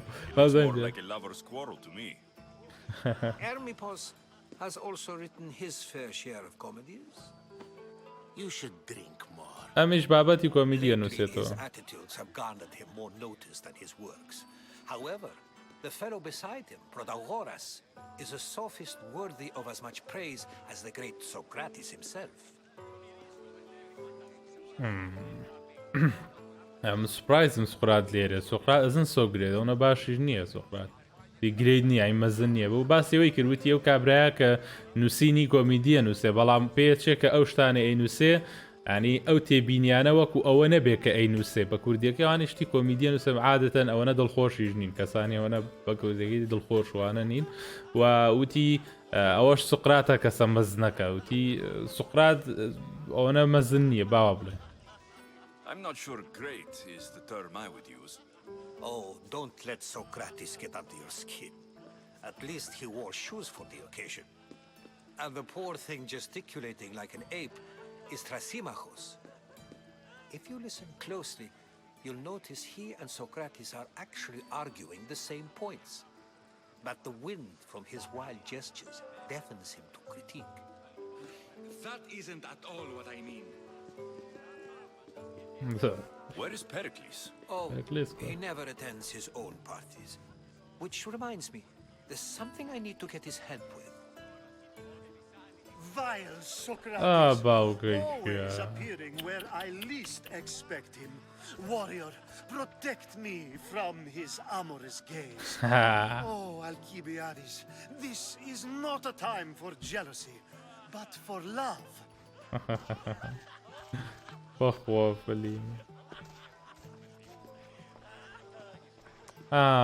برا ڕۆتانتە دەرچوو بە ذاتی خوا پەلکە زێڕینەش دەرچووەی شی برد. Be good and don't drink too much. So, tell me, what does a Mystios like you think of a party like this? باسێکی وتی ئەی پێرکلیس وتی پێرکلیس قەت نایە بۆ ئەو مەراسیم و ئاهەنگانەی کە خۆی ڕێکێخا بۆیە شتەکان لێرە خۆیان بەڕێوە چن و ئیشەکان خۆیانە چنە ڕێوە لە دواوام کابرایە هاوتۆ سەرخۆشوانە بۆ زەی خراب نەبوو تانتۆماتۆژ بوو جایوتی ئەوە ڕزگارم کە لە چاو تێبڕینی ئەوانە وی ئەمە نەوەیەکە ئیشەکان ئەمووی دەربارەی خۆشەویستیەوەمانە و چۆ لاوە کابراایە کوژنێکی بخوا پێم نەگرێ بەتەمای شتێکن وتی باشە با ئەلکیادیس بە نمونە نێنینەوە تۆ باش بە و زۆریش مەخۆرەوە کە خواردنەوەی قاڵەتی زۆریش مەخۆرەوە باگاو لە خۆی بەکوردەوێت ئەوتی ئەی پارتێکە ئەم هاانگە و یەکێکی و میتیۆسێکی وەکو تۆ بەڕێزێکی وەکو تۆ ئەبێ پارتیەک و ئاهەنگێکی وەکو ئەمە بەلایەوە چۆن بیانی ئەلێ seems interesting parties aren't my speciality. Alcibiades drinks like a Spartan. Maybe he fights like one too. If I could suggest anything, please don't start a fight or end one. Thank you, Herodotus. لەگەر شتێک پێویست کاکار این بۆم کە شەڕمەکە ئاگدارم کردم ئەڵە پریکلیز لەم ناوەیە پێویستە کە ئامادەی بکەم. Okay, we should get going. Agreed. Pericles needs to know. I'll stay here and look for clues. زۆر باشە من لێرە بمە چاوەڕێی زانیاری یەکەم هیوادارم کە وتی شتێک بدۆستە دەربارەی دەزانین بە کوردەکە ئێسم نەبێ زانیاری کۆکە مۆلۆ کەسانی کە لێرم بۆ ئەوەی کە دایکی بدۆزینەوە تا ڕێگە چارێک بدۆزینەوە بۆ ئەوەی کە دایکی بدۆزین بۆ ئێستا چەنەها هینی لێیە چەنەلا گستی لێیە کە بێ ئەنجامی بم بۆیە پێویستە کە من ئەوە ئەنجام بم بۆیە با من بگەڕم بزانم چیتیایە لەم ناوە بتوانم زانیاری لێوەرگم ئۆیڵ ئان لاف درین کاپ مەکامیان کابرای ئەبزانمەتوانم مەکابرایی نەکە یەشێتە پێ بخە ئەمی فۆنەشم فڕۆن هاتۆ بۆ سەمە چۆنی نەگە بکەمەوە تا باشم بۆ ئێرە وەلام کابرایە یەک دەقە با بزانین ئێراڵێ چی هەرە فلی منەمانە بەزم بەڵا ئەح باوکە جا ئەمەشتی قۆڕە ئۆ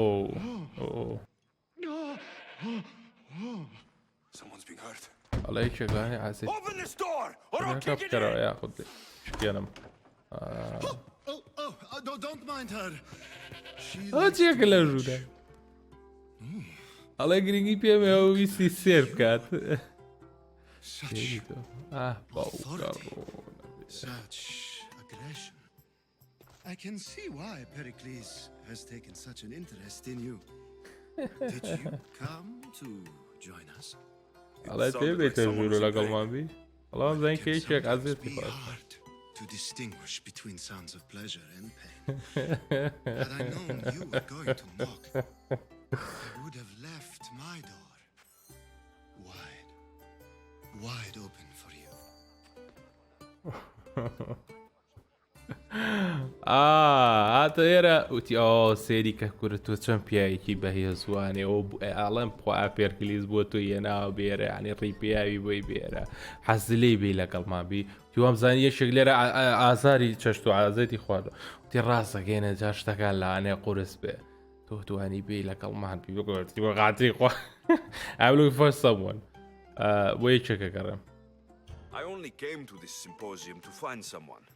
وەڵەتە هاتوو بێرە بۆی کێکە بدۆزمەوە You fetch us a bit of oil, I help you باوکەیکیان برارۆ براکە She's not in there. I think I'll check all the same.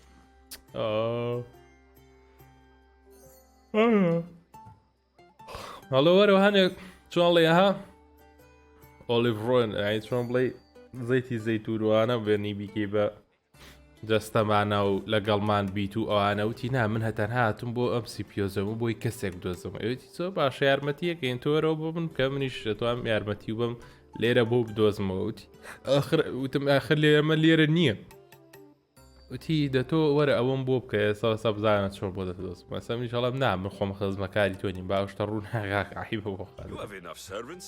Get them to do it. Shame. If you change your mind, I promise to pour the oil on you and lick it off. وتی من تۆ بەردەستی خۆتە زۆرێ بڕۆبوانی بکە وتی ئەگەر مێشکی خۆ گۆڕی بەڵێ نە پێم وەرە تۆ توانی ئەو کارە بکەی نەمتوانی زانیاری زۆر لە وەروەرگرم لەبەرەوەی کە کاکە ئەوە خراپ با بچم بزانم ئەلێرا بەشکم توانم بکەم شتێ بدۆزمەوە I suppose you've come in here to mock me for my fight with Euripides. That wasn't a fight. I'm looking for clues. You are rich or generous. Spare me. I'm only looking for clues to help me find a Spartan woman. A Spartan woman in Athens. Sounds intriguing. Though, if you expect me to notice someone other than myself, you expect too much. You could talk to Euripides. He's the second most worldly man here. That pediculous, xanthodontus, exophthalmic Morosov. But he doesn't talk without a drink. I have no idea what that meant. No, you don't. ئەو وتی چی کە یەکەم جار هاتی وتی تۆ ئازام هاتووی کە گاڵتە بکەی بە دوژمنەکانم ئەوش وتی ئەو تۆ نازان باسی چیەکەی من بۆ کڵۆکانە گەڕێم بۆ سەرچاوەیەکە گەڕێم ئیشم بە زانیاریەکە وتی ئەخەوان قسە ناکەن ئەگەر بێت و خواردنیان پێشکەش نەکەی بە شەیەک لە شێوەکان هەنێک ناویت وتی تۆ بێ خواردنەوەیان پێشکەشکەی بە کوردیەکەی بۆ ئەوی کەوان قسە بکەن ئێستا با من let's get Euripides drunk با Euripides اینی بەری خواردنەوەی بۆ بەری We get him drunk and he ئەویش talks. قساکە He sounds more Argiv than Athenian. Impressive foreigner. Euripides is from Argos. All right. If nothing else, this party could use the help. You'll need to pick the right wine for this task. The kitchen should have what you need. Let me know when Euripides is done in, and I'll slip away unseen. زۆر باشە. Why did Pericles invite you? بۆچی Pericles تۆ هێن بانگەش کردووە؟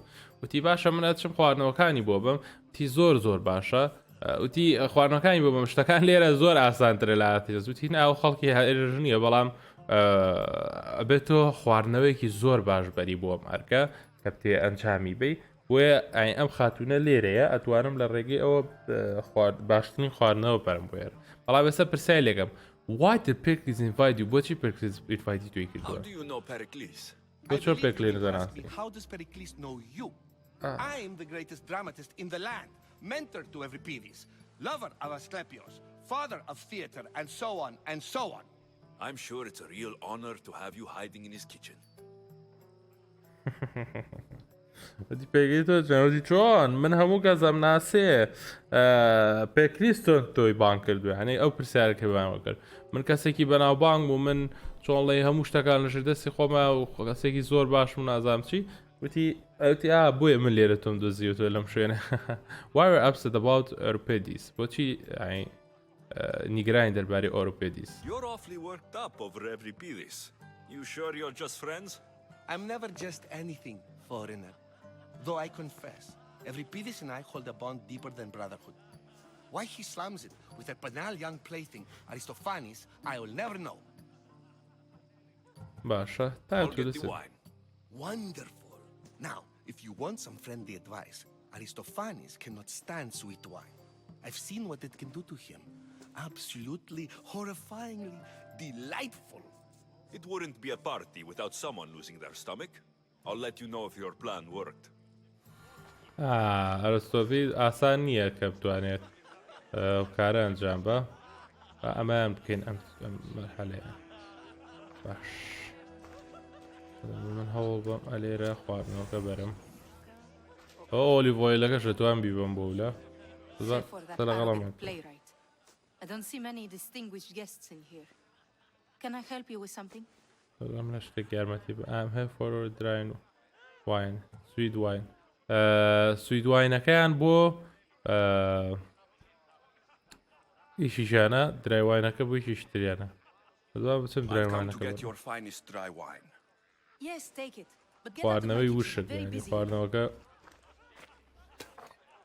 تیژە ئاگیت واین ئێستا کەواتە با بچم خواردن بەم بە کابرا ئەمانن ئەم جێلەکانن بەڵام ئەمەیان سوقراتی نابچی نەبوو ناکە بێچۆ ئەویان تۆزە قورسرە ئیشکردن لەگەڵا بۆی هەوڵایم لەگەڵەمان That in itself is a remarkable thing. You must have seen me doing my impression of Cleon. I call it the orange ape. Tell me, what does it think? وتی دەم و چاوە نامە تازەکە بە خێر بێتی وێرە نازم وەک چۆن بڵێ شوەیەکی بەخرانی کە بەڵام بە شوەیەکی گاڵتە جاڕانە وتی منیشم کردەوە بۆ کیلیۆس و تۆ چۆن بیر لەو ئیشەی منەکەیتەوە ئاپڵ ئەی بە شتێکی وایە بەخوا شتێکی وایە Don't call me it. بۆ شازە بانگ مەکە. I have a name. ناوێکمێ. I am called many things. ئەڵام بە دۆشت بانگ مەکە. It یەکێک نییە لە هەنە. چکە it جوان نییە بۆ پێ. Alexios. ئەبێ بێت تۆ ناوت چی بێ Alexios. But never mind. I'm Aristophanes. هەمە Aristophanes. And this man is Euripides. Euripides. Oh, go on. Introduce yourself. I'm Euripides. Euripides. For a playwright, you're not much for words. Good men lead quiet lives, as old Euripides likes to say. Don't you, Euripides? Euripides حەز زۆر لە قسە نییە. I start to fight. For you, though.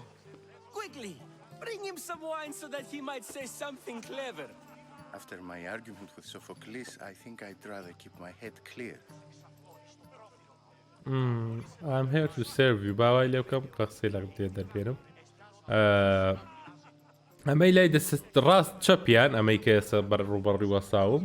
ئەمەیان ئەو خواردنەوەکەم بۆ ئەو هێناوە ئەوەی تریان تۆ زەوتی قورسە بێ وای لێ بکەیت تەنانەت بڕشێتەوە جا بتوانی قسەی لێ دەربێنی. بۆ ئێستا من خزمەتیانەکەم منە خواردنەوەیان بۆ تێکەم بۆی بتوانم زانیاریان لێ وەرگرم. I'd be happy to bring some wine. من خزمەتکاری پێرکلیسی نوێم. And these are wine هەنێک خواردنەوەت پێشکەش بکەم. I was a rower on Pericles' ship where he took pity on me. Now I pour wine for people who question my word and his. I wasn't questioning. Perhaps one drink.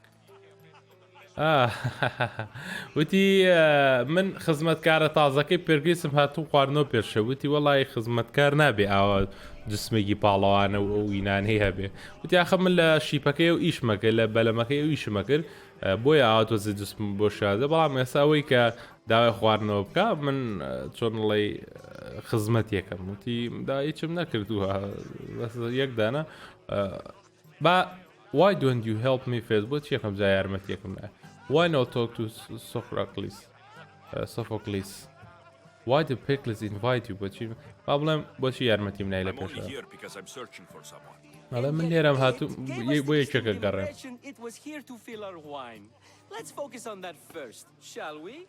ئەڵێ بۆی تۆ یەکەم جا هەنێ خواردنەوە پێشەژ ناکەی پێشەوە هەزانی why not talk to Dionysos وانێ خواردنیان بەمێجا پرسیار وشتیان لێ بکەم چۆن سریانەکە ئەجارێک گێژیانکەی جا پرسیاران لێکەن ئاڵێمە زۆر تا بەتامە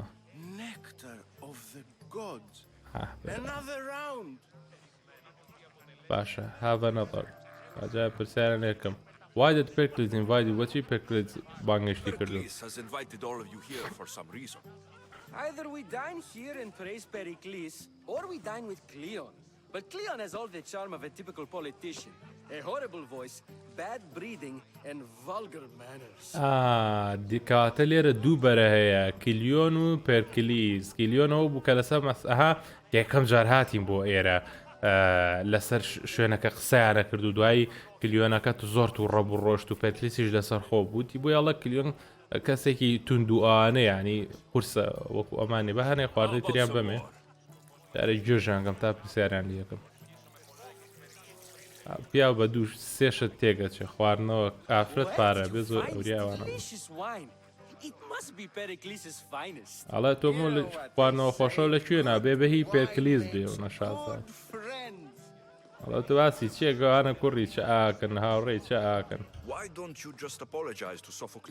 ئەڵە بۆچی دای لێ بردن لەو ئەپۆسۆکلیس ناکەن Sophocles is a friend, and one good friend is worth an entire family. He just needs time to recover from his outburst. ئەڵێ پۆرکلیس هاوڕێمانە یەک هاوڕێی باش وەکو یەک خێزانی گەورە وایە بەڵام ئەوە کاتی پێچێت تاوەکو ئەو چاگە بێتەوە لە کێشەکانی مەبەستێوێ عنی تاوکێتەوە سەر خۆی بووە لانەیە کێشێکی بۆ دروست بوو بێ ئەو ئێستا بێ خواردنەوەی تریان ئامادەن بۆ ئیتر سێری ئاناگا بیخۆنەوە بیخۆنەوە زدا خۆم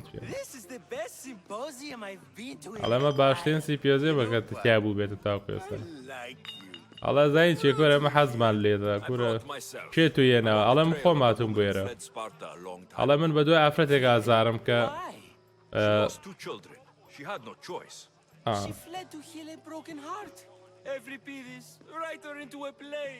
I've heard Spartan mothers go to a sanctuary in Argolis to beg Asclepios for his divine pity. I should know, it's my home. After what she went through, I'm not sure she would trust priests. Then she sought my friend, Hippocrates. He's a physician, best of the best. He still keeps his office in Argos. If she went to him for help, there's no doubt he'd have given it. I love getting drunk and singing. Come back if you want to sing with me. I'll think about it. گەڕە زۆر باشە هیپۆکراتیس لە ئارگۆس ئەلەوێ ئێستا توانیم بچین بۆیە ئەڵێ ئافرەتەکە چووە بۆوێ زۆر باشە باسە بگەڕێمەوە بۆیێرە هەنێشتم وەرگرت زۆر باشە خۆشەویستان باسی چی کرد وتی من بۆ ئافرەتێکە گەڕێم کە بۆ شێوازەیە ئەوشتی ئەو ئافرەتە بۆ شازوتی بۆچی بۆ گەڕێتۆمانە و ئەو ئافرەتە نەبینراوە لە ماوەیەکی زۆرە و دوایش پێی دتی من پێویستە زانایی لەسەر ئەو بزانم تاو سەرخۆش بووی تر ئەکەوتە قسە لەگەڵیان ئاگان نەخۆیان نەماوە وتی هیپۆفریسە کێ لە ئارگۆس ئەو کۆتاجا چووە بووێ ئەلانێ ئەو بیناسی وتی آخر ئەو باوەڕ ناکەم کە ئیتر لەم و دو باوەڕ بە قەشەکان بکات خۆی قەشەکان ئەمەیان بەسەرێ ناوتیان کوڕەکانیە بێ وابێ و وانە بێ و کچەکەی وایە بۆی بیکوژین و سپارتا لە ناوبەن و نازام چی باوەڕ ناکەم ئەوە قسەینکە بەڵام وتی ئاخر ئەوە فەرقی هەیە لەوانێ چوو بۆ بوێ ئەگەر تاکە کەسێک کە بزانێت زانیاری لە دەربارەی ئەو پیاوەیە بۆ ئێستا بێ بچێ بۆیە ئاستا دوایە بچین بۆ ئێرە بەڵام ئێوە بزانام بێ لێرەوە سەرێک بەمەوە لەم باشە گەڕاڵە نەم کردە بێ بێ سەرێک ئەڵا هەبیدی چۆن بوو خواردیەوە وایە هیوا خوازم Really can't see straight. You can stop hiding in here. Every Pedis won't notice you coming out. He won't notice anything. Hiding? Heed this. War has come to Athens. First they take our homes, then they take our heads. I intend to be found with at least my dignity intact. Or what's left of it anyway. You see Pericles? Tell him I said thank you for another colorful evening. تاوە سەیترە مە کێشەی لەگەڵانە بۆ توانە بێ ساحەب چێتە دەروتی تۆ توانین تر لێرە خۆ نەشاریتەوە چیتە دەرەوە بۆ خۆ لێبی ئەڕۆڵالی وڵیشما بوو بە 16 خاڵە تەرتیباتە زۆرم بەدڵە تی توانین چیت دەرەوەیترەوەیان سەرخۆشن بەتەواتی خواردیانەوەتیتی ئەرەڵا سەرخۆشن توانین دەرەوە لێرە خۆ نەشایێت وتی خۆشانەوە نا بۆ شازنەوە سەر و لاشەی من لێ یەکەنەوە بۆیە پێویستە لێرە لە ئاسین شەڕووی داوە ئەبێر کەسە ئاگای لە خۆی بێ بە کوردیەکەی چوە دەرەوە پێشی وتی بڵێ بە پێرکلیس بڵێ زۆر سپاسێکین بۆ ئەم ئێوارە ڕەنگی نەخۆشە پیشەکەی ئەم سەری گرت بەڵام ئێستا منە بێ پێویستە بچم بۆ پێرکلیس ئینفۆرمێشن باوێمە تۆ بە سەباب من چێم بزانم توان مەرحەلەکە بکەم پێرکلیسی بازیۆمە ئەنەوەڵا بێم ئۆیلەش بەرم نە بەخواوەیلە نامەوە بۆ کەڵک نایە خۆسە بێ هەنێک زانیاری تر وەرگرم وەڵای ئۆیڵە هەرە بێ بەرم وەڵای خۆشەویستان شتێکی باش نییەوە بە چاوتان بگرن باشە کاکەیاڵە چاوتان بگرن خۆشەویستان ئەوە کات و شتێکێک ببورن دەرکە هەیەەوە I was just about to come find you. لەوەیە بووم کە بێم و بودۆزمەوە بێشتەکان here's your oil. I come bearing gifts. We're saved! Today, these women grieved for their sons, and these men worked the wall. But tonight, we forget all of that. Let's have some fun! What do you say? هەڵە ژیان ئێمە ڕزگار کرد هاو لە کاتێکی زۆر باشە لەگەڵمانە بوو شتێکی زۆر زۆر باشە ناتوانم ئەتوام نەچمەشەوە let's get this close off نەکەی باو کەچیە ناتاوە یارمەتی ما ئەوی لە شتەکەم بۆیە نادێت خوازانیارەکانم پێ بە پێش بانێ مەژوورەوە ئەسەکای توێکە یارم میتوین بێ عالی من بۆ یەکێکە گەڕێم هەمووی شەم I'm looking for a woman who fled Sparta a long, long time ago. Fled Sparta? No one flees Sparta. But let's pretend she did. If she were stupid, she'd be dead. If she were smart, she'd do what Aspasia did. She'd earn her independence. The smartest and most resourceful women I've ever met have been in Corinthia. Corinthia, you must mean the Pieterai. Pietera? I've heard they play some sort of role in Corinth, but I assumed it was the same as any other city. Oh no, these women are unlike any other you'll meet. A force, and the only ones there with any smarts. Ali! Come back inside! The celebration continues. When you reach Corinth, find Anthusa. No one goes in or out of the city without her knowing. Until we meet again, warrior. Anthusa in Corinth. Anthusa لە Corinth. But it's a start. زۆر نییە بەڵام دەستپێکێکی باشە زۆر باشە توانیمە دوو زانیاری وەرگین کە بە کاڵک بێ ئێستا بەس دەقە سوقرات ئاماوەکە قسە بکەین بەڵام چیمان باس کرد باسیەوەی کردوتی من بۆ ئافرەتێکە گەڕێم کە سپارتاکانی لە ناو بردووە بە هیوای ئەوەی کە وتی ئەو ئافرەتە ئەوتی هیچ کەسێک وای لە سپارتاکان نەکردووە بەس با بڵێن وای کردووە ئەگە کەسێک بۆ شازەی کرد دەبێ یاوە تا مردوواتە زۆر زیرەک بووە کەسە زیرەکەکەش لەو شوێنەیە توانی بیدۆدیتەوە یا وەکو ئاسپاتە کارەکانی ئەنجام ماوە و کەسێکی زیرەک بوو ئاسپاسا یەکێکە لە ئافرەتە زیرەکان لە ناوچەکە بۆیە ئەتوانی بچی بۆ ئەو شوێنە پرسیار لەو کەسەکەی ئەو لەوانەیە بتوانێت وەکو ئەو زیرەک بێ ما بێتەوە چکە و ئافرەتانی لەوێن یان زۆر زیرەک و شاز و سەرنجڕاکێشن یاخۆت ئەوانە مردوون بۆیە ئێمە بچین بۆی بیدۆزینەوە بەڵام ئێستا لەگەڵ سوقراتە قساکەین با بزانین چیمان پێڵە تقریبا وردە وردە زانیاریمان دەستکەم ئەڵێ ئەوە کەسە نییە کە نۆڵج ئەوەنە مویمە Perhaps our conversation can continue. You really intend to use this young destruction to avoid the point being argued? وتی ئەمە ئەو کەسە نییە کە ئاڵێ زانیاری وەرگرتیان زانیاری و هەبووی ئەمانە زۆر گرنگە وتی ڕاستەکەی بەڵام پێما بێت ئەو زانیاری وەرگرتنی بینی من و تۆ فەرقی هەبوو وتی یا زۆر باشە بەش ئازاد توانین کێمە بەردەوام بین لە گفتوگۆکەمان ئەمیش دەم لا خۆیت هێڵغڵا وتی من بۆم ئەم خاڵا دۆسیتەوە بۆی کە دوورکەویتەوە لە گفتوگۆکەی ئێمە ئێستا بزانین چی پێ بڵێن I can't be that important منەوەنە گرنگ نیم You've been arguing this long and you haven't agreed yet? Just give up. We're discussing the nature of rulers. Where better to do so than here? I'll ask you the same question I asked Thrasimachos. Would you agree that the act of ruling is an art? It is an art, as all worthy undertakings are. That is not up for argument. Yet, medicine is for the betterment of the patient and not the physician. Carpentry improves the building, not the builder. Then, is the art of ruling not for the betterment of the ruled rather than the ruler? Don't be absurd! باسی هەنێک شتەکە نەمانە کە یاسادانەرەکان چۆن بڵێ کەسانی هونەرمەندەکان کەسانی یاسادانەر و چاکن یانەوانی هونەرمەندە بکەم بە کەسانی چاک وتی ئەوەی کە بۆ منە لە پزیشکاییشەکە ئەوە ئەو کەسە چاگەکاتەوە نەک بڵین فیزیکیەن شتەکە چاگەکاتەوە بەڵکو ئەتوانێت ئەو شتە چاکاتەوە و یەکێکیش کە ئێرە دروستەکە نابێ بە دروستکەری ئێرە ینی ئەو کەسێک کە بەردیەم بناغێم شوێنانەدانێ خۆراوە بە خاوەنی ئێرە ناوێ بە دروستکەریرە بۆ ئارتیش بۆ شازێ و نێژ بر شازی ناوێ بە ڕوڵای ناوێ بە یاسادان ناوێ بە سەرکردە ڕۆڵە are unjust this is waste of time I've seen enough of the world to know that there are no just rulers. Even Pericles is self-serving.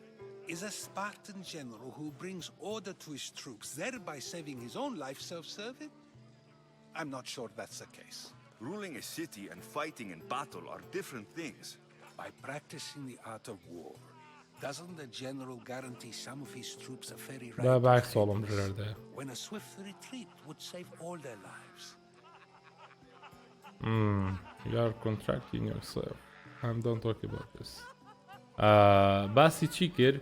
وتی کە یاسادانەرەکان یعنی چۆن بەتەنیا نابن بە یاسادانەری هەموو شتەکان وتی ئێستا تەنانە پێرکلیسیش کەسێک کە خزمەتەکە بە خەڵک بە خەڵە وتی ئیتر گفتوگۆکەیان دژی یەک بوو لە قسەکردنە ئێستا با من وای لێ بکەم کە A general isn't self-serving when he brings order to his troops.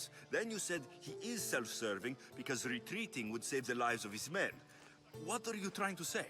I never tried to say anything. But you just said those things. I said the words, but I didn't say anything at all. I only attempted to gain your view on the matter. You're wasting your time. Aspasia.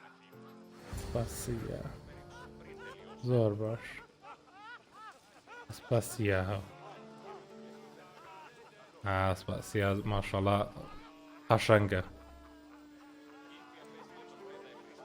هەمووی سێریەکە بەخۆ.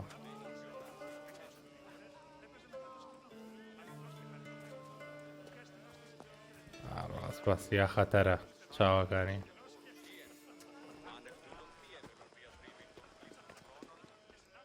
ئەچین بۆ لایەوە لەو شتێ وەرگرین. I couldn't help but notice your talent for debate. Well done. Socrates is an interesting character. Ah, Phoebe. Pericles has retired to the balcony already, has he? His ability to sneak off and sulk is second to none. I can go get him, and Alexios can help. Everyone listens when he talks. That'll be fine. Run along. Alexios will be right behind you. ئەمە و کەسە بووکە Allow me to introduce myself. My name is Aspasia. I had to go to great lengths to cover up your work in Megaris. that wasn't me. پێشتر بینیەتی لە مێگاریز دەڵێ شتەکانی تۆم بینیوە لە مێگاریز سە پێتوان پێی بڵێن کە من مێگاریز لەوێ نەبووم ئەو من نەبووم هەڵازان باسی چیەکەی To convince someone in this house, even your eyes must tell a lie. هەڵێ تەنانەت چاکانیشت دەڵێ دروێ هەڵێ باشە من بوو هەڵێ شتەکە شەخسی بووە نەگشتی And there's no shame in that. It's how you got here, how I got here. The clothes, they fit you well, I trust. بەخوا ئەمە زۆر مشکیلە. These may be the nicest clothes I've ever worn, but I feel a bit uncomfortable, to be honest. You never really get used to them. It seems we have the attention of the entire room without a single eye being fixed on us. If you'd like to talk, do it now and do it discreetly. I'm searching for my mother. I've been searching for a woman named Mirini, my mother. I think she may be in danger, and my search brought me here. What clues do you have to her whereabouts? A physician named Hippocrates may have seen her in Argos. He's a good man. If you find a woman named Agathi there, do let her know Aspasia sends her regards. What else? Alcibiades gave me the name of a woman in Corinth. I'm sure he did. My dear friend, Anthusa, is the only one I know who's enjoyed a life in Corinth through legitimate means. Mostly legitimate anyway. That's all I have. There is another option. In a former life, when I needed something done or someone found, I contacted a friend. An admiral of a sort. What's his name? Her name is Xenia. Xenia. When we last spoke, she was in chaos. A word of caution. When you go to her, be on your guard. Sea life makes a monster out of most people. Thank you, Aspasia. When you're done, return here. Together, we will find who you're looking for. Now do me a favor and get Pericles to come down here and greet his guests. سەبەب چین بە پێرکلیس بڵێن کە بڵێ بێ بوێرە بۆ لای میوانەکانی زۆر باشە ئاسپاسیا زۆر بەڕوونی قسەی لەگەڵاکە بە ئاشکرا وتی چاوەکانیش تەنانەت درۆکە ڕاز ناکەیانی هیچ کەسێ لێرە ناتوانێنی بۆ شێوازە تەعامل بکە بۆیە زۆر ڕوون بە لەگەڵ یامە بەسێ بوو پرسیاری لێکەوتی چیەکەی وتی من بۆ دایکمەم گەڵ ناوی مەرینە ئەو لەوانەیە سە لە مەترسیا بێ من پێویستە کە ئەو بدۆزمەوە بە کوردەکەی بیپارێزم وتی تۆ بۆ دایکە ئەگەڕێ وتی باشە زانیاری چی دەستکەوت لێرە پێی دوتی یەکێکەیە لە ئۆکریچەکەەوەی کە لەوەی لەکە وەرمانگرت و ئەیشانەوەی لە خواردنەوەکە وەرمانگرتومانە هەموو ئەوانەی پێوتی وتی هەر چیتر هەیەی هەر ئەوەنە بە دوای پێ دوتی باشە گەڕ ڕۆشتی بۆ ئەو شوێنەی کە ئۆیلەکەیانەوەی ئیکۆتۆریسە چیە نازام ئەوانی خواردنەوەکە بوتی کە چی بۆوێ کەسێک لەوێ هەیە ئافرەتێکی زۆ باشە کە چی بۆیە سڵاوی منی پێ بکەێنە و بە کوردەکەی ئەو یارمەتی تەیە کە چی بۆیە لە ڕێگەوە توانی شتەکان بدۆزیتەوە و لەوەی تریشاناوتی پێیوت کە هەنێ زاناری پێ کە بتوانێ لە ڕێگەیەوە دایکی بدۆزێتەوە وتی بچۆ ئەوانە ئەنجام بە دوایی کە هاتی تۆ بێکۆ دایکە دۆزینەوە با بزانین شتەکان چۆنە بەس با من ئێستا پێرکلیس ئەرە پێرکلیس چۆن چمە سەر برا بۆسە ئەم ڕێکەوە تو ئەم چمە دەرەوە هەرێ لێرەوە هاتەمە ئەوەی شۆ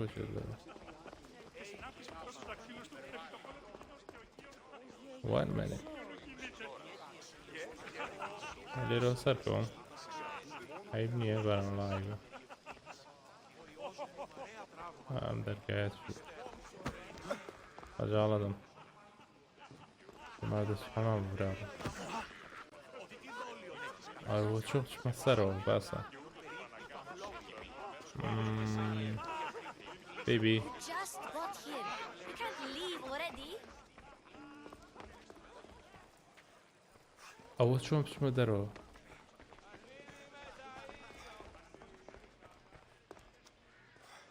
خاڵە بمبەرە دەرەوە بۆ خاتری خوا وەڵایەوە چۆنە چێتە دەرەوە بە جدی کوا ڕێگاکە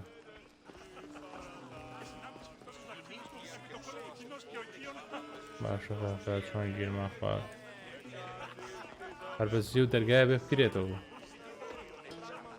تەنها لەو دەرگایە توانین چێتە دەرەوە وەڵا هەرام ڕێگایانی لێ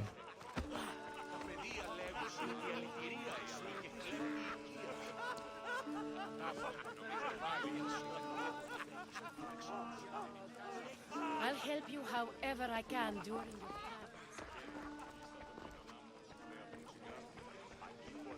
You just got here. You can't leave already.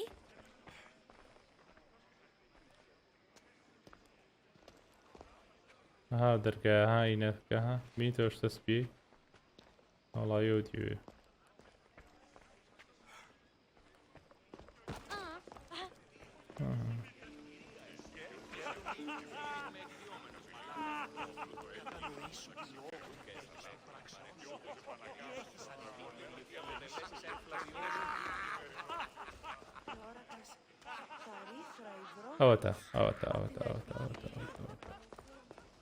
ئەوەتە دۆزیمەوە چی بوو لێوە بوو بۆ خاتری خۆوە وڵایەوە هەر نەمبینی بەزات خۆ یاڵام ئەو مشکلە باچین وای پێرکردی بڵێم بێ بۆ لای میوانەکانی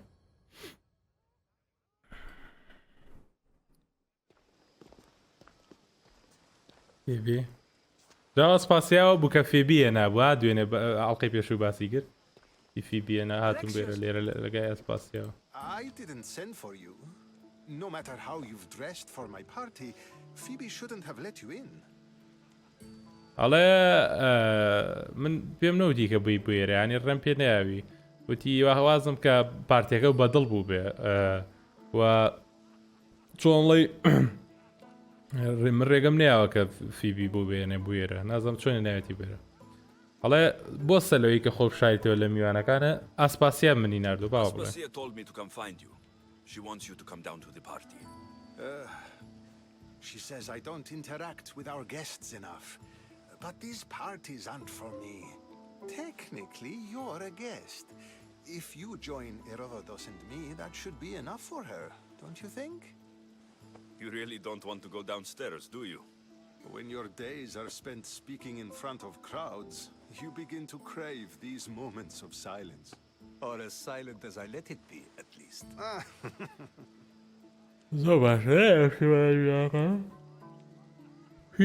ئاسپاسیە بە کوردەکەی کە توی نردۆ بێرە تەنها بۆ کە من ببینی ینی بۆ ئەوە نەبووە کە من بچمە خوارە و تۆ بە من بڵێ من بچم بۆ لای میوانەکان تەنها بۆ کە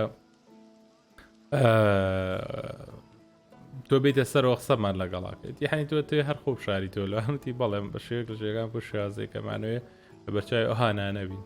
Why did you want Phidias to escape? What's Phidias a rap cat? Obstruct your own friend. I have something to tell you. Your life is in danger.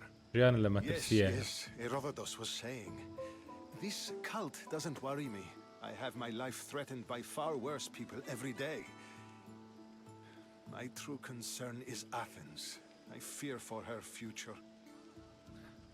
ئەڵێ تۆ ژیانە لە مەترسیە وتی من لەو کۆڵتە باین چۆن لە بە شێگان نیگەران نیم دەربارەی کۆڵتەکە ئەوەی کە من زۆر ڕۆژانە خەڵکی زۆر لەوە خراپتر کە قورجی منیانە گرتووە و ئانێ من لە ناوبەرن ئەوەی کە من زۆر دڵگرانم دەربارەی ئەویش ئاثینسە ئەوەی کە من لێ ترسم ئاثینسە کە کۆتایی پێێنرێ بۆ لایەن ئەم شەڕۆ you should take this threat seriously ئەڵێ تۆ بێمە زۆر بەجددی وەرگری I'll be worried about Athens too. من نگرانم دەربارەی Athens هەروەها Spartans outside the walls. پارتاکانە دەرەوەی بیجاکانن خەڵکەکەش لەناو کێشیان هەیە لە تۆ تێگەم I can't say I know how that feels. When you find your place, you'll know it. ڕەکەکەی سویتە شوێنی خۆ لەوە تێگەم ئەسپێسیاوتی کە تو زۆرتان پێچووە ئاسپاسیا بڵێکە من لێ ئەڵێ بەم شازە سەگەمان کۆتایی پێ سپاس سەگەم دووبارە بۆ یارمەتانی من میواخوازم کە ئاوڕێکانم لە خوارەوە نیگەران ئین میوانەکانیش بەماشەوەی ئەوکار بن لەگەڵ توە ئەمیش چۆنڵی هاوخەمی خۆی بۆ دەربڕی لە قسەکردن لەگەڵ لە ناوچوونی ئاتینس یانی ئەویش نیگەران بوو لەوەی کە بڵێ ئاتینسیش منیش خۆشم هەیە بەڕاستی دەگەڵەوەیە بەڵام ئێستا با بچینەوە بۆ لای ئەسپاسیایان فیبیا بڕۆین لێرە ئاپا بڕۆین لێرە یاڵا هەڵە تۆ هیلاک دیاری هەڵە تەنها گفتوگۆ بوو هەڵە ئەو زۆرترین قسە بۆ کە تاوەکو ئێستا کردومە I'm ready to go. I would like to stay منمو ئامادەم بڕۆم I've had enough Athenian hospitality to last me a lifetime. You get used to it. It's nice. What are you going to do now? I'm going to Chios, Argolis, Corinthia. Corinthia ئەوەی سەرخۆشەکە بوو ئارگۆلیز ئەوەی ناوەڕاست بوو کیاسیش ئەوەی کە ئاسپاسیا پێیوتی نەبێ بچم ئەو سێرکە ئەنجام بم بۆ ئەوەی کە توانم بگەم بە دایکی بەزۆزانم بچم بۆ ئارگۆلیز باشە You're sick? You've never been sick. No, I'm fine. I just need to talk to him. Okay, good. It would be weird if you were sick. Before you go, I heard something from Aspasia about Kefalonia. What is it? She said there was some sort of plague. You don't think... My friend, the blood fever. Don't think like that. Whatever happened on Kefalonia isn't our fault. I'll go myself and find out if this plague even happened. Okay? Okay. Thanks. I knew I could count on you. زۆر باشە وتی زۆر نابێت لەوێ توند بیتوانە یعنی بە توندی شەڕکەیتوانە وتی نا من تەنها چەند قسەی لەگەڵاکەم وتی زۆر باشە ئیشەڵا بۆ شازا بێ مەمە بەستێ بوو کە ئیشەکە کێشەی نابێت بە یوایی تووشی شەڕی گەورە نەبێت Nope. I'm happy here. And this isn't Kefalonia. That means you'll be back. That's very true. Plus, I really like working for Aspasia. She says she has a mission for me. I'll see you soon. کەسی خۆی دۆزی و ئاسپاسیا ئیشی بادەم یادێتی ئیشکا و بێ و بڕوا و بەزم کاڵە دڵخۆشم لێرەوە ئەمەش کەفەلۆنیا نیە تۆ توانی بگەڕێیتەوە پوهێرە بۆ لام و ئیشی ئاین بە کوردەکە توانی یەکتری ببینینەوە پۆینتی زۆر باشە مەرگەزانیم لیڤڵۆشتیشم باش بەرز بوو مڵتیپل گەز ئەکسپت زۆر باشە وەزایدەن چی پێوت وتی نامەوێت کە زۆر تووشی شەڕام وتی ناتەنها قسەی لەگەڵاکەم وڵام وتی ئاسپاسیا و توێتی لە کەفەلیان شتێکی زۆر خراپ ڕوویاوە وتی چییە وتی لەوێ پڵەگەکە تاعونەکە بڵاو بۆتەوە نەخۆشەکە بڵاو بۆتەوە پێما بێ خەتای ئەو کچە بوو کە ئێمە ڕزگارمان کە بڵەت فیڤەرەکە خوێن نەخۆشەکە خوێن توش بووکە وتی نا ئەوەی کە لەوێ ڕووە هیچ خەڵی ئێمەی تیانیەوە بوو کە ئەو شتە لێیان ڕووبە هیچ پەیوەندیەکی بە ئێمەوە نییە توامە لەگەڵەمانە شەڕکەم شێڵی لێمانە لیان نەم فلیمیان فوتیانم هەڵە تۆ ئەنتوسای من؟ ئەنتوسا؟ I could be anyone for you, lamb. I'd search less than the Ethera. But do I ever know my way around a haybed? Brajan. So her name means something to you. Anthusa? She's been around forever, but I never met her. I know the Ethera all work as one, on equal footing, but Anthusa's special. She talks, they listen. What I haven't met any Hetera yet. Don't believe all you hear. They sell what a lot of us sell in Corinth. But for them, it's not just about the flesh. They're merchants of a sort, streetwise. Can talk as nice as they look. Sounds like a good trade to work in. You don't want to be an Hetera? Not in my prime anymore, am I, Miss Dios? By the time I study what they did, I'll be serving clients on my deathbed. Bash. Help me find the Hetera. If the Hetera aren't here, where are they? Their swords are too high and mighty to be down here in the dirt with us. You want them, you'll find them up on the hill. The Acrocorinth. By the temple, keeping Aphrodite's worshippers satisfied.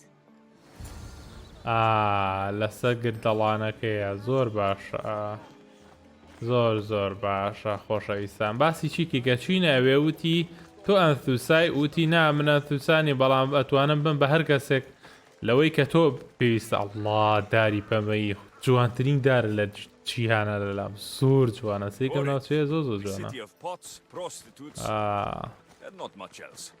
زۆر باشە وتی تو من بە هەر کەسێکە تۆ ئەتەوێت بە کوردیەکەی وتی ئەچینە سەر جێگاکە ئەتوانم زۆر لەو زیاتر دڵە ڕازیکەم بەڵام ئەم مەبەستی ئەوە نەبوو ئەو بە غەڵەتێکی وتی ئەنفوسا کەسێکی زۆر گەورەیە و توانای ئەوەی هەیە کە هەشتێک بڵێت هەمووان گوێی لێ بگرین و بە قسەی بکەن بۆیە ئەو لەگەڵ ئێمە ناژی ئەو لە لیڤڵێکی تری ژیانکردنایە بە کوردیەکەی ئەو پلەیەکی بەرزتری هەیە لە ئێمە بە شێوەیەک لە شێوەکان ئەو ناتوانێت بێتە ناو ئەم ئیشە پیسانەی ئێمەوە وتی کەواتە تۆش ناتوێت وەکو ئەو بازرگانی باشکەوتی و بازرگانی گەورەکە و ئیشی زۆر سەرنجڕاکێشەکە بە شێوەیەک لە شێوەکان هەمووان بە قسەی ئەوەکەن تەواو من ئێستا بچم بۆ سەر شاخەکەوتی ئەو لەسەر ئەو گردەڵانە لەوانەیە بیدۆزیتەوە ئەو لێرە نییە لەگەڵ ئیشە پیسانەی ئێمە تێکەڵ نییە کاتە و کەسێکی زۆر گرنگ دیارە لە ناوچەکەیە ئابزانین چی ڕوات جا چۆڵی کۆمەڵەیەک دەستەی هەیە لە ناو تێمپڵەکەی ئەفرۆدایتیایە لەسەرەوە ئەفرۆدایتی ئەوانەی گادەڤار دۆزێک ئەها منافەسەیان هەیە لەگەڵەیە ئەزام ئەمە زۆر قۆڕەبی بەنا ئەمە سەرکۆم کەڵات چینە سەرەوە سەرکۆنەوەسی بە قوربانە بوو ئەوەسی چاوەکەم ئەوەی خۆشە دەست بە دار و بەردەوەگرێ بەس بە پیسیەم یاریانە زۆر وردەکاری بۆ کراوە بە پلەسێشن تۆزێ باشترە ئینیان کردووە ئۆپتمایزیان کردووە بە پیسی لە ئاقلانێ بەس زۆر قووەت ڕاکێشەی کۆمپیوتەرەکەم بیان دۆزمەوە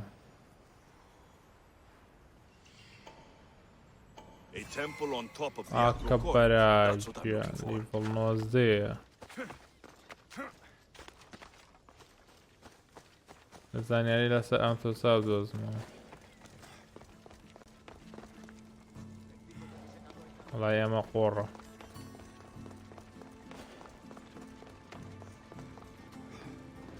People come here to worship Aphrodite, but the view is the real beauty. هەڵە خەڵاتون لێرە کە بازرگانی لەگەڵ ئەفرۆدیتی بکەن بەڵام بەڕاستی شوێنێکی زۆر جوانە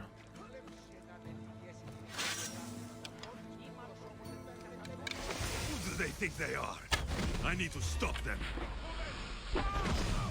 You won't survive this. They'll be watching for me. Be careful. وەرە کوشتمە باشە وڵایم ئەم تیرەم زۆر بەقوەتە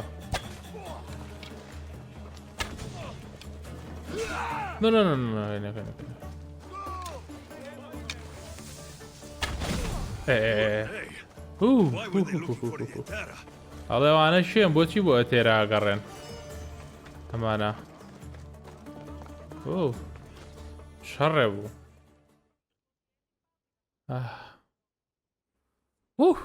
ئەمانە شوێن لێرە برا They think this temple is dedicated to them, the brutes. The thieves are here and the Hetera aren't. The Hetera? They're much wiser than we are. They realized their visitors were all getting robbed on the way in. Avoiding the Munger's men in Corinth. مانگار ئەڵە باشە لێرە زیلەیە بەڵام هەتێرای لێ نییە ئەمە چۆن هەبێ وتی ئەوە تێرا زۆر لەوە ژیرترەکە زانێ خەڵکەکەیان بووێرە و بۆ شێازە شتەکانت زن و بۆ نەعابێ وتی مەنگەرە وازمە لێ نانە لە لێرە بە کوردێکی ئەو مەجموعەیە ناوی مەنگەرەیە Then I should look out for him. مەنگەرە I'll keep my guard up. He craves money, Mistios. Not only that, but power. Once he smells it on you, you're a gunner. So the monger is a Corinthian criminal. Master of the underground markets. He rules with one hand open for money and the other clenched around a weapon. A drachmi and blood-hungry monsters what he is. مانگەرەکان بە دوای پارە و سامان و خەڵکوشتنەوە واتە ئەوەی کە ئیتر ئیشی لەگەڵەکەن و پارەی باشی لەگەڵ بەدەستێنن لەگەڵ بەدەستێنن ئەوانەی تریش ئەیان کوشتن و لە ناویانە بێن تینووی خوێن و پارەنەوانە I'm looking for Ananta. Then you know of Anthusa. I'm looking for her. They say she's everywhere, though I've never seen her. But the Adera see everything. I've seen them gather by the spring of Pireni, down the mountain. They meet clients there and then take them elsewhere in secret. Good. Maybe pray to Aphrodite from home next time. Oh, زۆر باشە وتی لە پرێستەکە لەوێ هەیە پنیگۆ پرێس پرێن لەوێ پێشتر بینیانەوتی ئەیکاتە ئەوە هاتێرا و من گۆریش بزانن بەدڵ دەربارەی ئەنەتیازە وتی ئەنەتیا لەگەڵ ئێمە نییە ئێمە ناتوانین ئەو ببینین بەڵام ئەو هەموو چاودێری هەمومانەکانی ئەمان بینێ کاتە کەسێکی زۆر گرنگە وتی من لەوێ جارە بینی و لەگەڵ کەسەکانی خۆیان یەکتریان بینیەوە دواتریش بەنهێنی ون بوونەوە بە شێگەشێگان ون بوونە لێ ئێستا چیم بووە بەشم زای ئەنۆتیا بدۆزینەوە یارمەتیمان بۆ بۆی دایکی بدۆزێتەوە ئەوەتە جام و خاتونە زۆر جوانە ئەماگە ئەوە بێ موشکیلێ ئای خوایە یەڵا ئەوزایت یەڵە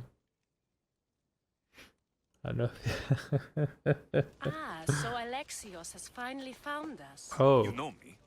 And you know her. This is Anthusa. We saw you help the worshippers at the temple of Aphrodite. You've proven yourself a friend. Hear that, Ikaros? Her sight's as good as yours. Someone also spoke very highly of you. Yeah. Oh. Phoebe. Oh, Phoebe. Aspasia sent me. I work for her now, remember? But why here? Corinth isn't safe. I had to tell Anthusa you were coming. Aspasia taught me a new word, emissary. That's me. And now Alexios and I have met. See? This is easy. And now I can help you. هاتین بۆ ئێرە وتی ئالێکسێز لە کۆتاییە منی دۆزیەوە وتی تۆم ناسی وتی بەڵێ منەزانم کە تۆ لە وەرشیپەرەکان یارمەتی وەرشیپەکانەیە کە پارێزراو بن ئەمە خۆتی سەلماند کە تۆ هاوڕێیت ئیکارۆزاگاو لێە ئەو بەقەر تۆ چاوی گراوێ و شتێکە بی وتی نا یەکێک دەرباری تۆ زۆر بە باشی قسەی کردووەویشتی کوێ ئاڕیا سێکات فیبی وتی ئەوە من ئێستا بۆ ئاسپاسیایی شەکەم بۆیە لێرەم وتی چێکی لێرە نابێ لێرە بی ئێستا you shouldn't be here نابێ لێرە بی now not the time کاتی ئەوە نیەم that would be great you shouldn't be here. There's a killer on the loose in a city with no morals to begin with. You can't just follow me around like in Kefalonia. The Monger, the Cyclops, I made it all the way here, didn't I? Yes. You always find a way. We need to move inside, Alexios. We're not the only ones watching. Come with me and we'll talk. بابچینە ژوورۆ لەوێ قساکەین بەتەنیانی کە لێرە خەڵکی چێرمانەکە زۆر بەنهێنی ئیشەکانی خۆیەکانەوەتیە تی نابێت و لێرە بی خەڵکی لێرە خەڵکە کوژن و بەبێ هیچ ڕەحمانە خەڵک ناوە بن و شەڕ و ئاژاوە هەیە لێرە تۆ نابێت لێرە بێرە پارێزراو نییە بۆ تۆ. To what do I owe your visit? Alcibiades told me about you. Did he? Go on. I'm looking for a woman from Sparta, a runaway, long ago. She may have gone by the name of Myrine. Who's that? She's my mother. Oh. Your mother? You don't have a mother. He told me he raised you. What did I tell you about talking? I see. There will be time to respond to your question, but that time isn't now. ئەڵێ هاتووم وتی باشە بۆچی هاتووی بۆ ئێرە سەردانم بکەی وتی ئەو کابرایە دەرباری تۆ پێوتون تی بەڕاست دەرباری مە قسەی کردوتی چی وتووە تی ئێستا هاتووم بۆ لای تۆ ئەمەوێ کە ئافرەتێکم بۆ بدوستەوە لە سپارتایە بۆ و لە سپارتایە نەماوەمە زۆر لەمە پێش بە ناوی مارین گەڕاوە وتی ئەوە کێیە فیبی وتی ئەمیش وتی ئەوە دایکمە وتی تۆ دایکە وتی کۆی خۆت تۆ دایکردنیە مارکۆز تویتی مناڵم گوتۆ تۆ تی پێم نەوتی دەربارەی قسەکردن چۆن قساگەی لە ناو خەڵکیە That's not an answer. ودي آخر إيرا وتي توي سناتواني والله أو دەست بکەیت. So you're here of it. That's not the answer I'm looking الله والله مغنية كم بوي It's the only بكرم. one you'll get until I've bargained a proper exchange. I've become quite the businesswoman after all. You better be telling the truth. Alexios can get really mad. Why don't you go play, Phoebe? Let me and You say so. وتي أبيتو هاني اشتم بو بكي لبيلنا أو يعني على قرب بكي له. Help me. Help us get stronger. Strong enough to rid Corinth of the monger permanently. A simple transaction, I assure you. ما زۆر گرنگە یەک دقە خۆشەویستان. ئاها خۆشەویستان چی پێوت وتی تۆ ئەبێت لە پێنا ئەوە هەنێک ئیش بۆ من بکە یعنی ئاڵوگۆڕێکین لە گۆتایی من ئافرەتێکی بزنسمانم ینی بزنسمان نا بزنس ومن بزنس ومن ئافرەتێکی بزنسمان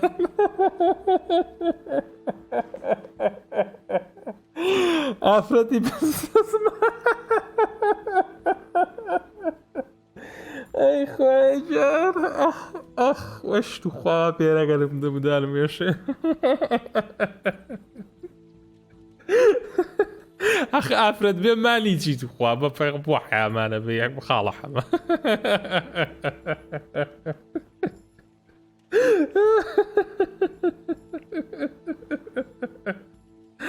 ئای خوا وشت خوا دانوشتە مێژێ با پێرەگەرم خەتاییەوەی وەڵی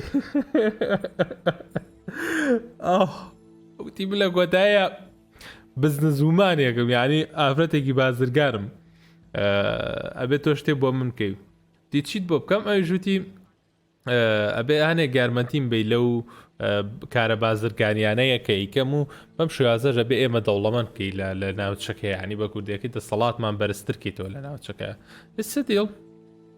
You better... It's a deal. يلا. A wise decision, dear Misthios. I haven't made it this far being a fool. I know when to take a chance. باش زۆر باشە. Then we're in business. Now, you've heard of the monger? Yes, I hear you tell From me. what the worshippers say, he's someone I should watch out for. They're right. I'm sure his victims wish they'd been more vigilant. My eyes are wide open. Then you've held your ground well. You're not dead. Not yet, anyway. But he's employed enough thugs to amass a small army. Now they're attacking people in the street, us included. He's been killing Hetera. Killing? We're smarter than that. But action must be taken before it goes that far. بەرا زۆر زیرەکەمە. I'm not the only one who needs help. My girls, Damalis and Irina, are suffering too. بەرا. I wouldn't doubt it. Work against their aggressors, and then it will be his turn to suffer. You'll find Damalis here at the spring, but Irina has gone to Bellerophron's garden. I'll take them. I'll talk to them. I'll see what I can do for them. Good. The monger feeds his thugs. With the drachmi, he makes smuggling, weapons mostly, which is all the more lucrative now that he has a war to supply. So, if someone interrupts the monger's supply, his men go hungry. Exactly. Go to his warehouse in the port of Lecheo and burn his cargo, all of it. We'll let chaos take care of the rest. Okay. Why did the monger bother stealing? Burn him. Then the warehouse will be cinders. Okay. خۆشەویستان کە قسەمان لەگەڵا کرد وتی توانی یارمەتیمان بەی ئەو باسم کرد لەوەیانە و دواتر باسێوەی کرد کە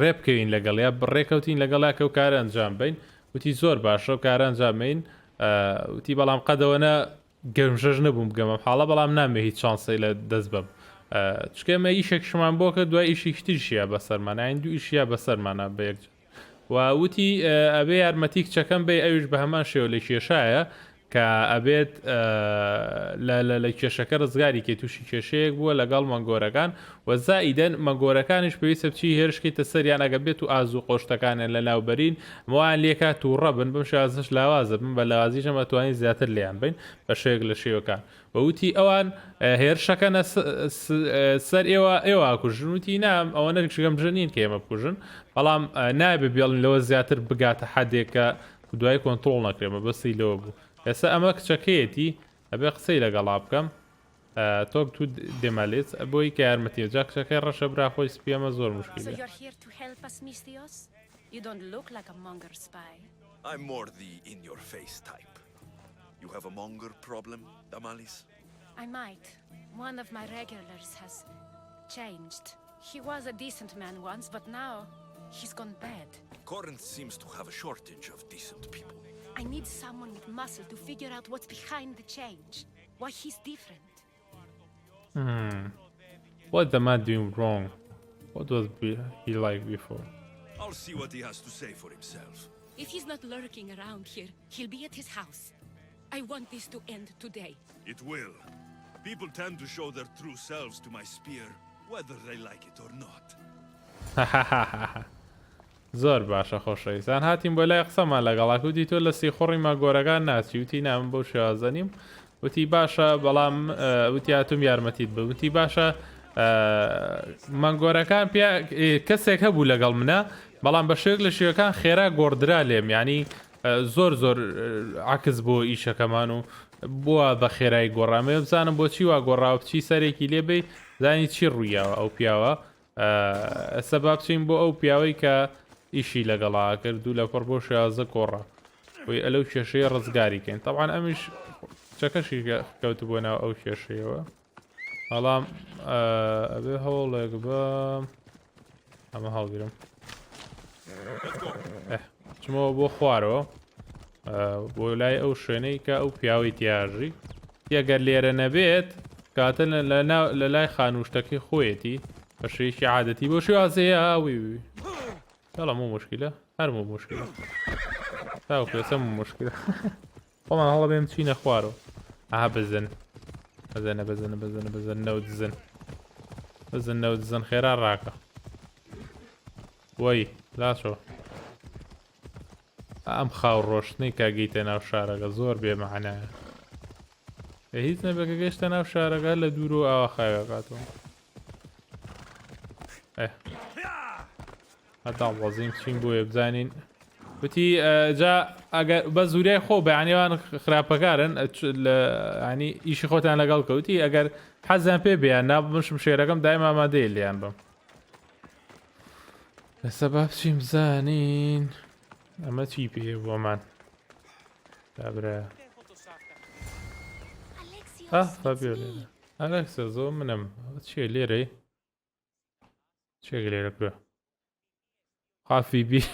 فیبی زۆر مشکیلێ لە هەموو شوێنەکە دەسم دوای لە ئاخیرا شتێتت دەرچێت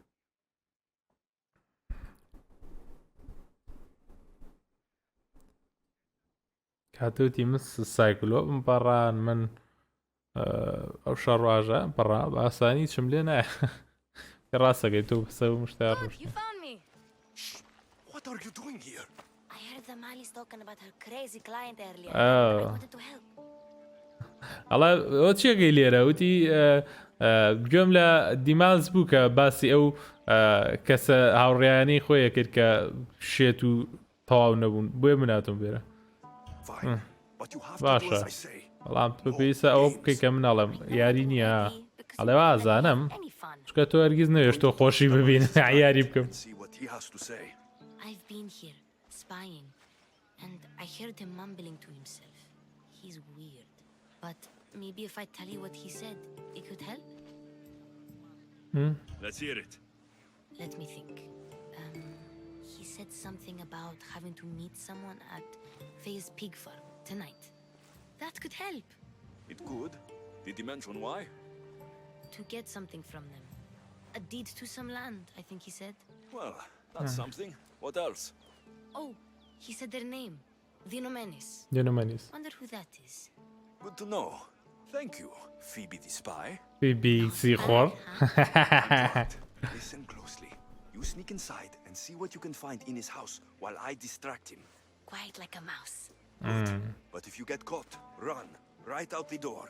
We'll meet afterwards. Promise? I'm ready. Let's go. زۆر باش هاتووە لێرە بوو وتی منە توانم یارمەتی و بم و هەنێک شتێ پێ بڵێم وەکو سی خوڕێ بم لێرە لەگەڵ ئیش ئەرکەکەی توێ یارمەتی بم باسیەوەی کردوتی من گوێم لە شتێک بووە توانم یارمەتی و بم لەوە پێ بڵم کە گوێم لە چی بووە دی پێم بڵێ گوێم لە چی بووە وتی کەسێکی لێرە کە لەگەڵ مەزمعی شترە تەعامولەکەن ئەم شەو ناوەکەشی ودوتی لێرە بن و یەکتریە ببینن و توانین وتی دەسەگرن بەسەر ناوچەکەی و شتێکی لەو شێوازەی باس کرد جامیش وتی زۆر باشە ئێستا تۆ توانی یارمەتیم بێت تۆ بڕۆ من کابرا مەشغوڵەکەم تۆ لە دو شتانی کە هەیە دەستیان بەسەراگرتۆ بیتزە و با بیەنە بەڵام کاتی گیرە یەکسەر ڕاکە بەرەو دەرەوە پێ و زاندا یەکسەر ڕاکە بەرەو دەرەوە دوای ئەتبینەوە باشە ئای بە کوردەکەی ئەبێ وریای خۆشەبی جا ئێستا من ئەبێ بچم بۆلا ئەم کڵایتە قسەی لەگەڵم ئەو لە پشتەوە وتی وەکو مشەگەچم بۆیە ببێ دەنگیشی خۆمەکەم یاڵا ئەمە کابراسە مەژۆڵەکەن بۆیش لە پشتەوە شتەکانی لێ بچێ هەر قسەی لەگەڵاغم بۆی هەڵەو ناسم نا بەڵام منەم ناسم Tell him I was going to pay him back this very night. No one sent me. We need to talk. I know you're up to something. Something? Something could be anything. You have nothing on me. You are meeting at Fabia's goat farm. You're meeting someone tonight, aren't you? At Freya's goat farm. A goat farm? You'll find no goats at Freya's. Oh, Wait! Thief! Thief! غلطم كر بقرآن غلطم كر اوي هاتي بيسي قوتي چي كورا بيك بو والله غلطم كر خۆشەویستان بەذاتی خۆ خۆم توش کرد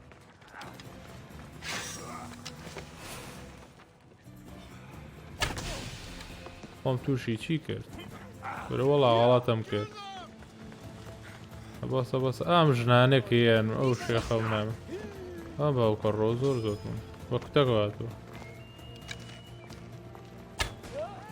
خۆی من خۆی زۆر ئاسان مرد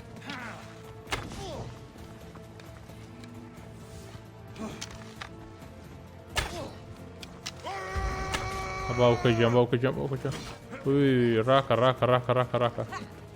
ئەنە شەڕیان لەگەڵا ناکرێ بەخوا مشکیلەن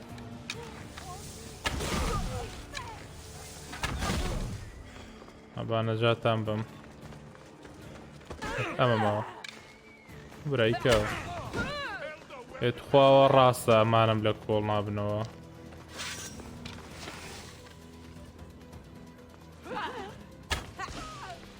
وەرە لێتانە با بە ئێوەکەی ئەوەی ئەوە نین من دوورکەونەوە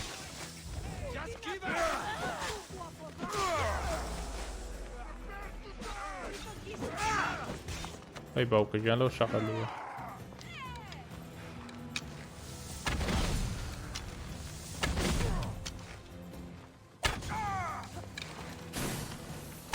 ئەمە بێتامە کوژە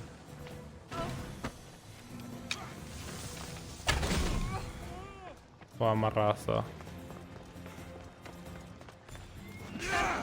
ڕۆ لە دەواز بێنە ڕۆ هەر هەڵممە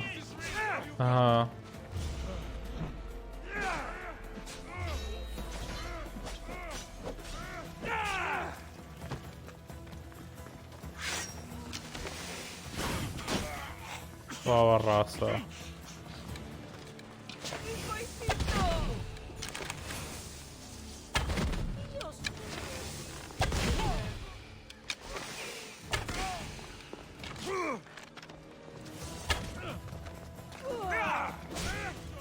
وەرە کوژرام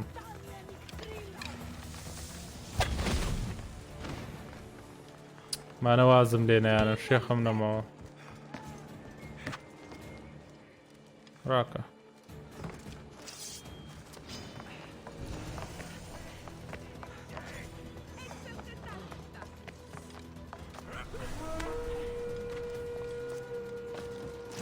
دوام ڕاکەمەوە زۆر ئەمە لە بانیم شەڕەکەم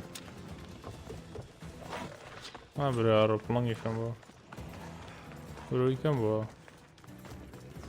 ئەنا زۆرن لێرە بڕم باشە ئەم شارمەوە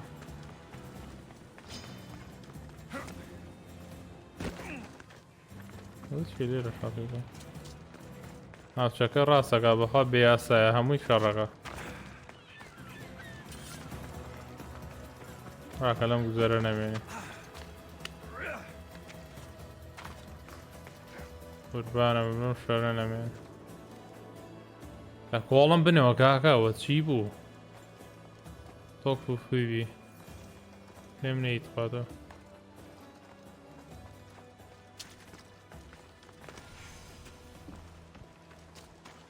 پێمەعنا بوو هەرچیمە کوژەرە هاو جا و خەڵکەت بە دارێکەوە هاو شێخم لیان نەما و قورآن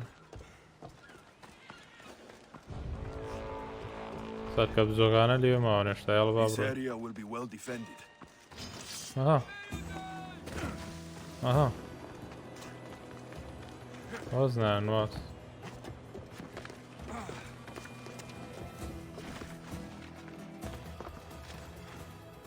يقول 19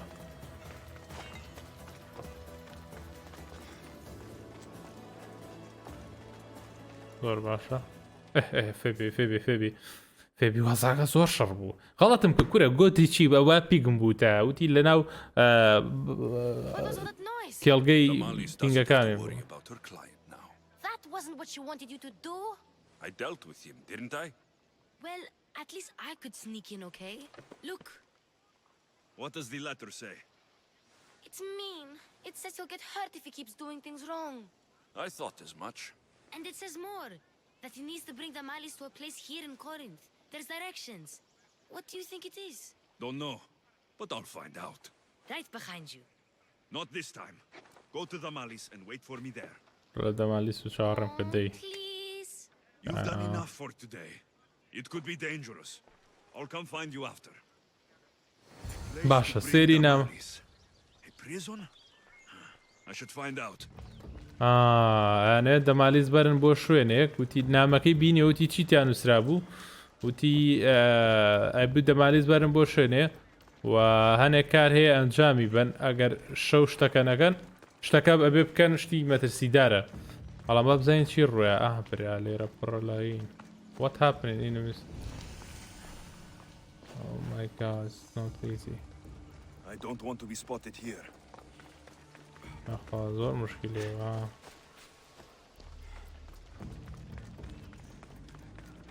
ئەو مشکلەیە زۆر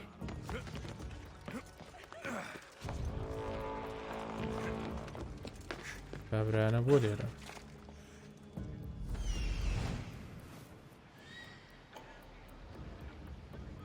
بێ خانووە بگەڕێم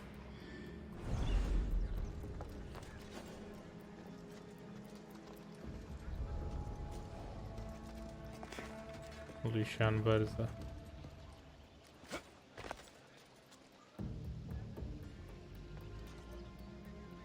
باش نییە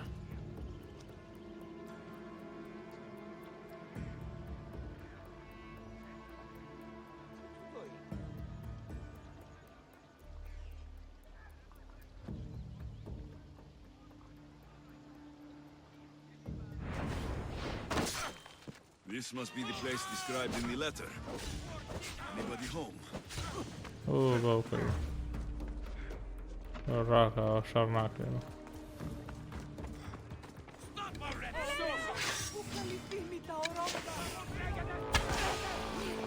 You're low, Mubarak.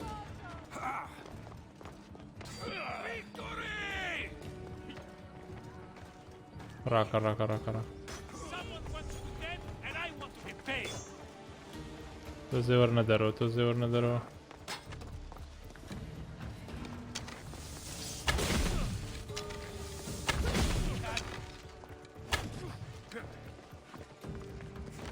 و تو خوالاتشن باب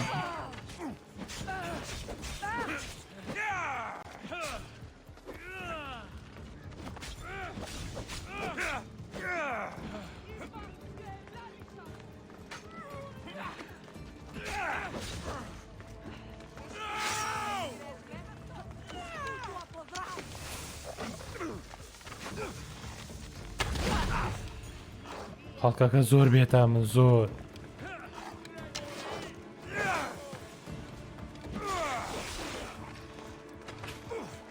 باشە کاکە وەڵای ئەمە شەڕیان لەگەڵا ناکرێ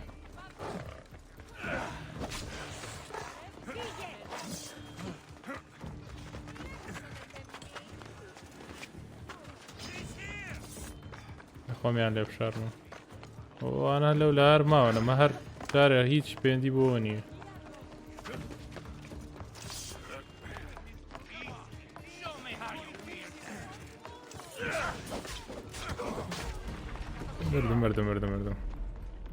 مردم ڕاکە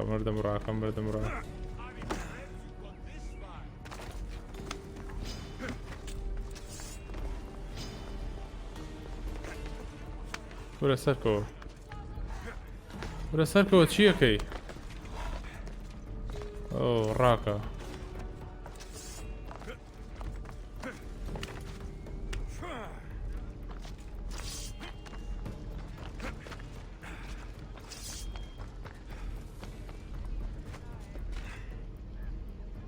زۆر بێمەعنایە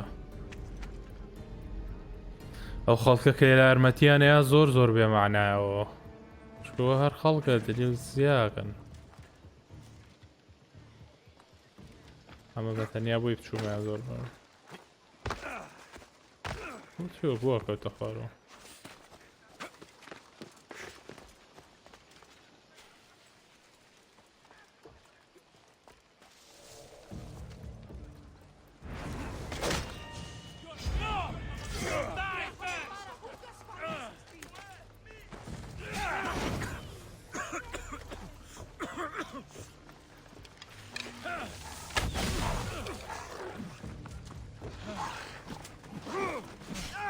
وەرە کوژام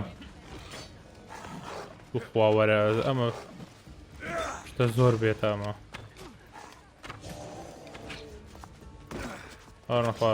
نەخوارەوە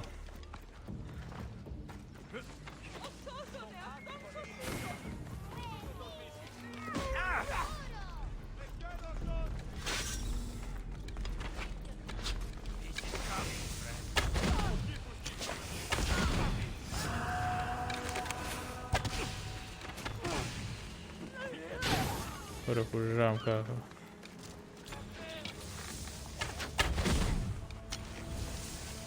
پێو خەڵکە هەمووی هاتووە بۆ من بۆ ڕاستت خوا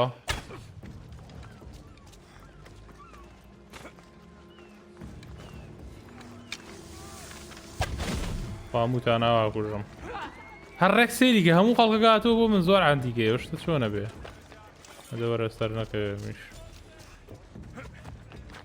و بۆ سەر ناکەوێ شێخەی بسووتیانە دە وەرە شێخە بمێنێ بۆ چی هەمووی گار دەبشوێنێت بە قورئان زۆر بێمانایە ڕاکە بە بچمە بۆ خانۆکە تا کەسی لێنەمەوە بێمەعنایە زۆر بێمەعنایە ئەو شتە هەر بێمەعنایە بۆ شوێنە خێرا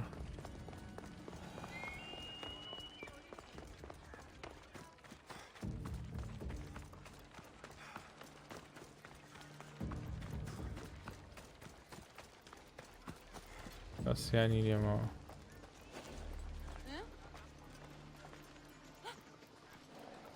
Stop there!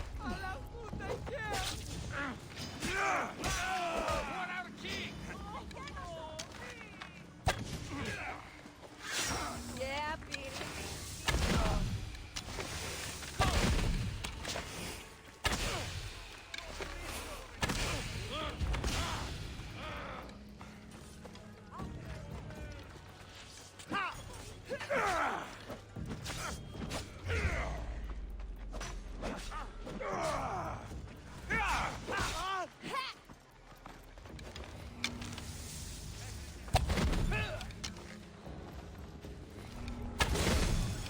هەوە من نەجادە تاو ئانە خەڵکی یاسای وەرە توخوامە ڕاستە خەڵکە بێ لێو ئێو خۆ توخوا وەرە بەقوەتیشن بەقوەتەوە منی وشتە جاتی بە شێخم بێڵە پێتاوتۆ کەم کفلێ دێ لە دەروی کۆنفلێکتەکەم دەی تا خەڵکی کەناتەوە ئەوە خوێنە خوێنێکی زۆرە دیکەی لێ سەیری بکەم Chains, oil. This Then can't be zero. what I think it is. ترتیبات دەڵێ مە شتێکی زۆر ڕێوە What is this? ئەڵێمە چییە؟ A lock of hair. Smells familiar somehow. بۆنی ناسراوە ئەنتیکەیەڵێەوە ئەبزانین چییەڵە هەرە وەڵا فەبێ گرتووە ئەڵە شێ توی نردووە ئەوەی ئەو پیاوە بێلاچەکە دیمی لەس بووە گەڕا ئەڵە تۆ چێکی لێرە ویستم یارمەتی بەم ئەڵە یەکەنگاویتر نەنەی تۆ زۆر ئازای ئەڵە مەنگەرەکانیانەکە لێت بە ئەوانە چنە ژێر زەوی بووەوە Anything goes in this Sexandron, and the monger will be satiated. You're as sick as he is, worm. Whether they like it or not, any victim he likes gets his special treatment. I'll tell him you volunteer. You'll get my special treatment right now. I'll fucking kill you. برارو مجال نایم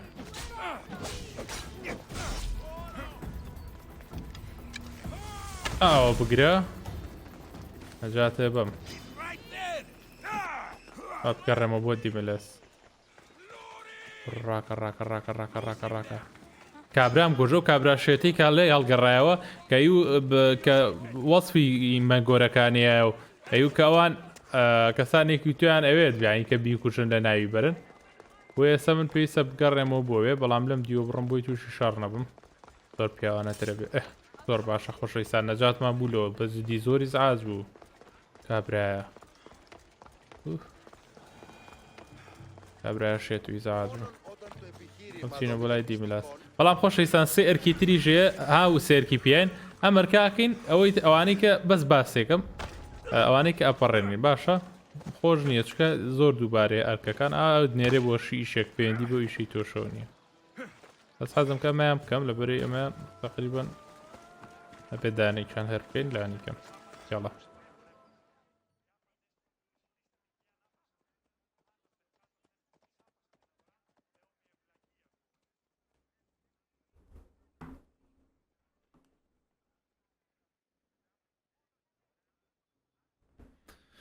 یاڵا يلا تمليس شي شوي ناوي عندي ناو كان زو قرصة جارانا مو اساسي قرصة كونا كان زو اساسي Your little friend beat you back. You made it. دور سريعة. All the shortcuts now.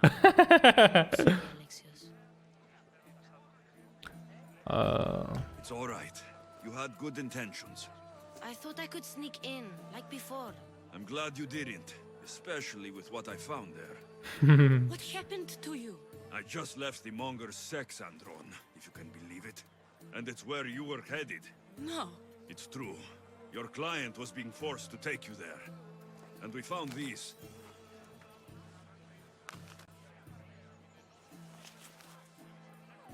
What does this mean? It means the monger got to him. He does have his hand in everything. At least I know how to deal with him now that I know what he's after. You won't have to. I took care of him myself. Told Alexios he shouldn't have. It had to come to this. Malaka, what a fool he was. The monger's the real fool. He'll find that out soon enough. زۆر باشە ئیشەکەمان لەگەڵم کۆتایی پێ ناخۆشەویستان پێی وتی کە کابرامان دۆزیوەتەوە لە پشت هەموو شتەکانەوە بۆ لیڤڵی کشمان بەرز کردەوە و ئەو بووەتە هۆکاری ئەوەی کە ئەم کوشتاریە بکرێ و خەڵکەکە لە ناو ببرێ و لەگەڵ مەنگۆرەکانە دەستی تێکەڵ کردووە و بەم شێوازەش ئەم نووسینەم بۆیە ناوی ئێمە مانای چوتی مانایەوە کە دەستی لەگەڵ لە هەموو شتەکانە بۆ کە بەسەر ئێوە هاتووە ئەو ویستێتی کە تۆ بگرێ بوو با بۆیەوە و بەم شێوازەش یان چۆن بڵێ زیانی زیاترتان پێ بکێنێ بە شێک لە شوێکان پێوت کە هەموو شتەکان ئەو پیاوە لە پشتیەوە بوو بەڵام وتی بێ خۆم بزانم چی لێگەم وتی ناخە منە بێ گرنگی پێ من خۆم گرنگیم پێ وازاکەم تەواو کردو وتی ئەلێکسیس مشکلێ لەو شتانە فیبی وایەوە فیبی گەشت بۆ ئێرە پێش ئەلێکسۆس وتیەوە تۆ لێرە وتێ بەڵە ببوورە پێشمایتەوە من زۆر خێرایەم و ئێستا شۆرکەتەکانە زانڕەکە ناوقەوبڕەکان هەزارم ئەلێکسۆ بەڵام داوای لێبور نەکەم وتی قەیناکە کارێکی باشە کرد وتی ببوورە وڵای ئەم نەمەزانیوەکو جاران ئەو ناتوانم کە بچمە ناوە بە بێدەنگی و کەشفە بم وتی ناکارێکی باشە دەجامە بەرەوەی کێرشەکەینە سەر پێداویستەکانی مانگۆرەکان ئەوانی کە کێشیان بۆ ناوچەکە دروست کردبووکانە سیا پێیوتین ئەبێ بچین و یارمەتی بین بۆ ئەوەی کە ئەویش لە ڕێگەیەوە یارمەتیمان با و دایکمان بدۆزین و هەنێ زارێنیمان پێبا بەڵام ئایا بابزانین ئێرە چیمان بۆ کرێ طبعاً ئێرە زۆر قورسە ئەبێ هەوڵێکی جدی بم بێ هەوڵێکی جدی بەم زۆر پێم نەزانن وەلی ڤۆڵبیستی شیتیان ناکوژرێ ئەوە شتێنی باش نییە وڵای ستەی هیدن نا بەزازام ئەما توام بەیەکجار نەجاتی بەم ئەی بۆنا مە نەجات بەم لە جێەوە من نەمبینی یەکدانە ماوە لە کوێ لەسەر وی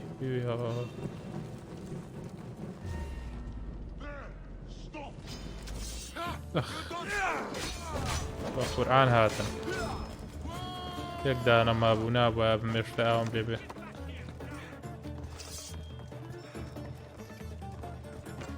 کارۆسم نایەوەم بۆ دەربێنە قەرار تێنم زۆر باشە توانی بیبڕم زۆر باشە قورس بوو ئەم شەڕە خۆشەوی ساڵ ئەڵڵە کە بەریا یەک بەچ ئەوە چێ بوو هاو ئەوە چیە و سپارتایە بەریا گیان چۆن تێی گرت باڵکەوە ئەڵڵا لەو دیمەنە وەرە بۆی وەرە چیە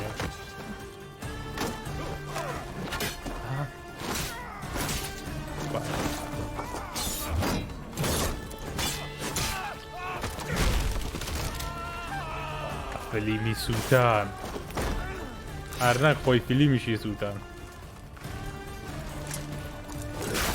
بژیت ئەک دەست خۆش دوو سپارتای بەهێز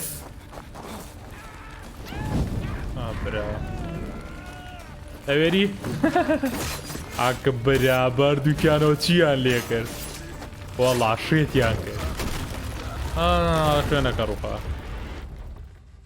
بەرا چیان لێ کردن نایابوو دیمەنێکی نایابوو ئەکباوکە گیان لەو شتە زلە جا سەری خۆمانە شەڕیان لەگەڵاکەین یەڵا وەرە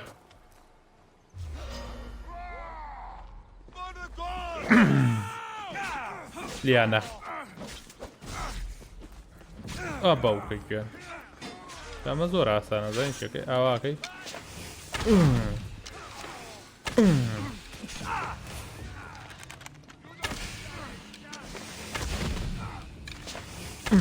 وەرە سەری تویە باوکە گیان سەری بر سەر بەرپێشەوە بڕۆ شێخە بسووتێنم شێتم کردن There's resolve in you. We have that in common. I saw innocents trapped in the flames. The ones in the warehouse? I freed them already. A good soldier acts when he's told. A great one is 2 steps ahead. Thank you. My name's Alexios. I'd thank you too if I knew who you were. Brasidas of Sparta. You're a newcomer to Corinth. You're a spy too. An old Spartan tactic. I have my ways. I get the sense that's a Corinthian hobby. Anthusa has her Atera watching from every post. Anthusa. We disagree, but have a common enemy. The Monger. We agree he should be killed, but we differ on how. What can you tell me about the manga?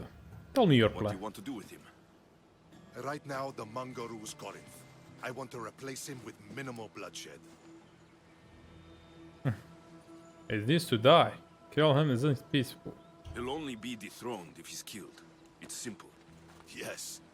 Diplomacy isn't something he understands. From what I hear, I'm not surprised.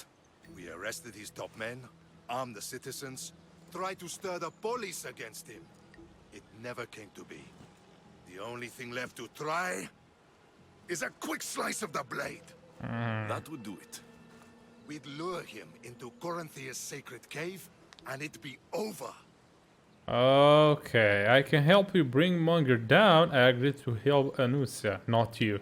Oh, Anutha ئەوێت کە ئەوان بکوژێ لە بەرچاوی خەڵکە بەڵام ئەم ئێوێ ڕێک بچێت لە ناو کیڤەکە لیبا و بەدزی و هەمویان بکوژێ مەبەست هیچ ئەم چی ئەم سپارتایە کە بچێ مانگەرەکان سەرۆکی مانگەرەکان و مەگەرەکان لە ناو بەرێ مەبەستیە بە خێراتنی شێوە با لیان بین و بیان کوژین quickly and quietly لیان بین بیان کوژین و کۆتاییان پێبێنین بەڵام ئەنوثایە نە بیان هێنا بۆ سەر تەختی شانۆی لە بەرچاو خەڵکە بیان کوژی لە نایان بەری ئێستا من نازانم یارمەتیکەمە بەڵام یارمەتی ئەمەیەم لەبەری شتەکەی ئەم زۆر ڕاسترە لەوەی ئەو By the time I leave Corinthia, the Mongol will be dead. Do that, and Sparta will be in your debt. Okay. I was Spartan once. Oh. Once? Until I was thrown off Mount Taygetos as a child and left for dead. You're the son of General Nikolaos? Oh. All of Sparta knows your name. Tani kە کوڕی نیکۆلاسە. You are alive. Impossible. I survived. I raised myself alone while life continued in Sparta. Never mind being a Spartan. Those of good character will forgive and should be forgiven. I'm on the hunt for my mother, Merini, and the only way is through Anthusa. Yes, Merini. دایک شناسه. What do you know about Merini? چی زنی درباره Merini? You don't know anything about Merini, do you? I know that no one should have to endure such tragedy alone. And I heard she left Sparta that night. No one has forgotten Merini. From what I know, she wanted them to forget. There's no going back now. The displaced can always find their way home. The gods have just decided you must fight for it. They couldn't make it any easier. Chin up, Spartan. Easy doesn't exist. Goodbye, Brasidas. Goodbye, we'll Brasidas. I'm in the fight with you. Show courage. زۆر باش. باش. بەراوانە ژات نەخوارەوە. ئەمە لە پشتەوە کوژم. Monger down, یاڵا. ئەوەرە سەباسێکم خۆشەویستان باسی چی کرد وەڵامە درەنگەم برێگەر وایە بە خۆمی لێ ڕزگارکەم وەختیوەنی خۆشەویستان کە قسەمان لەگەڵ بەنیزدا ساکرد ئەم کەسە سپارتایە وتی تۆ وەکو سپارتایەک شەڕێە کرد یانی مەبەستیەوە بوو کە کارێکی باشە کرد شەڕێکی زۆر باشە کرد لەوێ وەکو سپارتایەک شەڕێە کرد و کەسێکی پاڵەوان بووی وتی تۆش سپارتای لێرە سیخۆڕی واتە وتی من بە شیازی خۆم کارەکەم یانی ڕێگە و پلانی خۆم هەیە بۆ ئەوەی کە کارەکەم لێرە بکەم بە کوردەکەی من سیخۆڕێکەم هاتووم لێرە ئیشەکەم و کاری خۆم ئەو کاری پێویستمە ئەنجامیە بۆ پێویستی کارەکەم کارێک ئەنجامیم مەبەستی لەو بوو لە قسەکانە بەڵام دواتر باسی ئەوەی کرد کە وتی خەڵکانێکی زۆر لێرا بوون لە ناو ئاگرەکەیە ئەسووتێ نەگەروابێ وتی نا من پێشەوەی کە ئاگرەکە بکەمەوە ئانم ڕزگارکی وتی وتی سپارتا کەسی چۆنڵی شاس کە قسە ئەکات چۆنڵی قسە باشەکە ئاکا قسە جوانەکە ئاکا بەڵام مەزنەکە کە قسە ئاکات یعنی کە کردارەکە ئاکات ئەوە دوو قاتی ئەوە ئیشەکە جوانترەکە یان زۆر لەوە چاکتریژەکە باسیەوەی کرد کە وتی منیش وەختی خۆی سپارتا بوومە و لە سپارتایە بوومە وتی تۆ لە سپارتایە بووی وتی بەڵێ لە سپارتا بوومە تاوەکو کاتێکە لە شاخەکەی تریجیۆن کەوتمە خوارەوە و ئیتر لەو ڕۆژەوە من پەیوەندی بە شەینەکۆنم ئەحباو کە ڕۆمان گەورەکە لیڤڵی 22 لیڤڵەکە زۆر بەرزکەمەوە بۆی کە بتوانم شەڕ لەگەڵ ئەوە بکەم بەڵام چی وت چی باس کرد باسێەوەی بۆ کرد کە وتی ئەو کاتە تۆ کوڕی نیکۆلاسیت ئەو هەموو کەس ناوی تۆ ناسێت تۆ کەسێکی زۆر مەزنیت ئێوە لە کەسە مەزنەکانن ئەوش وتی و دواتر پێیوت وتی ئەو پێیوت وتی من لەو سپارتایان نەماوم ئەلێکسۆس و من بۆ شوازە نیم کە تۆ باسی لێکەی وتی ڕاستەکەی کە کاری خراپ ڕوویاوە بەڵام ئەکرێت تۆ لە بیر بکری بە کوردەکەی ئەو مەبەستی ئەو بۆ ئەلێکسیۆس کە ئەو لەلایەن پرۆفسیەکەەوە بە شوێکی خراپ باس کراوە کاتە منەوە کەسە باشە نیم وتی نا تۆ توانی کە کەسێکی باش بی لێبوردەی هەیە بۆ کەسانە و لێخۆشببوون هەیە بۆ ئەو بابەتی کە تۆ باسێکەکرێت لێخۆشببی و پێشتریش باسیەوەی کرد کە ئەمەنگ گۆرەکان بوونەتە کێشە بەسەر ناوچەکەەوە کۆڕێنتەوە بەم شێوازەش ئەبێ ئەوانە لە ناو ببرێن لە ناویان بەرین بۆیە بە خێرای لیانین و بە بێدەنگی هەمویان لە ناوە بین ئەمە پلانی ئێمە وەکو سپارتاکان ئەوشوتی لە هەڵبژاردنێکم کرد ئەوژەوە بوو کە بە قسەی ئەنۆتیا بکەم کە بە شێوەی دیار کابرا بکوژین بۆەوەی کە خەڵکی بزانن بە تەواوەتی کە کابرا لە ناو چوو و ئازارە چێژێ بۆ کاریکە کردێتی یاخۆکو سپارتاکە وتی کە یەکسەر لی بین و لە ناوبیری لە ناو ئەو کەیڤی کە خۆشادوتی لە ناو کەیڤێکە خۆیان شاردۆتۆ لەوێ ئەمێننەوە تۆ زەها جلوبەرەکانیشیان لە وحشیواناچێت لە مەغۆڵ و ناوەکانیشان مەنگۆرە یانێ مەغۆڵ و شتیوانەمانە کەسانی ئاسایی تەواو نین بۆیە ناوچەکەی پێوت لە ناو کەیڤەکان لە ناو ئاشکەوتیەکان لەوێ ئەبێنەوە ئێستا من بچم بۆ ئاشکەوتە و مەنگۆڵەکان لە ناو بەرم بۆ ئەوەی کە بە قسەی ئەنۆتیا بکەین چکە ئەنۆتیا و تێبێ مەنگۆرەکان لە ناوبەری شتەکانیان لە ناوبەری وەزائیدەن کچێکی ڕزگاریکە ئەوانم پەڕانەوە هیچ نەبوو و دووەمیشە سێمیشە ئەڵلقەی پێشوو بۆ ئەوەی کە یارمەتی کچەکەیمان نا بۆ ئەوەی کە ڕفاندە بیان تووشی کێشیان کردبوو لای کێشەکەی خۆی کردمانە دەرەوە ئێستا مەنگۆرەکانە بێ بچین سەرکەکەیان بکوژین ئەچم بۆ کوشتنی مەنگۆرەکان تا بێ ئەنیتیا ببینم لە خانۆکەی بەڵام هەستەکەم ئەوزان بێ لیڤڵ بەرزکەمەوە ئەگەر لیڤڵ بەرزکەویتیا بوو ئەوە پەڕێنی بووی تا تۆزی لیڤڵ بەرزەکەمەوە یاڵ ئەبزین ئەنوتیا چیمان پێڵە بۆ ئەوەی کە مەنگۆرەکان کوژین داین ئەبێ بە قسەی ئەم بکەین بە قسەی سپارتاکەکەین بە تەکیدی نازان بێت چی بکەین بەڵام مویم ئەوەیە کە شتێکی باش بکەین I also heard you had no problems dealing with them. It wasn't my first fight in Corinth. Or your last. We're going to take the monger to task at the theater. I've arranged a Corinthian drama no one will forget.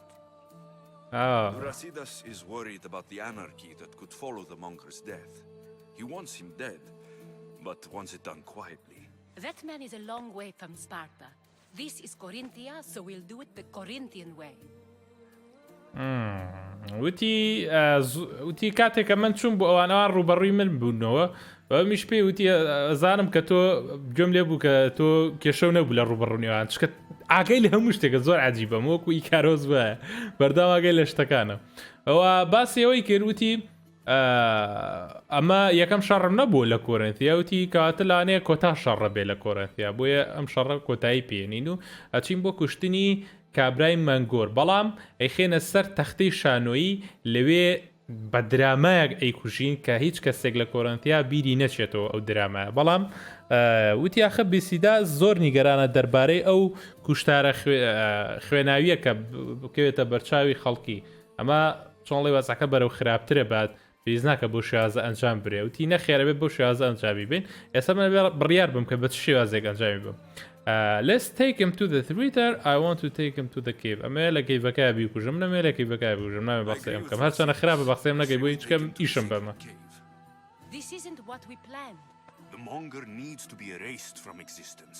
We'll fight him in a private place and he'll die. A simple transaction. Remember? If you insist, we'll meet you at the sacred cave. The sacred cave ئەکە و بینمەوە شوێنە یارەکە بەس ئەم لیڤڵە بەرزە بێ لی بەجددی مەرحەلی بۆ بڕمەژ نابردرێ و چی پێوت و پێشەوەش پێی و دوتی کە ئێرە شوێنی کۆرنتیەکانە نەک سپارتاکانە و لە شوێنێکی دوورۆ هاتووە ئیشی ئەو نیە ئیشی منە بێ بە قسەی من کە ئێستا پێم وتم لە کەیڤەکەی کوژم من بە قسەی برۆزیدا سەکەم لە بەرەوەی کە ئیشەکەی ئەو باشترە ئەمیش وتی باشە ئەگە بۆ شێازێ من لە سکرت کەیڤەکە و بینم بۆ شێازەی گوژین خۆشەویستان من هەنێک لیڤڵ بەرزەکەم و ئەچین بۆ مەرحەلەکە بۆ ئەوی مەرحەلەکە ببڕین خۆشەویستان ئەچین بۆ کوشتنی مەنگۆرەکە بەڵام لیڤڵەکەم کە ماگەر بۆم نەبڕا ئەوەیە مە دەرەوە بە لیڤڵێکی باشتری بڕین مەرحەلەکە یاڵە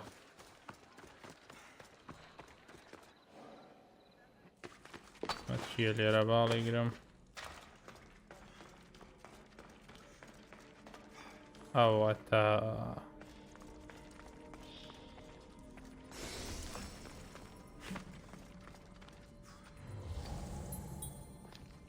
شو بڕۆم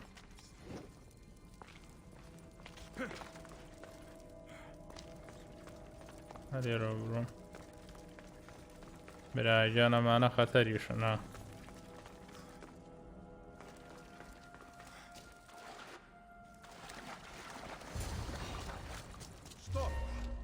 ئەرە وەڵا گیرێن ئەرە وەڵا هاتین ئەرە وەڵا هاتین بۆت مەنگۆری زلە یاڵا بابزانین پێمانە بڕێ زۆر قورسێرە بە قورعان لیڤڵ 920 نەبێ مەکە کاکە مەکە شەکلی کردم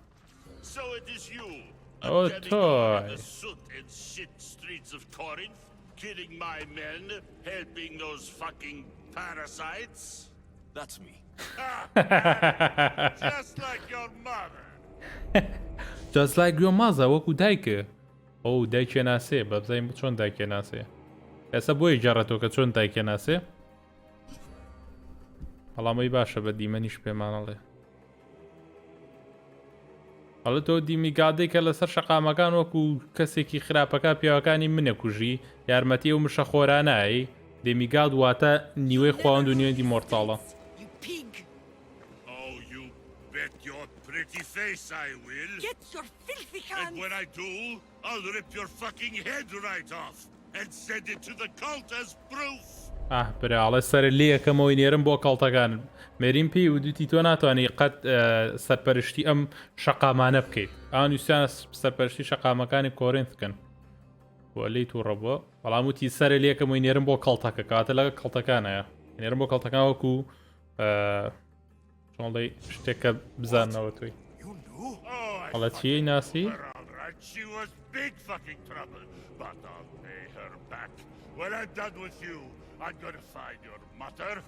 هەڵێ کەتە کاتێک تۆم کوشت پاچم ئەوە کوژم و سەریە بەم دیمۆسیش حەزە کرد کە ئەوە ببینێت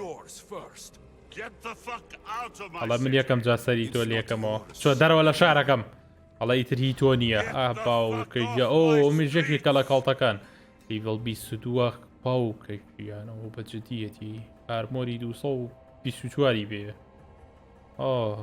نۆ دەیزی ئەڵەتا ڕۆ بۆ خوێنی لێ ناڕە تا بە خوین هەر خوێنی لێ ناڕە باشم شێرە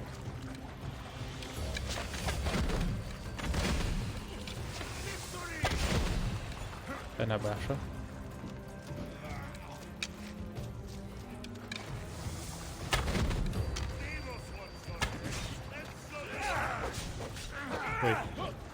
لێم نەیە لێم نەیە ئەوە لێم بازانین چیەکە ڕێگەم کوژێ مەکە مەکە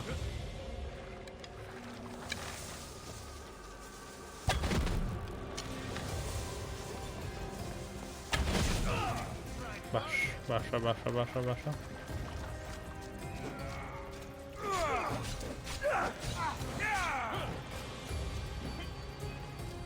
زۆر وریای خۆم بم نابێت لێم بن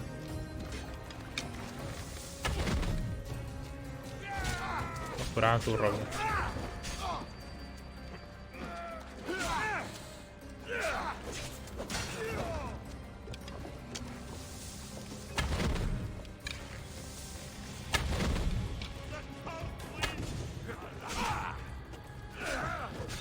وي پێم نەگری بەسە بەسە بەسە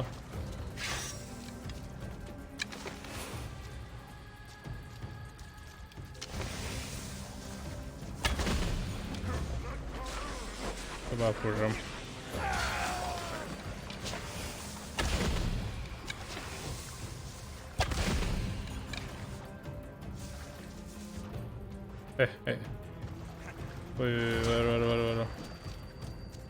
وەرە پێشەوە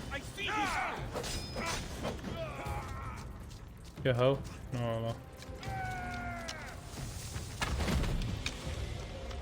زۆر باشم لێەوە تاوەکو ئێستا زۆر باشم لێەوە نەکوای بەرم نەکەوێ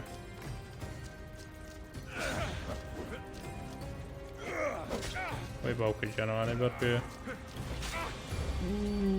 خەری بۆ بەرم کرد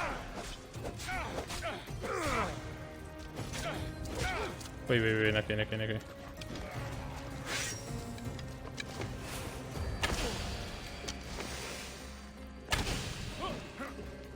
خەینی زۆر کەم لێ ڕۆ لە ماخیرە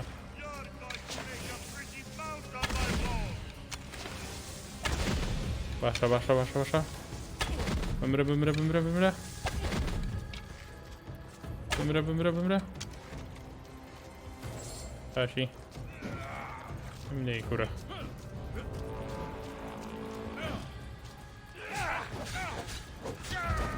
باوکەجانەوەی نەبوو هاتە ژوورەوە ئەوە لە چووە هاو ئەوە لە چووە هاو ئەوە لە چووە هاو قوڕ بەسەرم قوڕ بەسەرمەوە هەر ناکوژێ ئەوە لەم پیسترە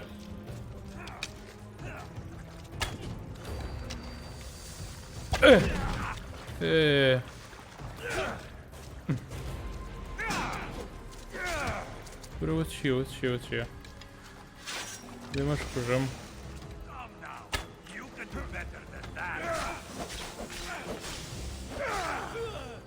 باسە باسە نەکەی نەکەی نەکەی ئەم سپارتایانە نایڵن تیریشان لێبێ زۆری بەهادە ئەمە لە چووە هاو بەس بزانم ناتوانم بزانم مەرحەلەکە تەواوکەمەوە ناتوانم ئەمە لە چووە پێیا بوو نازانم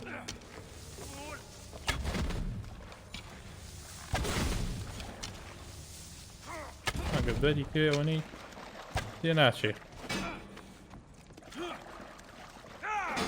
وەرە ناخۆشە کرد وەرە وەرە ئەها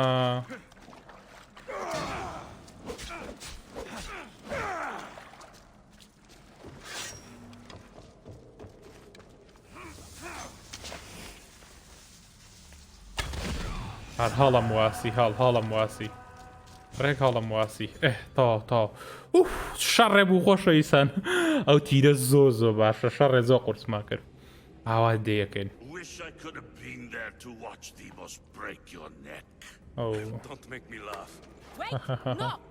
نەخێر نەیکوژێ هاو ئاڵە خەڵکی کۆرەنزە بێ بیبینن کە ئەمرێت دووسام بێ بۆ سەر شانۆکە پیشانی هەمووی بە ئەو ترسنۆکە توان بە قسەی کەم نا لێرەی کوژم تو خۆم تووشی شێ ناکەم خۆشار لەگەڵ ناکەم جاریشکە تاقەتم نییە سەری لێکەرەوە بی بە سەری بەرە بابە خۆی مەبە ئاواو لێەکەی تا بڕاتەی کوشتمان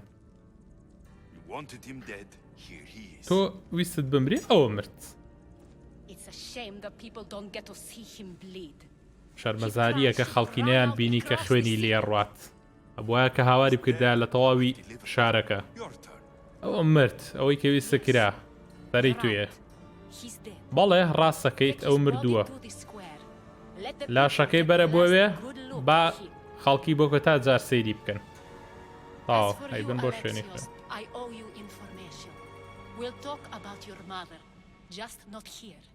ئەڵێ زۆر باشە ئەلێکسیۆس من ئێستا کاتیوێ کە ئەو زانیاریانە پێ بم دەربارەی دایکە بەڵام لێرە نە ئێستا لاشەکەی بنەوە پیشانی خەڵکیان کە کوشتویانە ئیتر مەنگۆر نەماوە کۆتایی بە مەنگۆر هاتووە و مەنگۆر وەختی خۆی لەگەڵ دایکی شەهر کێشەی هەبوو بۆیە باش بوو هەر کوشتنی ئەو کارێکی خراپ نەبوو ئێستا ئەوەی ماوەتەوە ئەوەیە کە دایکی زانیاری باتێ دەربارەی دایکی بابزین چ زانیاریکی پێدە و ئەوەی کە لە ڕێگەیەوە بتوانین دایکی ئەلێکسیۆس بدۆزینەوە بابچین و بزانین چیتر ڕوو ئەهات یاڵا I can't give you enough thanks for what you've done. And for once, I can also thank Alcibiades. He sent you here, after all. There is more to him than meets the eye. He knew you could save Corinth from that beast. زۆر باشە ئەڵێ دڵخۆشم کە تۆ لێرە بووی زۆر سپاس دەکەم کە یارمەتی داین کە ئەم خراپەکاریە لە ناوچەکەیان پاک بکەینەوە سپاس بۆ ئەلیکیابیسیش کە تۆی هێنا بۆ ئێرە بۆیەوە کارە بکەی وتی باڵە هەیە سە شارەکە کۆتایی پێهاتووە ئەدت گود فۆر دە سیتیەوە شتێکی باشە بۆ خەڵکە ئەگەت میوەدار نیت ئەوەم بەرێکە پێویستمە It's no secret that I'll also benefit from his death. Let's talk. Okay. Yes, Yes, Mirini. She came and left Corinthia in a flurry, but made an impression on me. Oh. Like a great storm. I remember that part of her well. A strong woman with great intensity. She wanted to find her place here in Corinth, but never found what she was looking for. You speak of her kindly. You were her friend. Perhaps on the surface, but she had a great pain in the middle of her that no one could get to. How did you meet Shon Nasit? What did she do in Corinth? Did she find work? She kept to herself, with one eye always on the poor. She could have stayed with... After Corinth, where did she go? That? I don't know. She must have given you some hint. I don't think even she knew where she was headed. All I know is she won a ship thanks to a lucky dice throw. Tichy owed her that much, at least. I remember the ship's name well. Siren Song. Oh. Siren Song. Siren Song. It was famous for weathering all that Poseidon threw in its path. Thank you, Anthusa. May the gods look well upon you, Alexios. Visit me anytime. I'll catch you up on Corinth's affairs. It seems I have an interesting future ahead of me. So do I. زۆر باشە. If I can find someone who knows the ship, I'll be one step closer to finding her.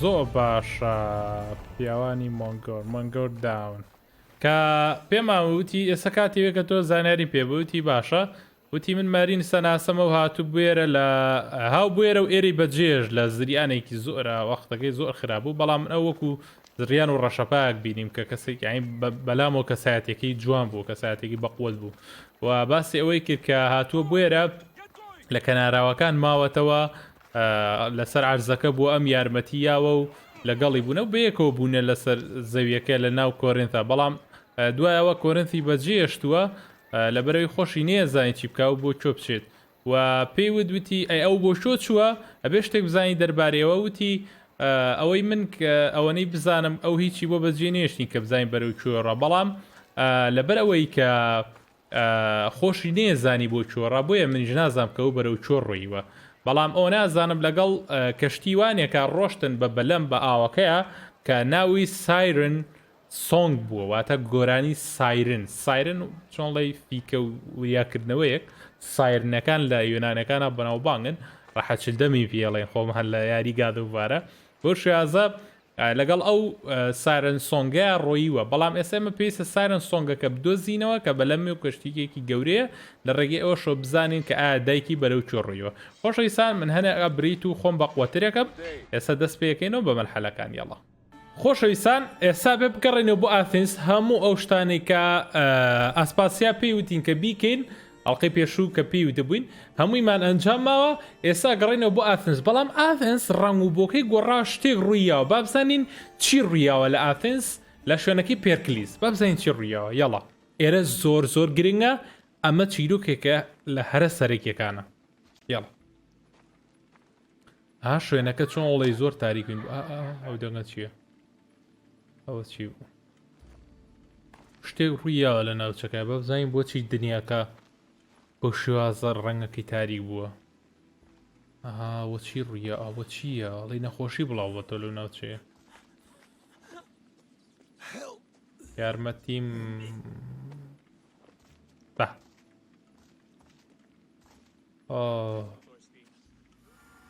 قەساکە خراپە شتێک ڕوویاوە لەم ناوە والرحم abandoned by the god وازين لا يخوا كانوا طبعا كان مرحليك ما انكرت اي خويا كان مرحليك ما انكريت لو انا اما بو يا ام دكتوره وقت الغامض لا مش شركه مو شي بو بشريتكو هذا وازين باب الصك وازين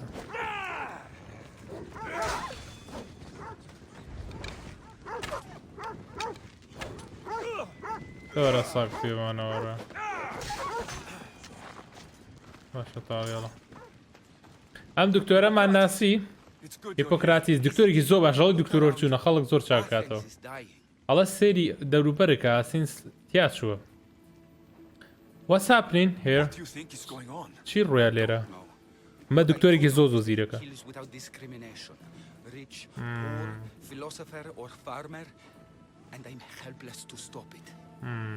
ئەڵێ من بێسوودم لەوەی کە ئەمە ڕابگرم ئەمە ئەم نەخۆشیە بەبێ ئەم لا و لا دڵەمەن و پیر و فەلسف و نازم چێ ڕێگەی کوژێ لە ناوێ بە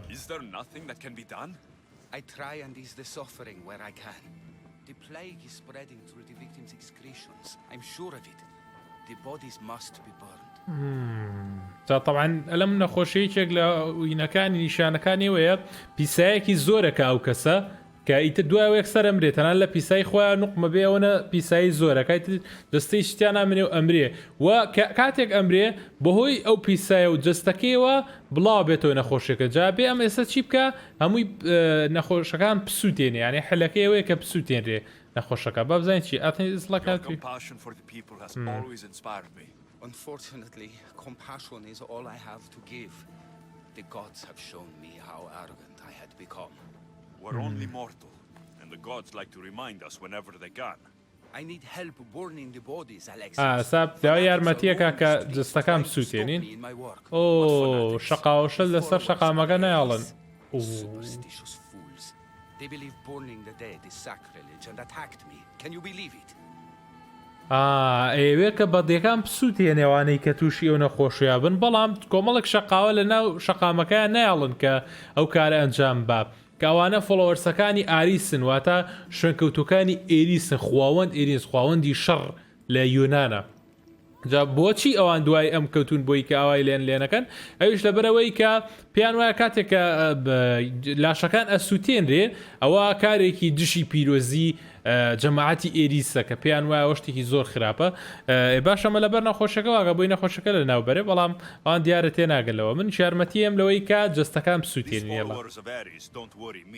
نیگەران ئەوان هیچ کێشیان لەگەڵ من نییە منیان سووتێنم جستەکان کەواتە ئێستا بێ من ئەم جستانە بسووتێنم بۆ سووتانی ئەمەش پێویستە ئەم کارە ئەنجام بین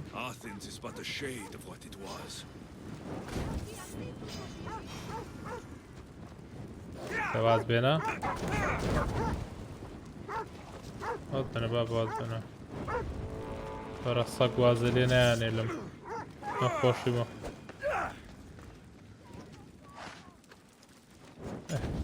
دەی بسووتێ ئەفی نەسووتە سووتێ باین مێ بووم ئەوانە بانێن بووم زۆر ناخۆشە برا فۆڵۆرسەکانی نادن ئێریس ناڵە فۆلۆر ئێریسیش نییە ئەمانە خۆیان لەگەڵ جەماعەتی کەڵتەکانیشە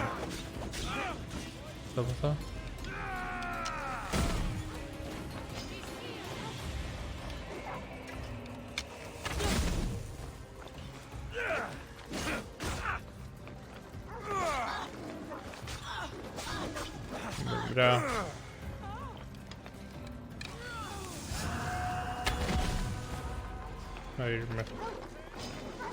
بەڵام وینەکە شەڕیانە باش شێر و سەگەکە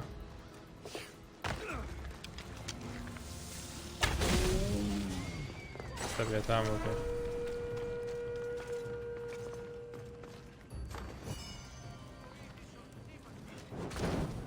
Another body safe from the fanatics.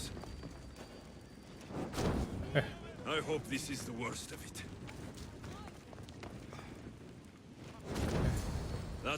هەموویم سووتان زۆر باشە بۆی نەخۆشەکە زیاتر بڵاو نەبێتەوە بە قسەی دکتۆرەکەم کرێ سا چینەوە بۆ مەرحەلەکەمان بە بسای مەرحەلەکەمان نەکوایە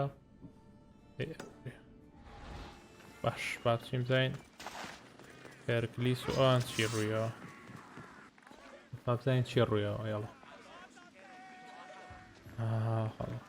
بیبی ئەلێکسیۆس تۆ گەڕایتەوە پێویستە بڕۆم بۆ کۆ ئەگەڕێمەوە لەگەڵ لە پاسەیە بینەوە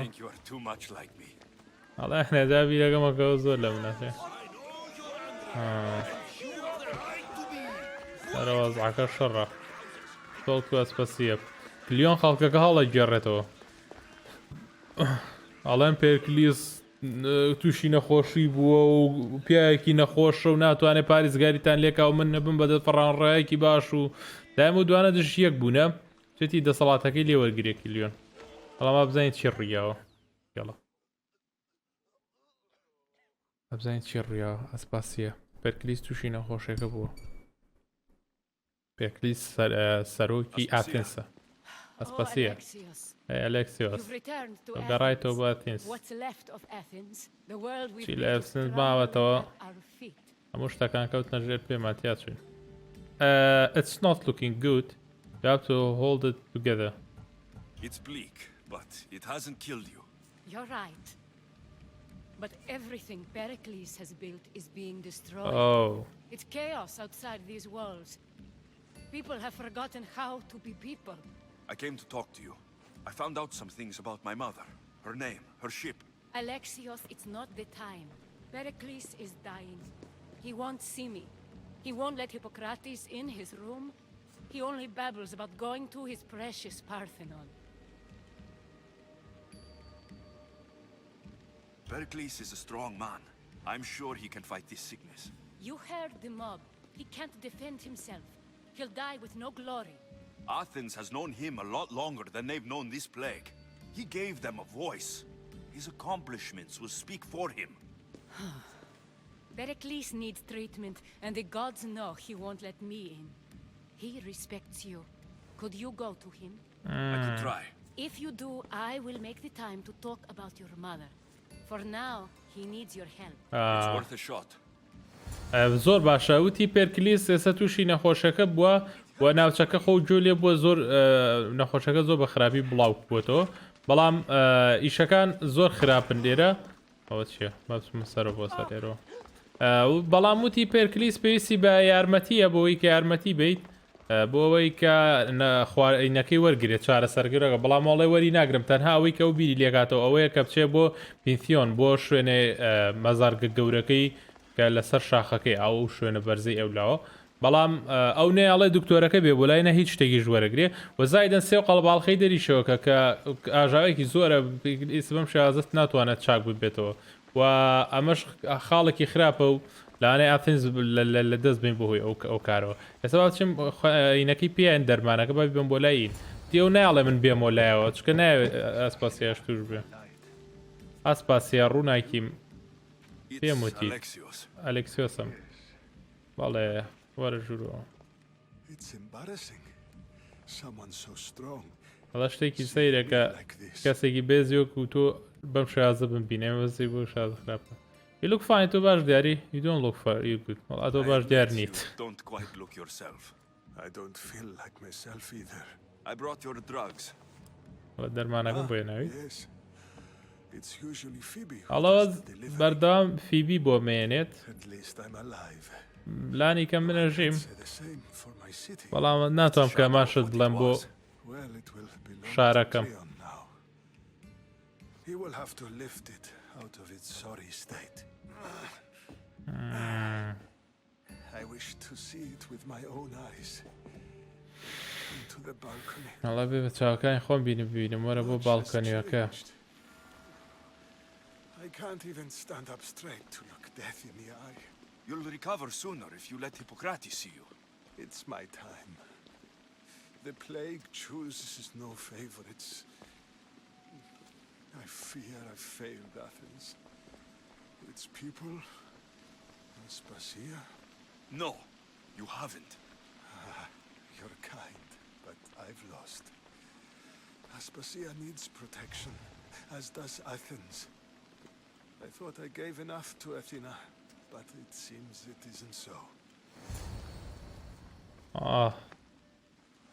ئەو کاتێک کە چوین بۆ لای باسیەوەی کە من حاڵم خراپە بەڵام ئەگە باشیش دەرکەوم بەڵام شارەکەم باش ناکەوە کلیۆن دەستی گرتۆ بەسەر شتەکانە و بم شازە بێت کە ئێمە ئاتنز لە دەسەین و منیش زۆر دڵتەنگم بۆی کە لە پیاسانەکە بوو باسێکە کە زۆر دڵتەنگە بۆی کە ئاتنسە بینێ بۆ شازە ئێمە بەسێ بۆ حاڵی خۆم ناگرین بۆ حاڵی ئاتنسەکەنەوەگە دەست کیلیۆن ئەو خراپەکارە کەسێکی باش نیێوانە و وە نەمتوانی خەڵکەم پارێزم ئاسپاسیا پارێزم دی تۆ باشە بی تۆ توانێت کارەکەوتی نا من ناتوانم ئیت لەو کارانە بکەم من ئەمرم بووە وتی ئەگەر هیپسۆریست تۆ ببینەوە چاگە بیتیوتی نا من هەڵبژێر دراوم یعنی ئەم نەخۆشیە کەسێکەڵ نابژێرێکە بیێ ئەمرێ ئەبێ بمرم بە کوردەکەی بەڵام ئەمە کەوتنی ئاتنسە لە یواخوازم کە ئەمە نەبێتەوەی کەوتنی ئاتنس دینا بۆ شازە نابێت ئەلکسیۆس پێی دڵنەوەیەوە بابزانین چی کردڕە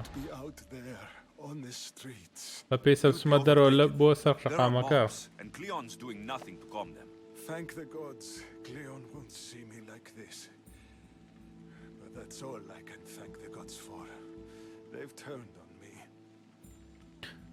وتی بنەبێ بچم لە دەرەوە بەزوتی کلیۆن ناتوانێەوە قەڵە باڵەخێ کۆنتترۆلکە لە دەرەوە کە هەیە ئای بە کوردەکەی کاتێک کاشاکەی ناتوو دوایەک تو خۆشی شێشا بێ مەبەسێ بوو کە دڵنەوەیی باتەوە بەڵام وتی سپاس بۆ خەکە من ئێستا باشم لێرە بەڵام شتەکان هەموو ئەوانە دژی منەوەستنەوە کە هەموو خەڵکاڵە گێڕێت و دژی من The God betrayed Athens. خوداکان خیانەتیان لە ئاتنس کرد. The gods definitely aren't in Athens. I hardly recognize it here. It's like the Tartarus. Athens' fate is decreed. All we can do now is wait. You should go back inside. You need to rest. Where I should be is in the Parthenon. My greatest legacy to Athens. We need the gods' blessing. But Aspasia... Aspasia's right. She often is. But not about this. Yes. I'll go inside. Thank you, Alexios. Tell my Aspasia I was a good boy and took my drugs. Aspasia بیا بڵا کە من کوڕێکی باشم و باشم لە پڕووی تەندروستی باشم و دەرمانەکەشم وەرگرتووە خۆشەویستان باسی ئەوەی کرد کە ئەو پێویستە کە لێرە نەبێت و پێویستە بچێتەوە بۆ پێنتیۆنەکە ئەو شوێنە مەزنەی خۆی کە پێویستە لێ پیرۆزی خوداکان کە چکە ئەلکسیۆس پێ دوتی خوداکان وازیان لێرێنەوە ینی لێرە نەماون ئەمە بەشێک لە شێوەکان خوداکان وازیان لێرە هێناوە بە کوردیەکەی مەبەست ئێوەیە کە بۆ خوداکان یارمەتی ڕێنادن بۆ شێوازێ ئەژوتی ناشتەکان بۆ شێوازە نییە پێسێمە پیرۆزی خوداکان وەربگرین دەبێت بچمە بەلای ئاتپاسیا بزانین چیتر هەیە بیکەین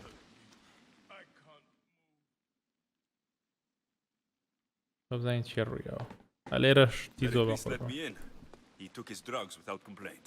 Thank you. Something wrong? I expected Phoebe back by now. I saw her in the crowds outside.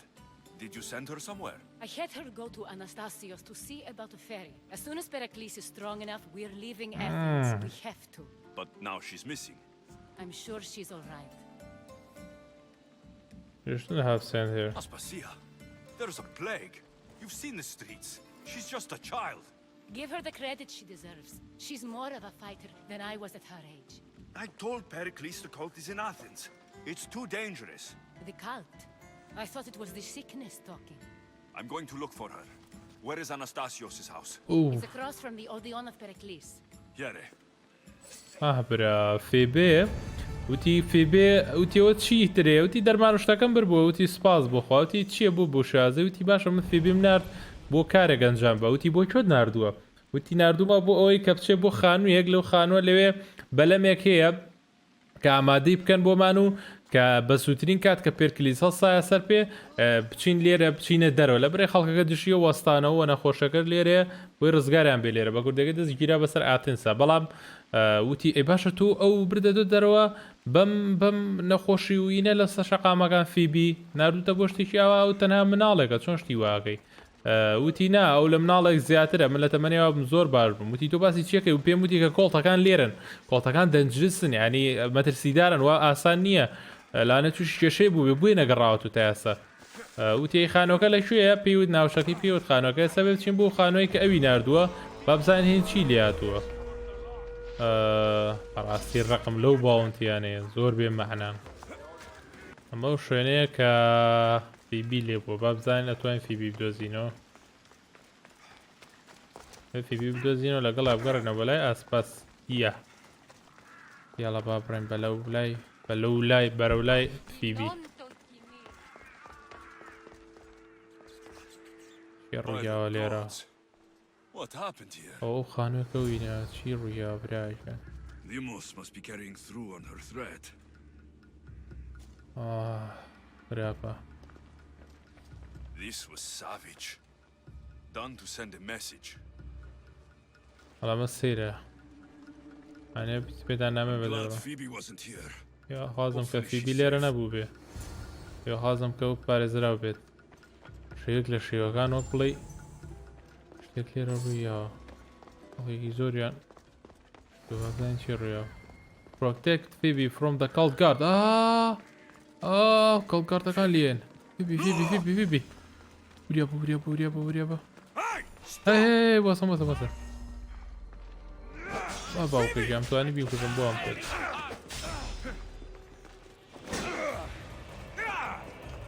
وەرە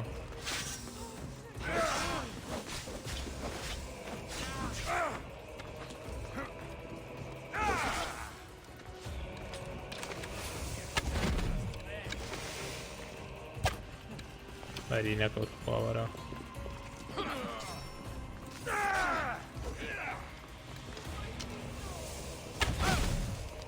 جارێ فەت تۆش فەت وەرە سەری توی خواوەرە بەسەر ئەو شتاکە لینە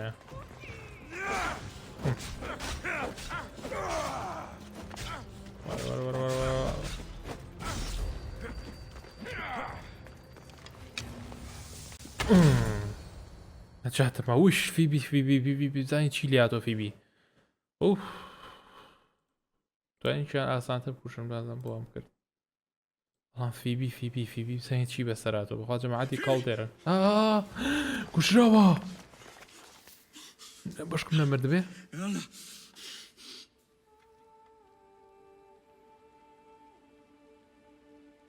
یاوە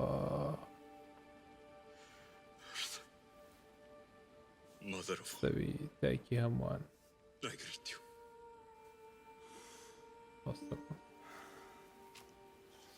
بەسی گایە هەمیشە حەزی کرد کە داڵێکی هەبووە زیوز داڵێکی پێ بەخشیاوەکە ئیکاڕاس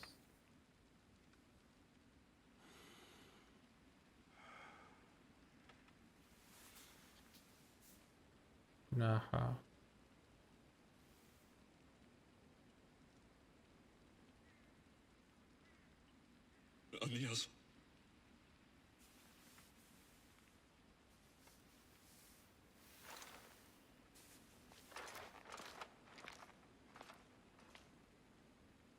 Bibi met. Alexios. Are you all right? ئەمە لەغە ئەسپاسیاق سەبکەم سە پێکلیز بدۆزینەوە ون بووە هەڵە گرنگی بۆ نام ئەسپاسیە لەکوێیە ئەلێکسیۆس ببوورە فیبی تووڕێ لە ئەسپاسیا مادەمەوەی ناردووە بەس پێرکلیز دیار نەماوە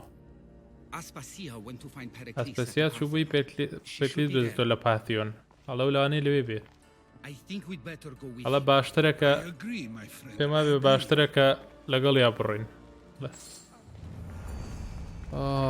پێنتیۆنەکە چوو بۆ پێنتیۆنەکە سەپێرکلیزیشن بووە وەڵای زۆر تووڕێیە لە هین لە ئاسپاسیە ئەوە تا ئەلێکسیۆ خێراکە پێکلیزە ژوورۆیە هەڵە چی بەسەراتوە Phoebe, this is because of you. Phoebe is dead. Phoebe مرد. She's dead because you sent لەبەر تۆ مرد کە تۆ ئەو ناردە بۆ ویشە. It's not true. Phoebe wanted to go. She told me she would be all right. And you بelieve the child. You know Phoebe. She wouldn't have taken no for an answer. It was out of my hands. Out of your hands? You sent her away. You could have protected her! What I asked of her was needed to protect Pericles. She lived to help others, Alexios. She lived to help you.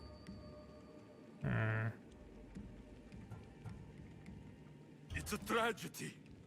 She should be here. Of course she should. But you know the cost of living this life. I do. But did Phoebe? Aspasia, you're here. Any sign of Pericles?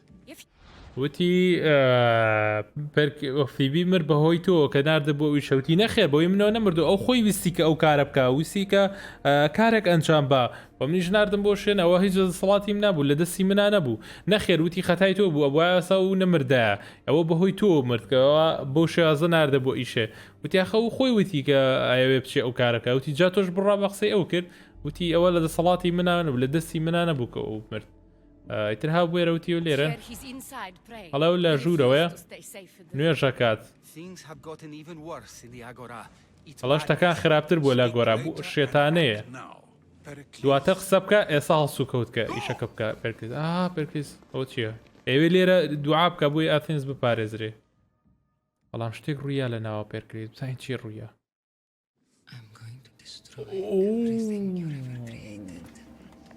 ئەڵێ هەموو ئەو شتە لە ناو بەرم کە تۆ دروستە کردووە ئاتینزی منە خوشکەکەی کەساندرا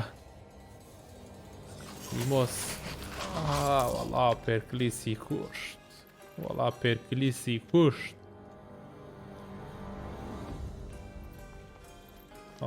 my god بکەوە لەسەر ڕێگاکەم ئەوە بگرە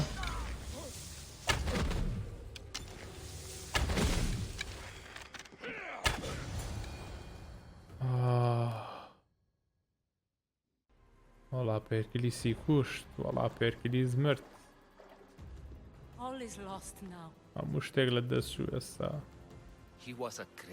ئەو پیاوێکی مەزن بوو وڵا تەنانەت لەوەش مەزنتر بوو کە ئێمەمانزانێ ئەبێ بچینە دەرە لە ئاتینس بە کەشتەکەی منە ڕۆین پێی سەبڕۆین مێڵە بێ بەتاڵانە بمرێت یانی بە بێ سوودانە بمرێت ئەڵێ هەرگیز بەستێ با خۆمان ڕزگارکەم بۆی بتوانین تۆڵەی سەنینەوە ئارە وەڵڵا کاساندرا دەستی خۆی وەشان دەکەڵتەکە دەستی خۆیان وەشان پێرکلیسیان کوشت و ئاتینسیش وا وردە وردە لە ناوەچێت کلیۆنی ژەوێ بە سەرکردەکەی لێرە کلیۆنی خاین شتەکان زۆر خراپن فێبێژ مرد بێمانش خێرات دەرچن لە ئاتینس حاڵەتیان خراپە حاڵیان خراپە شتەکان زۆر خراپن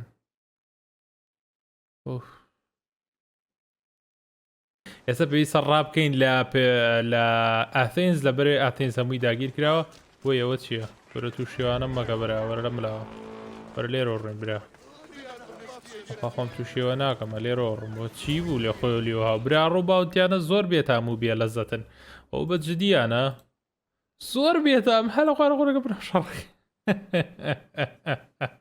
یاڵە با دەرچین لە ئاتینس بۆستە باوکەی گیان ئاپەرە کەلیۆن وتی کە نابێت هیچ کەسێک لێرە دەربچێت بە ئەسپاسیا بەرین بۆی من ناڕۆم ئەوە بڕۆن خۆ مەزانم چی لێکەن کلیۆن فرمانی دەرکردو کە هیچ کەسێ لە زینزەر ناچێ وەرە خۆسە ئەها یینەکە هاوشتە پیسەکە هاو ئەها ئەمە تۆ جارێفت ئەوە تۆش بێت خوازم لێ بێنە باوکە گیان پڵەنگە کە پەلە مەریان بە قوربانە بە قوربانە بوو ئەها خەڵکیش زۆر هاوە ئەوە چییە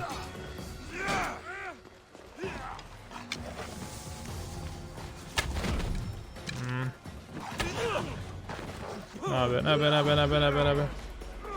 نابێ ئەوە بکەم بەسە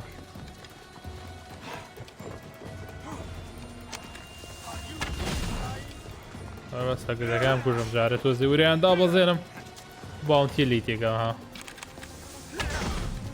ئەوم کوشت ئەو وینە بۆ پەلەماری بەزمنەیات تێناگەم وەرە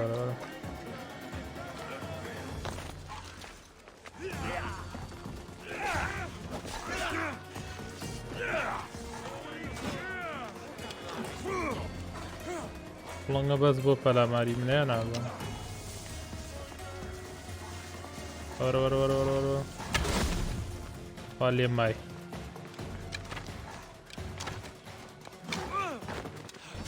ورە مردم بابە مردم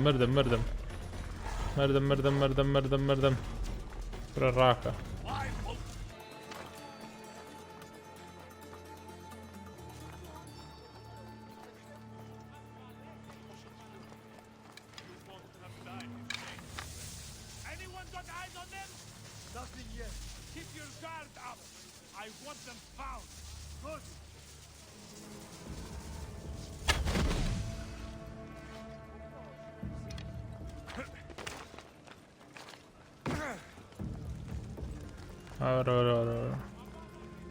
لێ شاردەوە تۆ زەخوێنم پڕ کردەوە ئەمەم نەجادا تاویشم نەجادا وف بێتان بوونەوە چییە لە خۆیانە زۆرە بوو بە قورئان ئەو خەڵکەیەکە یارمەتیانە ئەوە زۆر بێ لەزەتە لەو یاریە باخۆ لێ خەڵکەشی لێ باڵێ هەرەوەڵە هەڵە پا بووە با بڕێن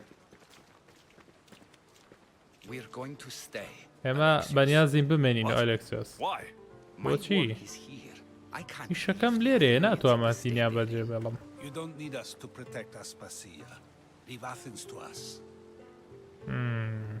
ئەنوێ لە ئاثینز بمێننەوە چکانەوێت کە لەم هەرێما کەسانێک هەبێت کە ئیش بکەن بە کەڵک بێن لەم شوێنە نەک کیلۆم دەست بەسەر مشونەکە بێ ئێوە کوژرێن You want the same to happen to you? If every dissenting voice disappears, the people won't turn against him. They need me here. You're sure? I have lived as an Athenian, and I will die as an Athenian. Then do something for me. Both of you. Of course. Retrieve Phoebe's body. Give her a proper burial. Everything she deserves, and more. Thank you. پێوت کە لاشەکەی فیبی بێنێتەوە چۆنڵی بە خاکسپاردنێکی باشی بۆ بکە هی زۆر بە باشی ئەوە ئەنجامین هیواخوازم کە بە زیندویەتی بتان بینمەوە وانوتیان ئێمە لێرە ئەمێنەوە چکە بێ ئەو دەنگانش دژی ئەوان هەبێت واتە کەسانێک لێرە بمێننەوە دژی کیلیۆن و کەسانەی کە ڕێی جیازیان هەیە نابێت کە بە تەواتی ون ببین و لە ناو بچین ئێمە لێرە ئەمێنینەوە بە نیازین لێرە بمێنێت چکە وەکو ئەتینسیەک دەورکەوتوم وەکو ئەتینسیەکیش ئەمرم ئەمێنمەوە ینی بە کوردێکی لێرە باشە تقریبان شتەکان باشە ئاسپاسیا چوە دەرەوە لێرە چکە ئاسپاسیا خێزانی پەرکلیس بوو تەوانێت توانین لێرە بمێنێتەوە ئەبزانین چێرتە ڕۆیە ئاسپاسیا خەماویە The farther we get from Athens, the quieter it grows, as though it's peaceful. But I know better. I'm sorry, Aspasia, about Pericles and Athens. You have no need to apologize for anything. It feels like I let everyone down. I didn't get to them quick enough. Didn't make the right decisions. It's not your fault. There's no one to blame but the cult of Cosmos. About Phoebe. No, allow me. Phoebe was my responsibility. I should have kept her closer to me. It was a mistake. No, I wanted to apologize. It wasn't your fault. I'm sorry. Yet another murder to the cult's credit. I'll make each of them beg for mercy before I kill them. That time will come. For now, let us look to the future. Do you have a headache? I was hoping you would help me with that. Yes, of course. This woman. Phoenicas. Her ship was called Siren Song. Phoenicas. Yes, I know the name. Last anyone heard, her ship was docked on the island of Naxos. Then we go to Naxos to see Phoenicas. باش.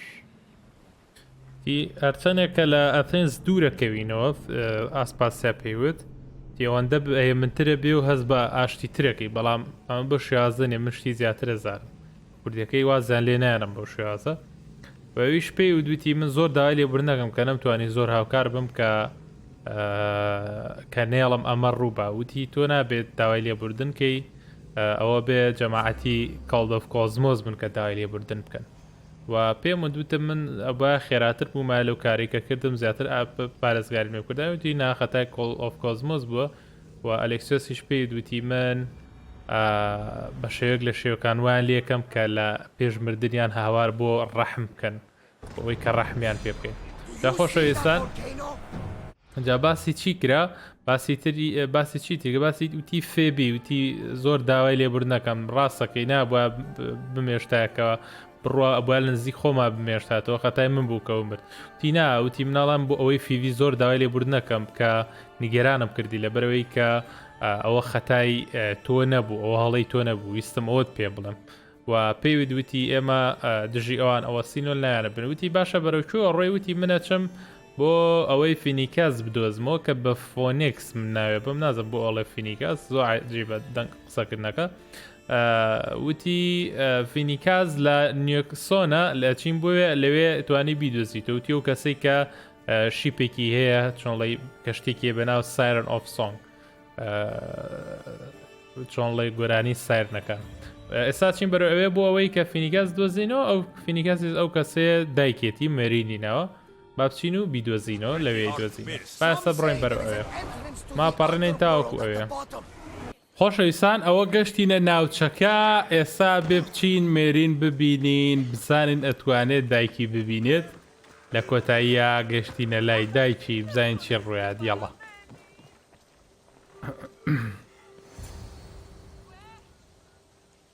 چەندێکە بە دوای دایکی ئاگەڕێت بزانین چی ڕوویات یاڵە ئەوە چی بوو I won't be intimidated.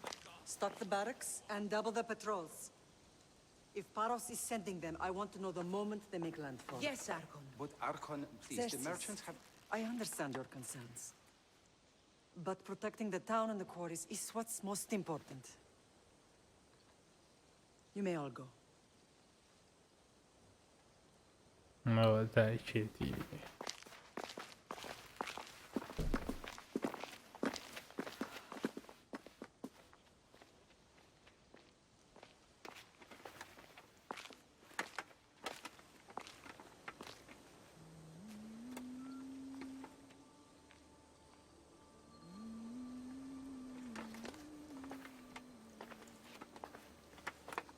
Oh.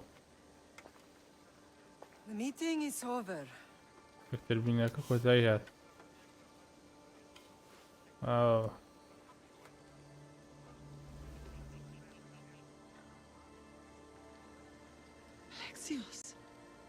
Alexios, شلون؟ How?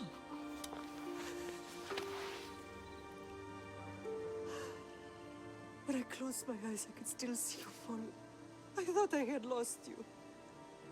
كاتشا كان بداخل اشتهز بكت نخوارو كذا كم شلون توجي كساندرا جي I have her, don't they? والله ايوان لا وايا I rebuilt my life from ashes. Do you understand? Now you tell me you're alive. You're both alive.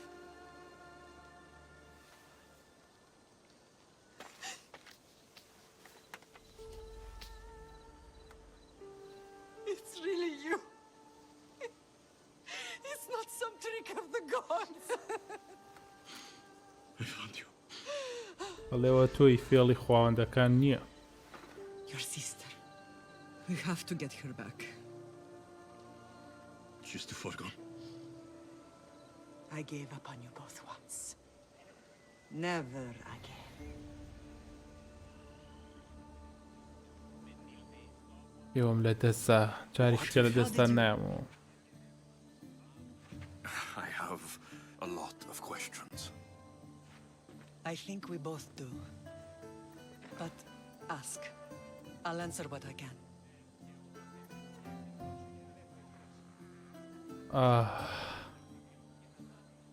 على شلون أجين من لا سفرەوە دووبارە ژیانم دەست پێ کردەوە لە خۆڵەمێشەوە دووبارە ژیانم دروست کردەوە و ئێستا تۆ لێرەیت و خۆشەکەش تەژی وتی ئەبێ بچین و ئەو بگێڕینەوە وتی ئەو زیادە پێویستی خۆی ڕۆیەوە من ئێوەم لە دەستدا جارێک بەڵام نامەوێت دووبارە لە دەستم وتی ویسیان قسەکەن بە یەکەوە قسەیان کرد وتیان ئەلێکسیۆس پێی و دوتی من پرسیاری زۆرم هەیە پێویستە بیکەم زۆر باشە یەکەم جار بپرسە با منیش وەڵامە بەمەوە Who's my father? باوکی من کێیە؟ I want to know about my real father. How did you know? I was told. Nikolaos. You saw him. In Megaris, yes. Nikolaos was your father. He was the man who raised you. Until he took his Spartan duty too far. He mentioned another. What can you tell me about him? I always hoped you would never need to discover the truth. But there are things you need to know if we are to stop the cult. What do you mean? He sought me out before I knew your Nikolaos. I've not heard from him in a long time. What's wrong? Soldiers from Paros just made landfall in the cove. A small force, maybe a dozen. Malaka. Timo, gather the troops. Questions will have to wait, Lamb. I want to help. I assume you can use those weapons? Better than when you last saw me? خۆشەویستان باسی بەسیاریەوەمان لێ کرد کە باوکی ڕاستەقینەی من کێیە ینی مەبەستم ئەلێکسیۆس باوکی ڕاستەقینەی ئەلێکسیۆس کێیە ئەویش وتی کاتە تۆ نیکلاسە بینیوە وتی بەڵێ ئەمە بپرسم کە ئایا کێ باوکی ڕاستەقینەی منە وتی نیکلاس باوکی ڕاستەقینەی توێە لە دوای ئەو یاین توی گەورە کرد و لە تاوەکو کاتێک کە لە شاخەکە بەر هەڵیانە خوارەوە ئەمە بەسێ بوو بە شێک شێگان نێوێ باسێ بەتەکە وتی پێم وتی ینی هەزانم کە ئەو باوکم نییە وتی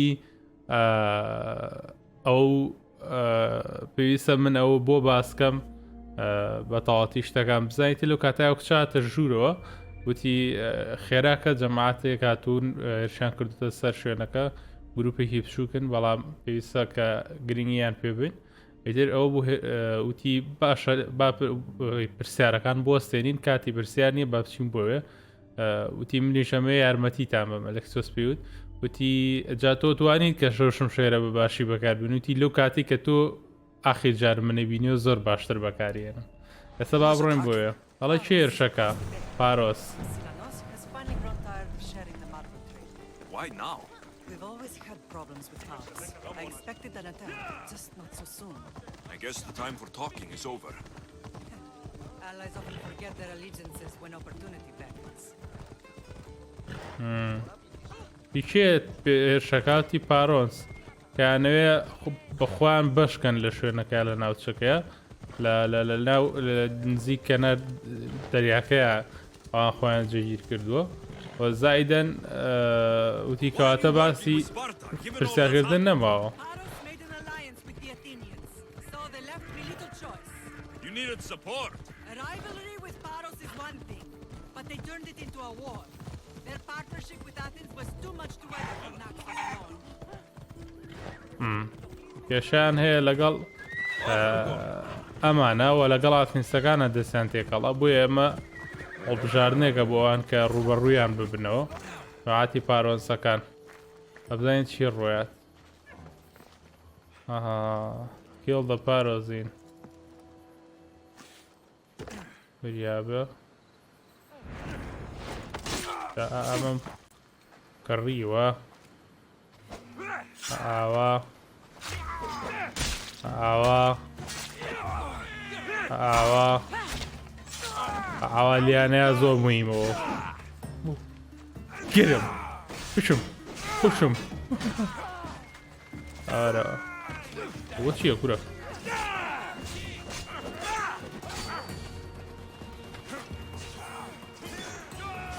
ئەوەسا ئاوان لێ گرم کلیمیان سووتێنە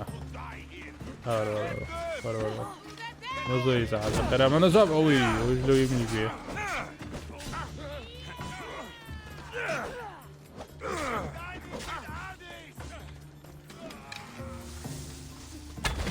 ئۆتۆفت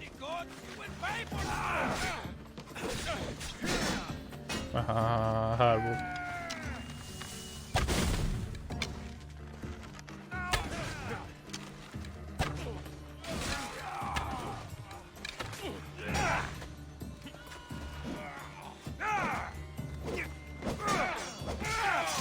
ئەو تۆش کرد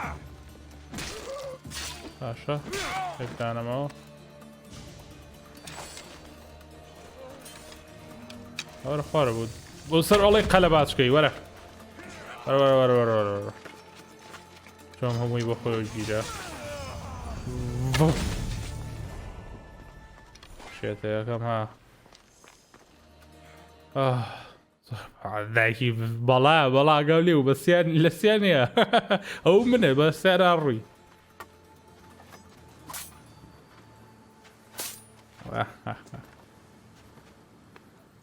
دەکوێتەیە بە دایکی شار After all, Naxos used to control Paros and Andros. They're envious of our craftsmen, too. And now? They think they deserve expansion. Their oligarch demands their wings spread wide. But we'll clip their wings before that happens. They don't know who they're up against. You remind me of Nikolaos. You fight just like him. Ruthless and cunning. He would be proud. You taught me well. He's not my father. I've learned a lot instead. Nikolaos might have played the part of my father, but he wasn't. He tried to kill me. What he did was wrong, Alexios. I hated him for it. But he did love you in his own way. I can assure you of that. What happened to you in Argolis after that night? I found your sister and rushed to a young doctor's apprentice, Hippocrates. I thought I'd lost you. I wasn't ready to lose you both. I spoke with him recently. That night still haunts him. I was heartbroken when the healers in Asclepios told me Cassandra was dead. The two of you were my whole world. But she did live. They lied to you. They must have realized she was special and handed her over to the cult.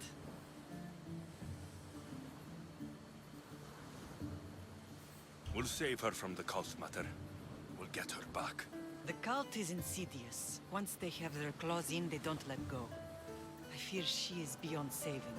I found you, didn't I? I know we can save her. Together. I don't understand why the cult targeted our family. There are many reasons, Lam. What did we ever do to them? Now that we're reunited, it's more a question of what we could do to them. They fear us. Your ancestors have been a thorn in their side for generations. They've decided we need to be eliminated to ensure their plans come to fruition. Oh my god. The cult will pay for all they've done to our family and the Greek world. You are mighty, Lam, but you cannot defeat that beast with sword and spear alone. I'll use any weapon I can to make them suffer as we have. I know you left Sparta, but how did you end up on this island? I couldn't stand by Nikolaos after what he did. I had to get out of Sparta. So why here? I saw an opportunity to help people, to grow something. I was elected to rule and protect this island from those who would ruin what we've built.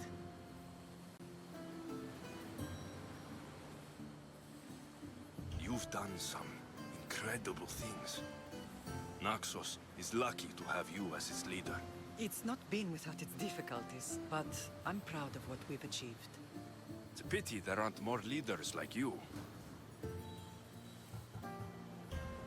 Let's continue this discussion somewhere the smell of death doesn't linger. Ride with me.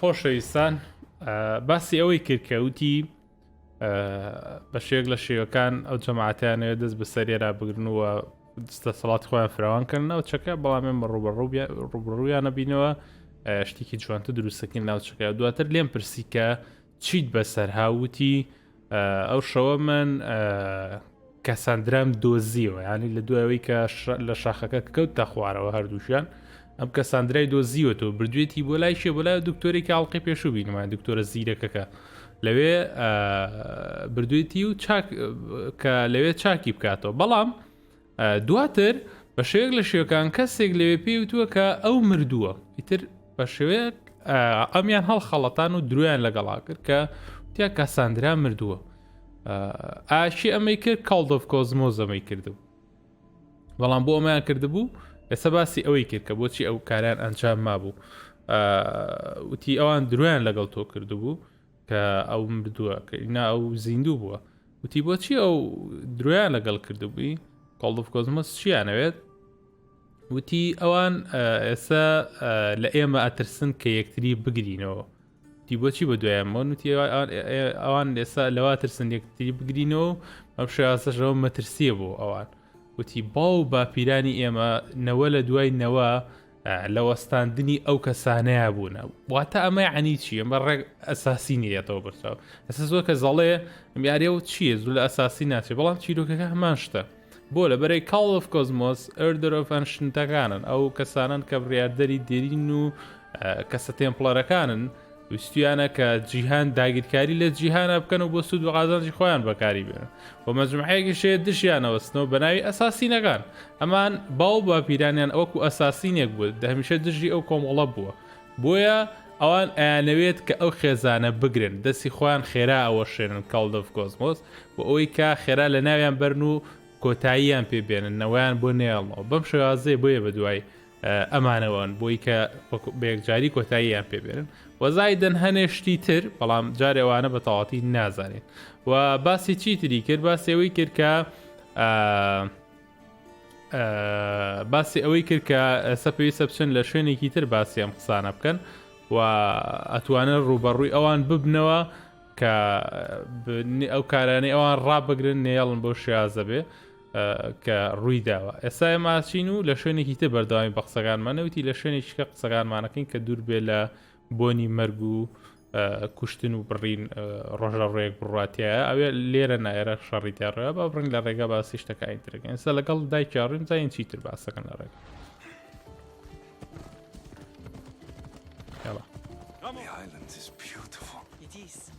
وەنجا باسی ئەوەی کرد کە ئەم لە ناوچەکەیە کار بۆ ئەم ناوچەیەکە لە برەوەی لە بەبەستێ بوو لە دەروی سپارتاچیەکی دی من لەم شوێنەم دەرفەتێکم بۆ ڕەخسا کە بتوانم یارمەتی خەڵکانێک بم لە ناوچەیەکە ئەویش ئەم شوێنەیە وتی ئەم شوێنە زۆر بەبەختەکە کەسێکی وەکو تۆی هەیە واتە شوێنێکی بەبەختن کە کەسێکی وەکو تۆ کاریان بۆکە و شوێنەکە بە حساب شوێنێکی زۆر زۆر جوانە زۆر سەرنجڕاکێشە و ئەوکەکە بە ئاشتی تیاژی بەڵام هەنێک کێشەشەیە ڕوبەڕویانە بکەوە بابزانین چی ئێستا پێی وتی شوێنەکە زۆر جوانێت بیوتیفول پلیس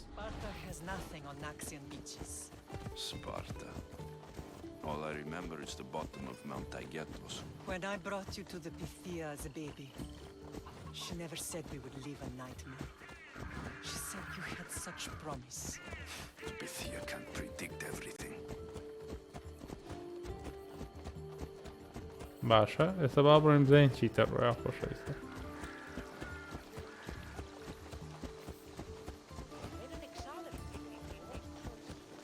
Your general acted quickly, ringing the alarm.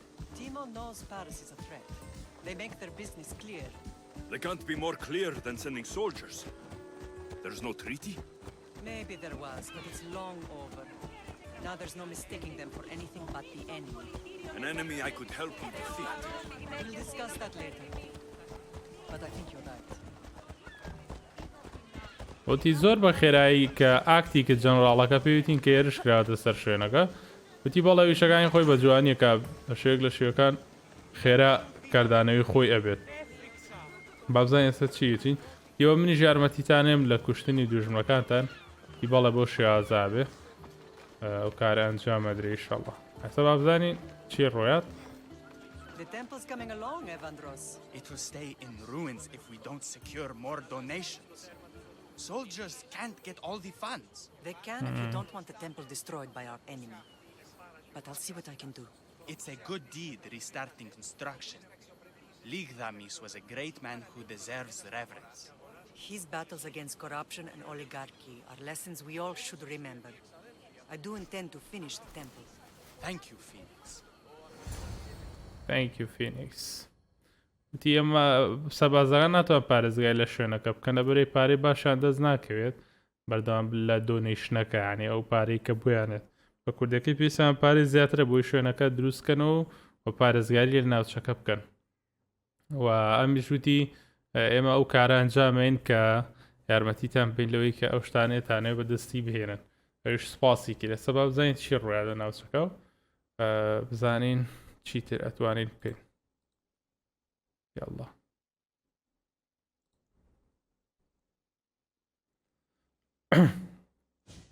What a strange day it has been. But a good one.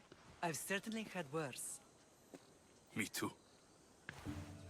You have grown into a remarkable man, but I see the burden you carry on your shoulders. Finding you has lessened it, I think. I'm glad, but I have wondered why the gods chose to reunite us now. To repair our family, to destroy the cult. So we can destroy the cult once and for all. If only it were that simple. You are mighty, but we cannot stop them alone. They are the source of all our pain, and they will cause more to many others unless we act. I put that life behind me the moment I left Sparta. I have Naxos to worry about now. Let me help you here. We can safeguard Naxos, and then hunt down the cult together. Mirini, the symposium is about to start. By the gods. I'm sorry, my sweet. I forgot. Prepare the horses. I'll be out shortly. The symposium? I need to show the people their leader is strong and in control. Sometimes the face we show to the world needs to be one of strength, despite the chaos we harbor beneath. I will help you stop the cult. But before I can leave Naxos, I have to ensure it will survive without me. What do you need? Paros has to be dealt with. We need to weaken their position. Once they're vulnerable, they will make a reckless decision and we will strike. What did you have in mind? We must force the Paros fleet to engage us and destroy it. But my admiral, Aeneas, is missing. His ship was sailing for Paros to engage in peace talks, and he never returned. Don't worry. I'll find him.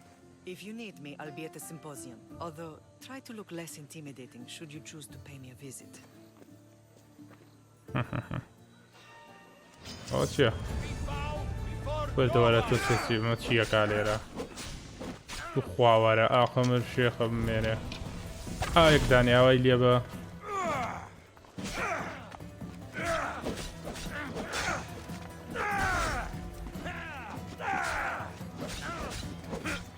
تۆ سێ باونتی لەکوێ هەیە تۆ سێوی تۆ سێرات تۆ ژوورۆ بۆمە وەرە شێخە بمێنێ خۆشەویستان باسی ئەوەی کرد کە پێی دوتی ئەلێکسیۆس تۆ کەسێکی زۆر ینی تاوت لێ دەرچوو گەورە بوویتی بە شێوەیەکی زۆر باش کارەکان تەکەی وتی ئاخرە من لە ڕێگەی گەڕان بۆ تۆ دۆزنەوە بۆ تۆ گەشتم بەم شێوازە گەشتم بەمێکی ئێستا هەیە وتی زۆر باشە ئێمە بێت چی بکەین وتی پێم دوتمان ئەچین بۆ لە ناوبردنی کاڵتەکە ینی وتی مەرین وتی بۆچی خواوەند ئێمەی دووبارە بێکەوە گەیاندوتەوە وتی بۆ ئەوەی کە کاڵتەکە مژاڵژا بووی کە کاڵتەکە لە ناوبەرین بێکەوە یاخرەوە زۆر قورسە بێ من ئەوەم لەو شەوە بەجێ هێش لە دوای خۆم لە ڕابردووە من ئێستا نیکسۆزێک کە بێ نیگەرانی بە وتی زۆر باشە بەیەکەوە نیگەرانی نیکسۆسە بین هەموو شتەکانۆکو خۆی چاگەکەین و دوای ئەوە کە شتەکان مەزبوط بوو لە نیکسۆزن جاچین بۆ کوشتنی کاڵتەکە و لە ناویانە بین یاخرەوە زۆر ئاسان نابێت وتی ئەمیش وتی کاری بۆکەین بە شێوەیەک لە شێوەکان کە توانین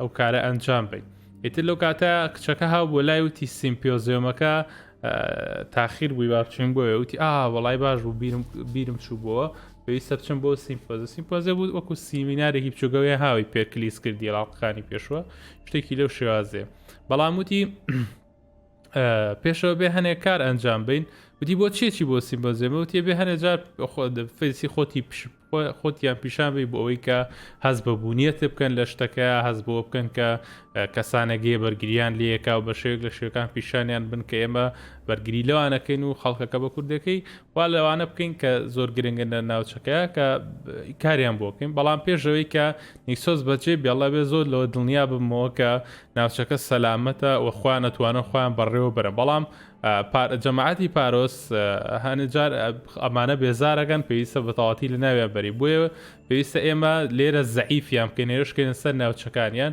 بەڵام من کەسێکم نردووە بۆ ئەوەی کە لەگەڵیان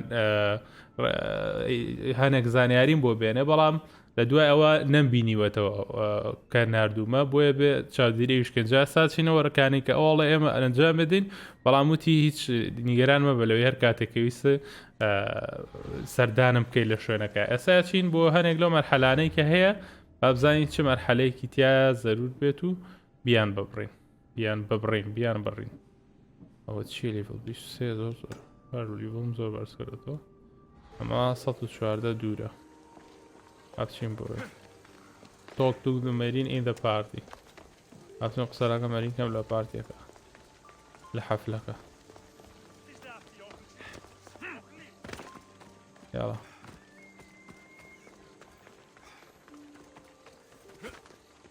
دایکێوێ ئێرە مەزبوط کە ئەنجایرە بەجێ بێڵە بۆی بچن بۆ کوشتنی کەڵتەکە یاخود ئێنانەوەی خوشکەکەیان مەرسیم بە زیۆمەکەیەتی یاڵە ئەزانین چیە ڕۆیە ئێتر لێرەوە مەرحەلەکانی خۆشە بێ ینی بەڕاستی لێرەوە ئێدەوە چیرۆکەکەی تر زۆر بە جوانی خۆشە بێ و نزیکشین لە کۆتایە I understand you perfectly, but I also need to be seen. The propagandist did his job well. I need more support to attack Paros. I've seen too many people die already. Please, come away from here. Aspasia, what brings you here? Alexios, read the room, my dear. I'll play along. I'm interrupting. Please, continue your discussion. It sounds fascinating. I've just come to tell your mother that the cult's elite forces are after her and that this place is too open. And I've been telling Aspasia I need to appear in public to maintain the support of the citizens. You want me to handle the cult soldiers? Not only that. My people won't believe Paros is behind this without proof. I need you to find it. Of course. Good. And I'll make the rounds here. Shore up my support. Be careful. They're dangerous. I know. I'll get her out of here safely. Where do I find this killer? What proof do you think I will find? Of course. I'd be happy to help you both. I'll see you again later. It doesn't matter where I got the information. You should know by now that I'm not one. زۆر باشە خۆشەویستان کەچین بۆیە لەگەڵ ئاسپاسیا هاتبوو بۆ لای ئاسپاسیا ئەویستی بگێنێ کە ئێرە زۆر کراوەیە کەڵتەکە بە دوایەوەن لەوانەیە لێرە بەم شێوازە دەربکە بە پابلیکی بکوژرێ بۆیە لێرە مەترسیدارەکە چیە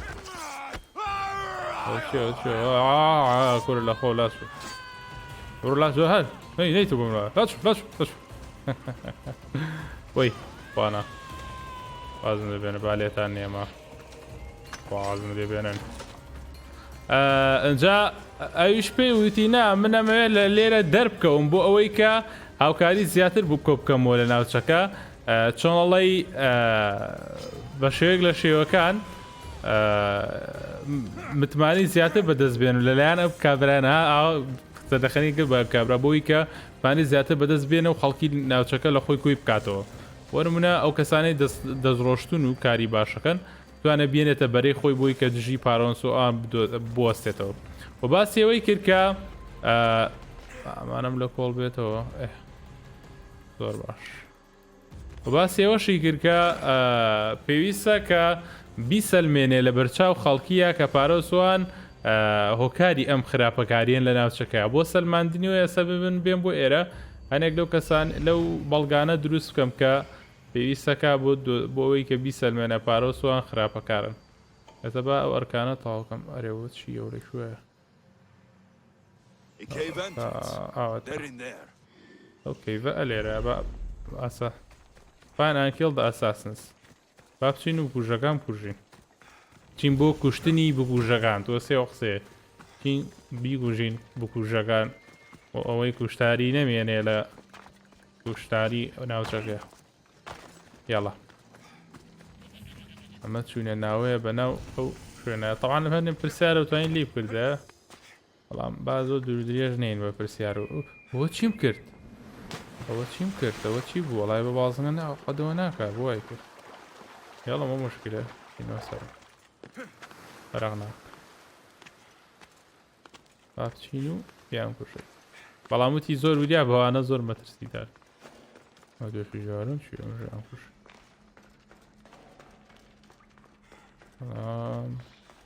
تاریکە وەڵا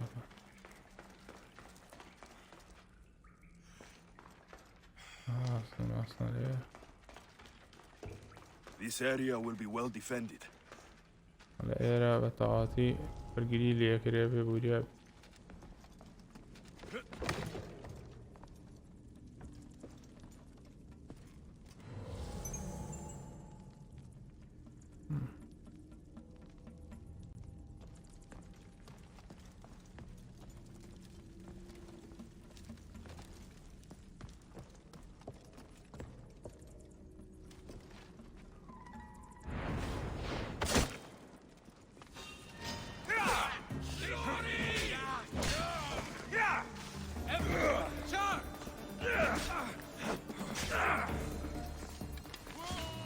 ئاوارە لێیە باوکەکیە پەڕیانە بر بە ئاسمانە باوەرە ۆرۆرۆ باوکەجان سوعبەتم مێ سارە پەڕێنم کورە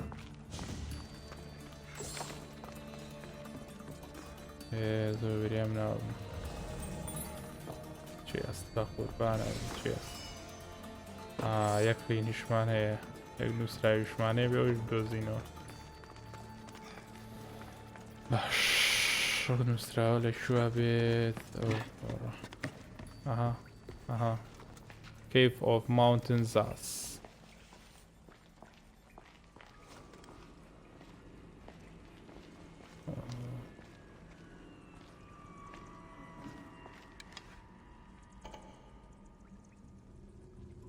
چیه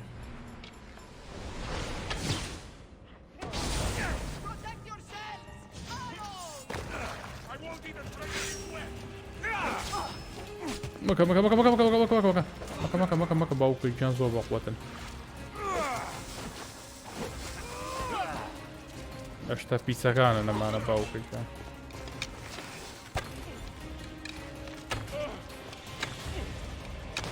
ئۆتۆفت مە تۆش بەخوات تۆشی ئای بەخوا زۆر پیسەمە نەکەی ئارێمەکە کاکەوە چییە وەی باش کوێنان لێتەر باش ئەرە وڵی نەکەشمان دۆزیەوە ئەرە وڵات چێستەکەی ئاخیری زۆر باشە توانیمان ئەو نامەی کە پێیەتی ئەوەش بەرین و گەڕێنینەوە بۆ مارین تەوا بگەڕێنەوە بڕۆ بروز بوو خۆشەویستان ئەوە گەشتینەوە لای دایکی ئەبزین چیتر هەیە بیکەن کارەکەمان بۆ ئەنجامە ئەوە چییە بۆ شەکلی کردووە برۆ چییە بوو بەم قەبا خۆشەویستە ئاڵڵا کوردا چۆ چاو بوو بەم قەباشتا لۆدی نەگردبوو ناوچەکە ئای خوای وەڵای ئەساسینە بە جددی زۆر گەورە دروستیان کردووە نازانم چۆن توانیویانە ئۆپتمایزیکەم بۆ پلەیستێشن لەسەر کۆمپیوتەر قەیناوە زۆر قورعان بۆ پلەیستێشن زۆر قورس ئۆپتمایزەکرێ دیاری چکە زۆر گەورەیە ماپەکەی لە هەرە گەورەتری ماپەکانی مێژووی ڤیدیۆگەیمە زیاد لە پێویست گەورەیە ئەمیش و ئۆریجنسیش و ڤالهالاش دەبزانم ئەمەیان ئۆریجنسەکەی گەورەتری ماپە The cult soldiers were paid with drachmi from Paros. Well, I could hardly ask for clearer proof. This will settle some scores. Take this to the Merchants Guild. Tell them it's the proof I promised. And tell them they can keep the coins. Of course. There was also this. I assume it's their orders.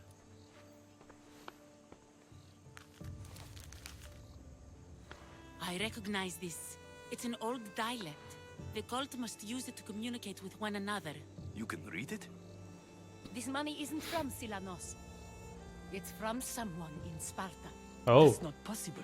I can translate it for you, but these orders come from a Spartan king. The Spartan nobility has always resisted the cult. The cult is like water. Any crack in the stone and they'll get in.